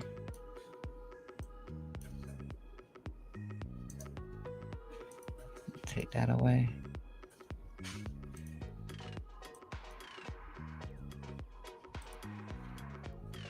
If we're looking at on the monthly, then we are hitting resistance from the Bollinger. And that's what we've been doing here. Over the weekend, when we came up, we started tapping out right here. Same thing, or goes to the 3-month time frame. Same thing. And you can see how it did it the last time before too. How it acted as resistance in here. So need to see a clean break for that continuation. I don't see it right now. Not there. 6, sure. Got a nice green candle here on the 6, but yep, as we get more and more into these highs, it's just, to me, it looks like it's going to reject, but that remains to be seen.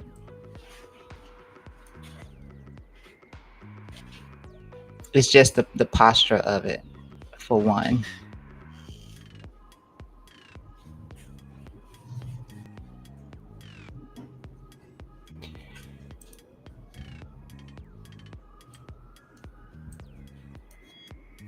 And this looked like it might have just held the 20 SMA. Which is exactly what it did. Just drop back and hold a 20 SMA in here.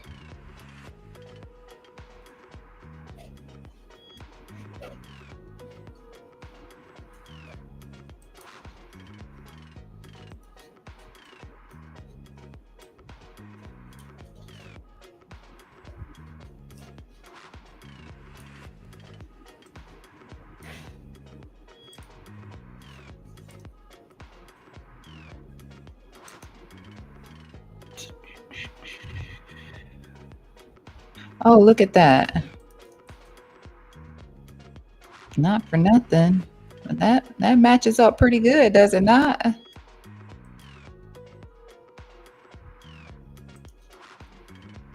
That matches up pretty good.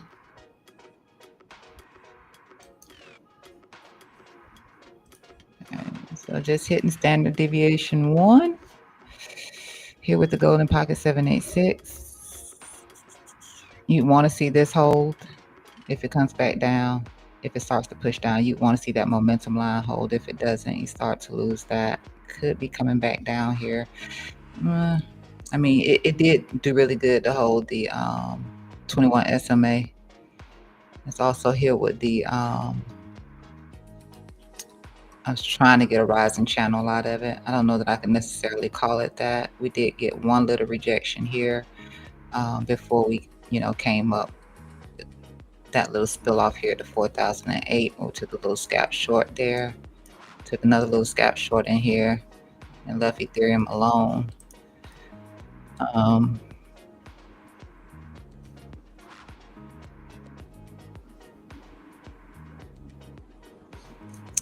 if price action does start to lose the 21 SMA, you start looking at standard deviation 1 and 2 in here for Ethereum. So far, it's cool. Maybe come back up for another rejection here, and then it'll push down. Take that away.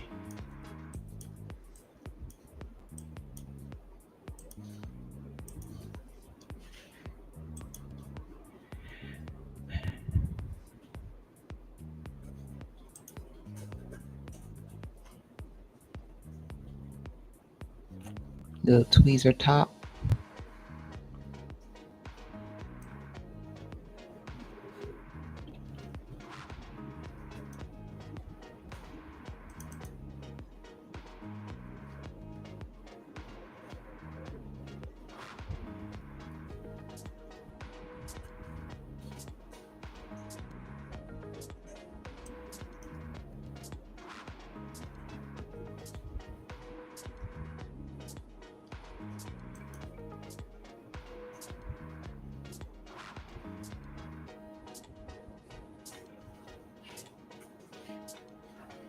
Yep, that's 42.48.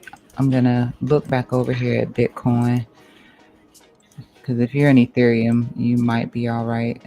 You're in Bitcoin, might not be.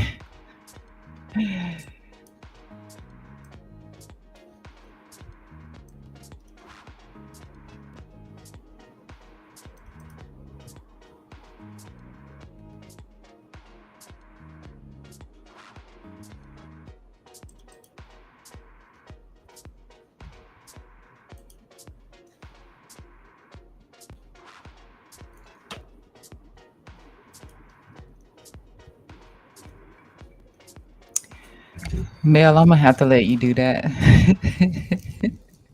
Elliot Wave. I can only do it when it's very clear to me. It has to be very, very clear to me. And if it's not, then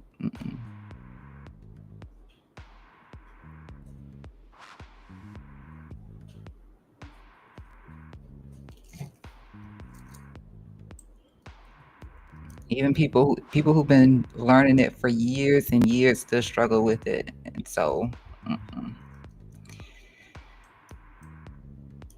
only when it's super clear to me can I, be like wave 1, 2, 3, 4, 5, maybe ABC, XYZ, and then diagonals, just that stuff. Yeah. I'm not an Elliot.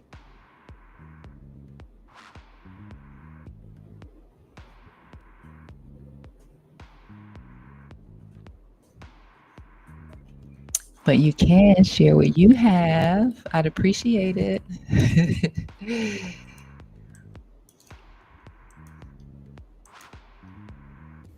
My expertise is support and resistance. If you don't know where it is, I can guarantee I can tell you where it is, where some support and resistance is going to be at, but nope.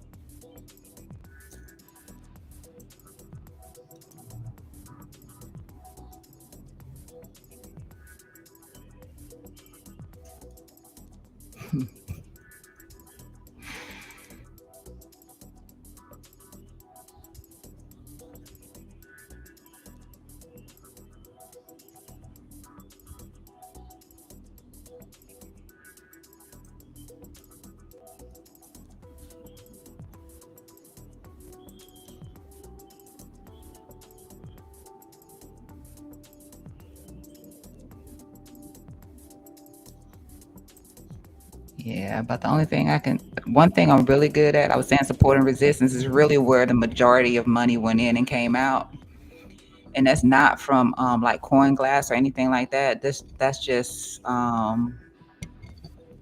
It's actually based on momentum, and that's how I find where the average person triggered a position at, and then that comes back.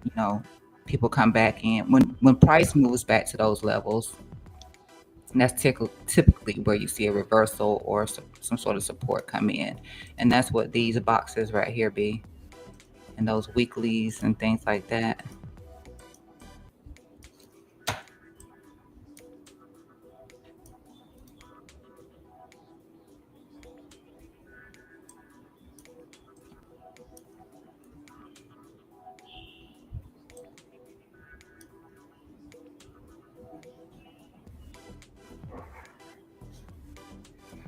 All right, what we really need again, it looks like we're getting close to Bitcoin Delta crossing up the zero line, which would give a positive MACD cross. I don't want to be premature on that. We already did get a momentum shift, so that was a good thing here on the 15-minute time frame. That momentum shift.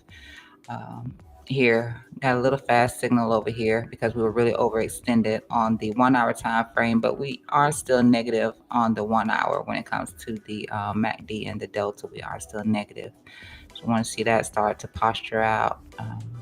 See a little bit of change in here right now. you know Bear's still holding the fort down over here.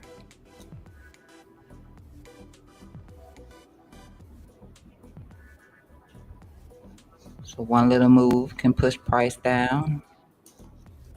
4 hour was indicating that, like, 4 and 1 hour were indicating that we could try to hold in here, but I mean that's not based on anything that's really guaranteed.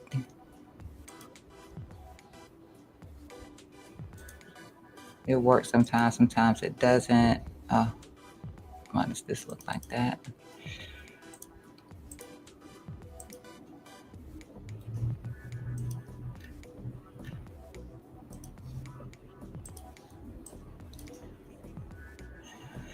It's a nice spread on the 5 and the 10 EMA here.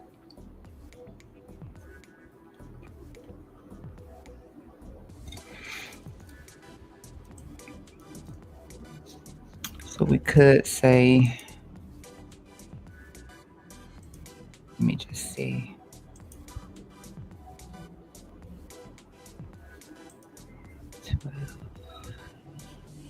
Flipping too much for this platform.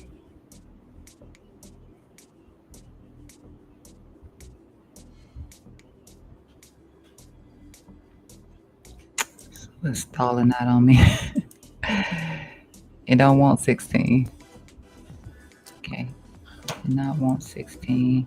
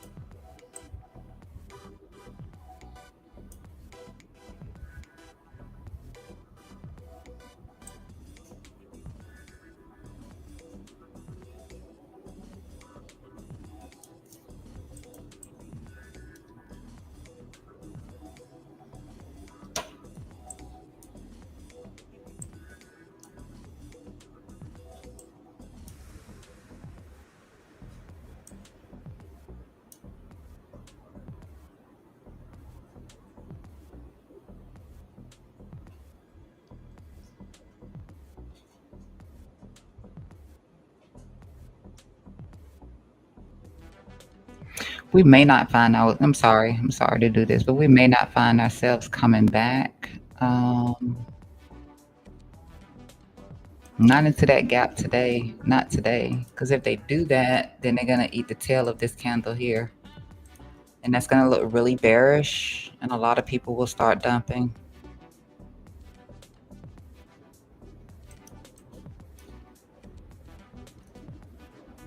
So the gap around 116, if we do that today, like I said, yeah, this entire candle right here will eat its own tail. Whole market is starting to get bearish on that, and a lot more dumping to take place.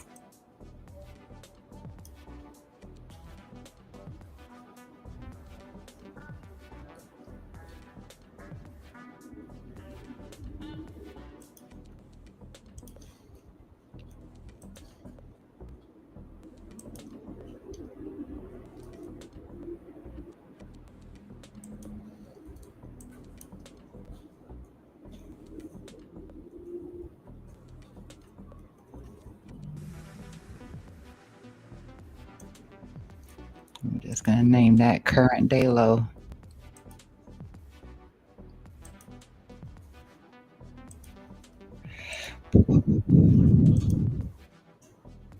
See, that's at the return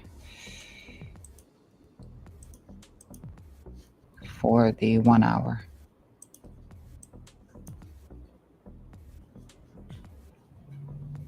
Hmm.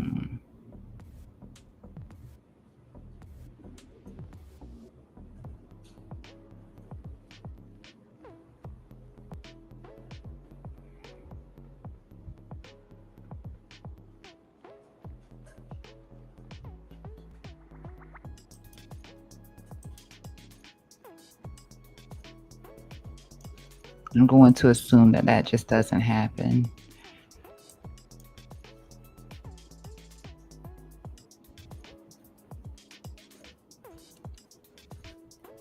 Maybe tomorrow, just not today.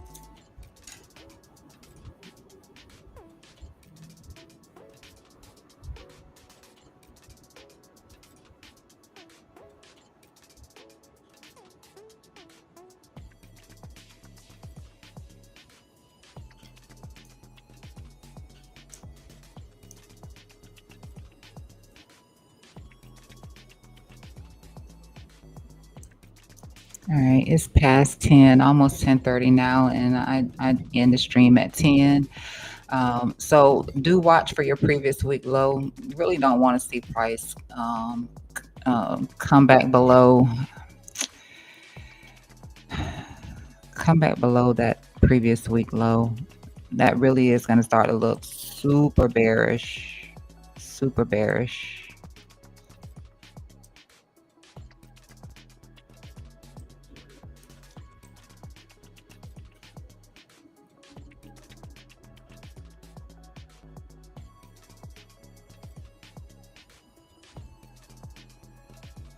Yeah, it's going to start to look super bearish. So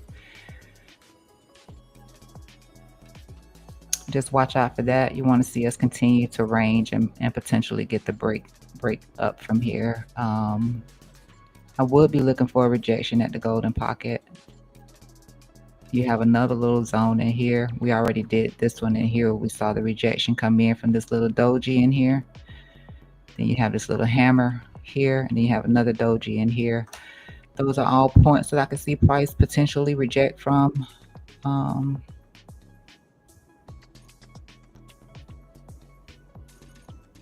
And so if we start to lose this, meaning this whole candle right here flips red, we could actually come in and fill in the gap, which is um, it's in here around the golden pocket. Yeah, it's in here.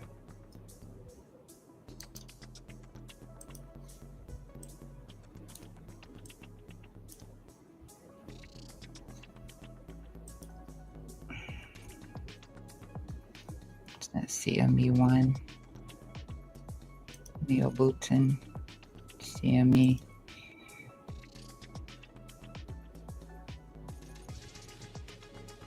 Yeah, it's down in here.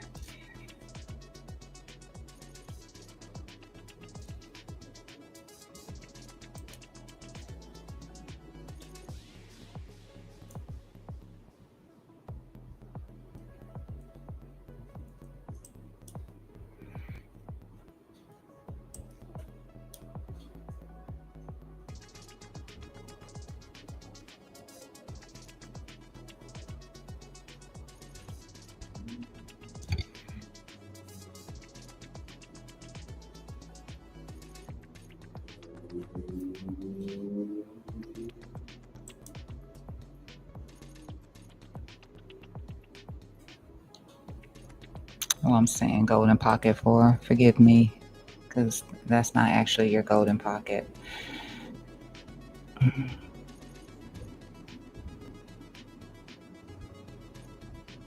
But it is back in here where we got the breakup from yesterday. I mean, you can see it there, 116,775. So that would be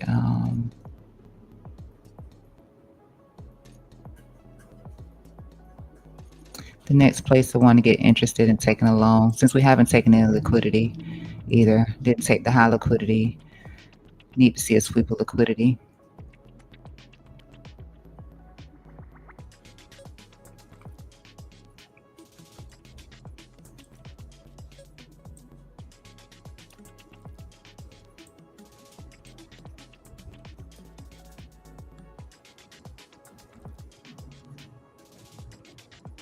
That's the closest liquidity zone here.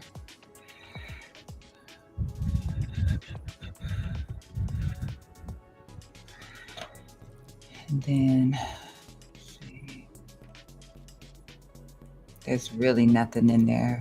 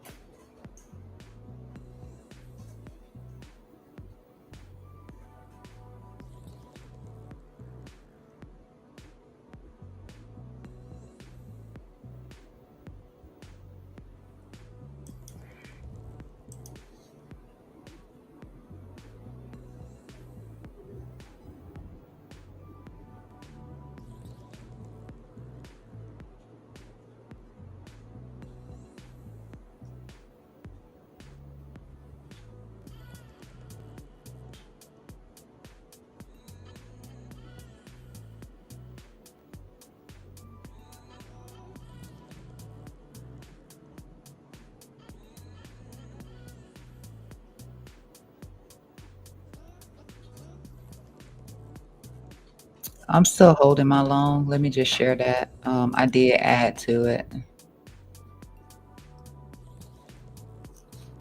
to drop my entry price down since I was a bit premature.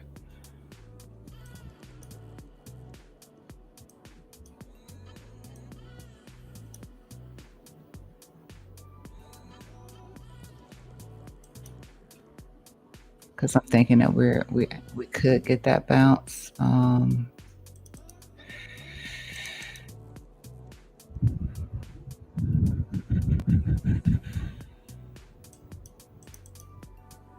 mean, I want to say I'm positive that we will do more than what we're doing right now.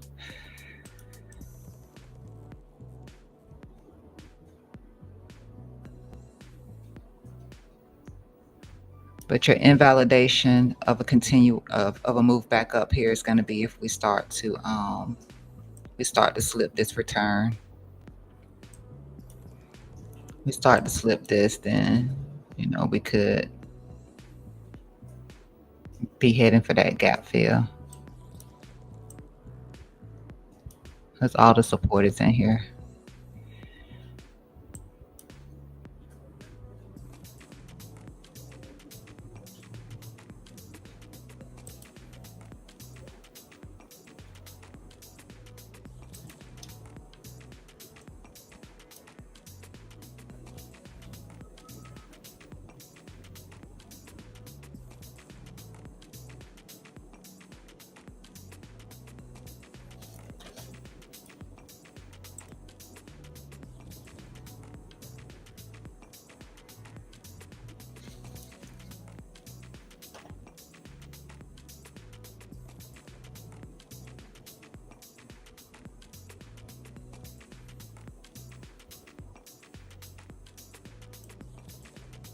I'm gonna sit here until this plays out.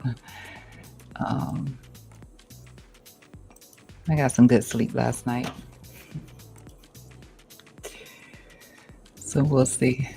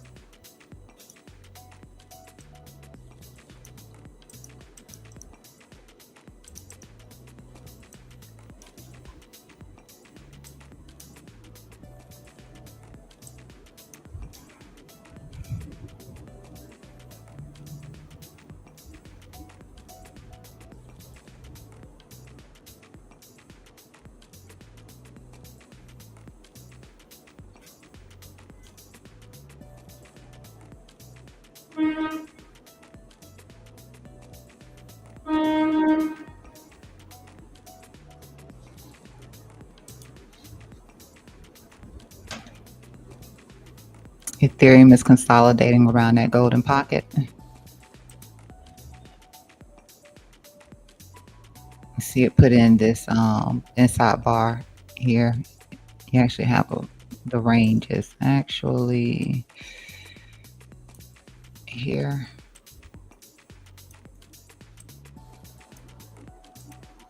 To down here. So price is coiling.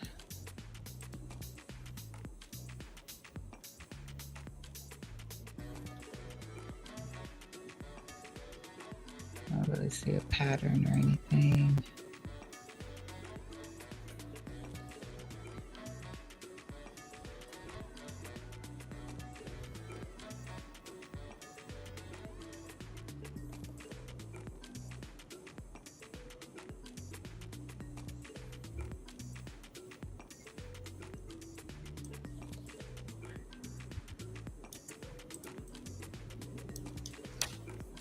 All right, well, there's that breakout.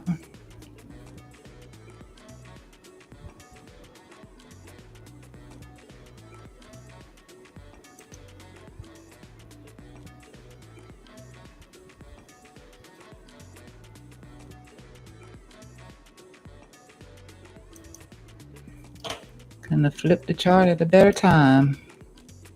There's that breakout of this coiling here for Ethereum.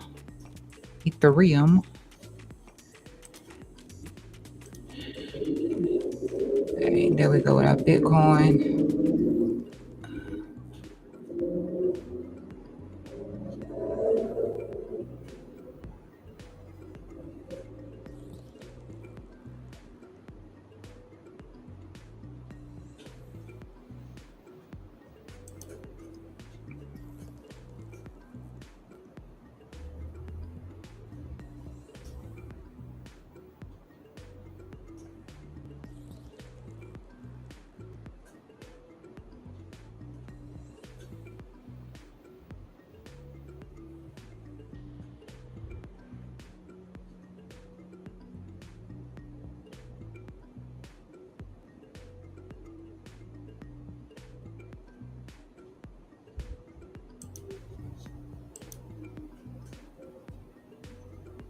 Look at AMD, it's at 178. I'm about to pay myself.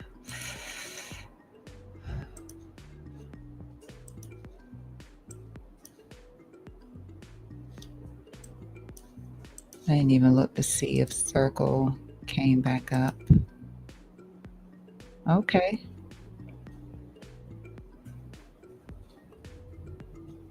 Circle did push back up. It's up 4% today.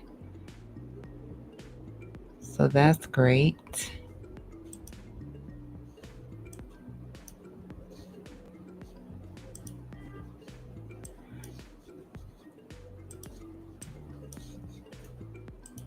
So I bought some of that.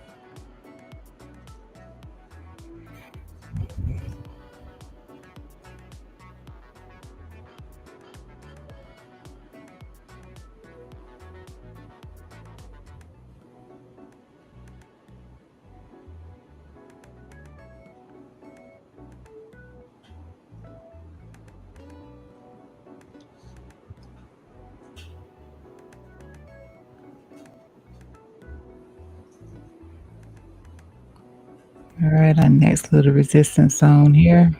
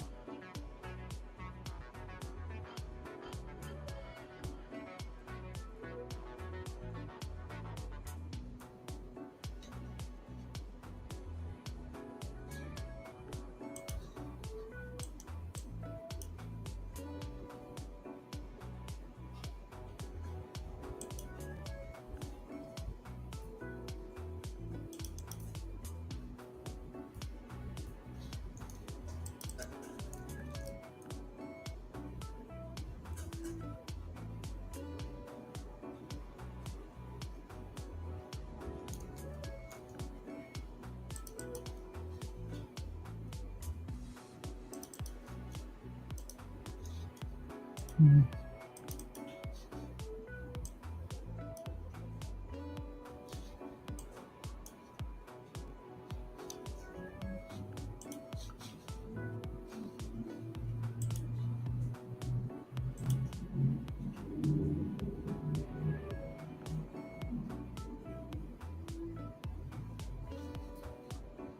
Ethereum got a quick rejection too. After it did break above 786. Almost tapped back into that high for that resistance range at 43.26.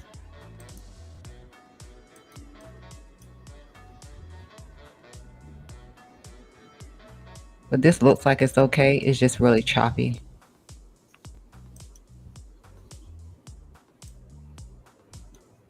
It's okay until we lose again, until we start to lose this. We start to lose here, then we can be doing something different and make sure nothing changed.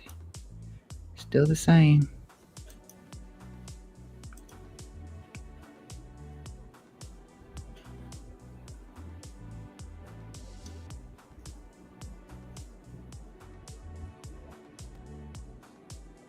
Might have rejected off of the 20 over here.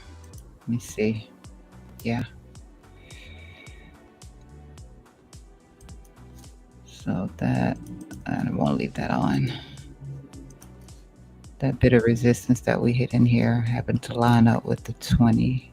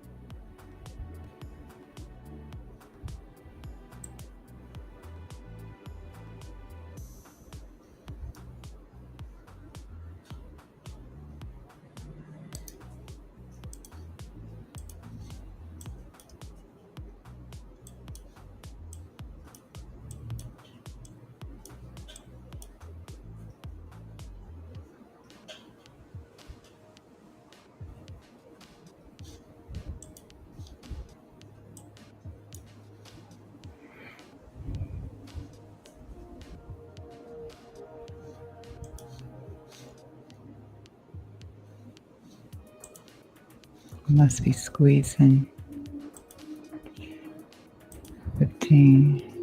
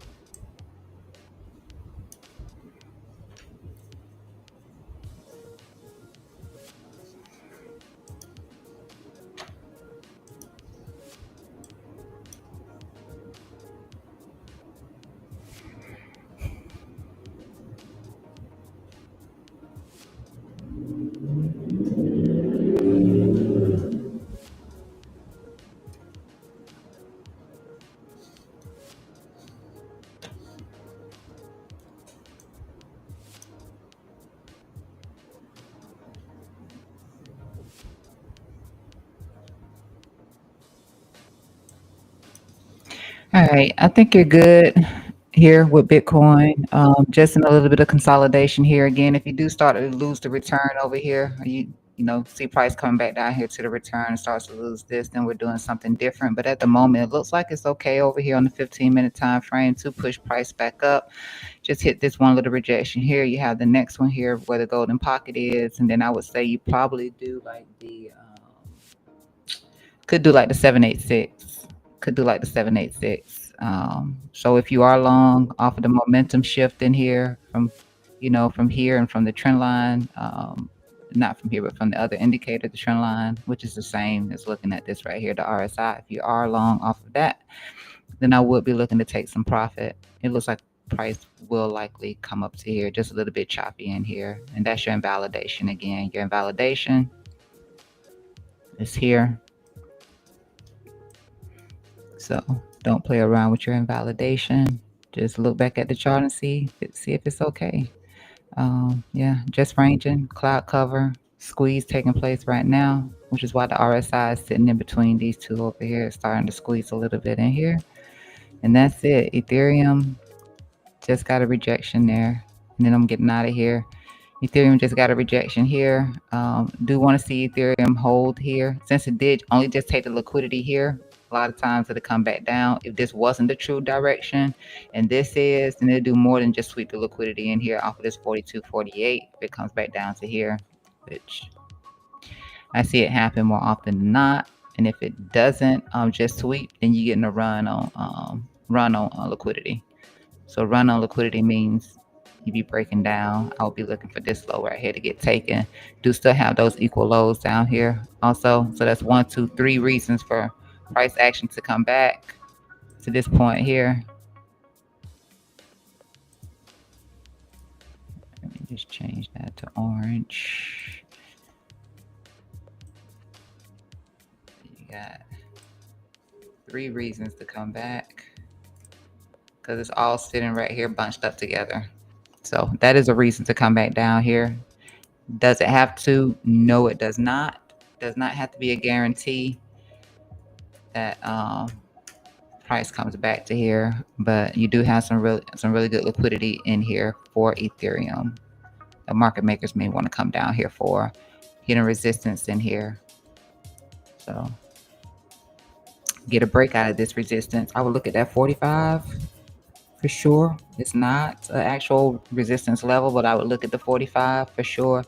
And then I would look here, not here, but here, just in case you do get a little bit more, 44.54, 46.01. If bulls really step their game up in here. But overall, you saw in the monthly how you have a lot of resistance. Well, you have the Bollinger resistance today. Let me put it to you like that, which in the past, it did reject price for Ethereum. So, all right, with that said, I appreciate anyone who stopped by today to hang out with me. I have to learn to look at the eye of the camera a little bit more. So, thank you. And I hope you enjoy the rest of your day.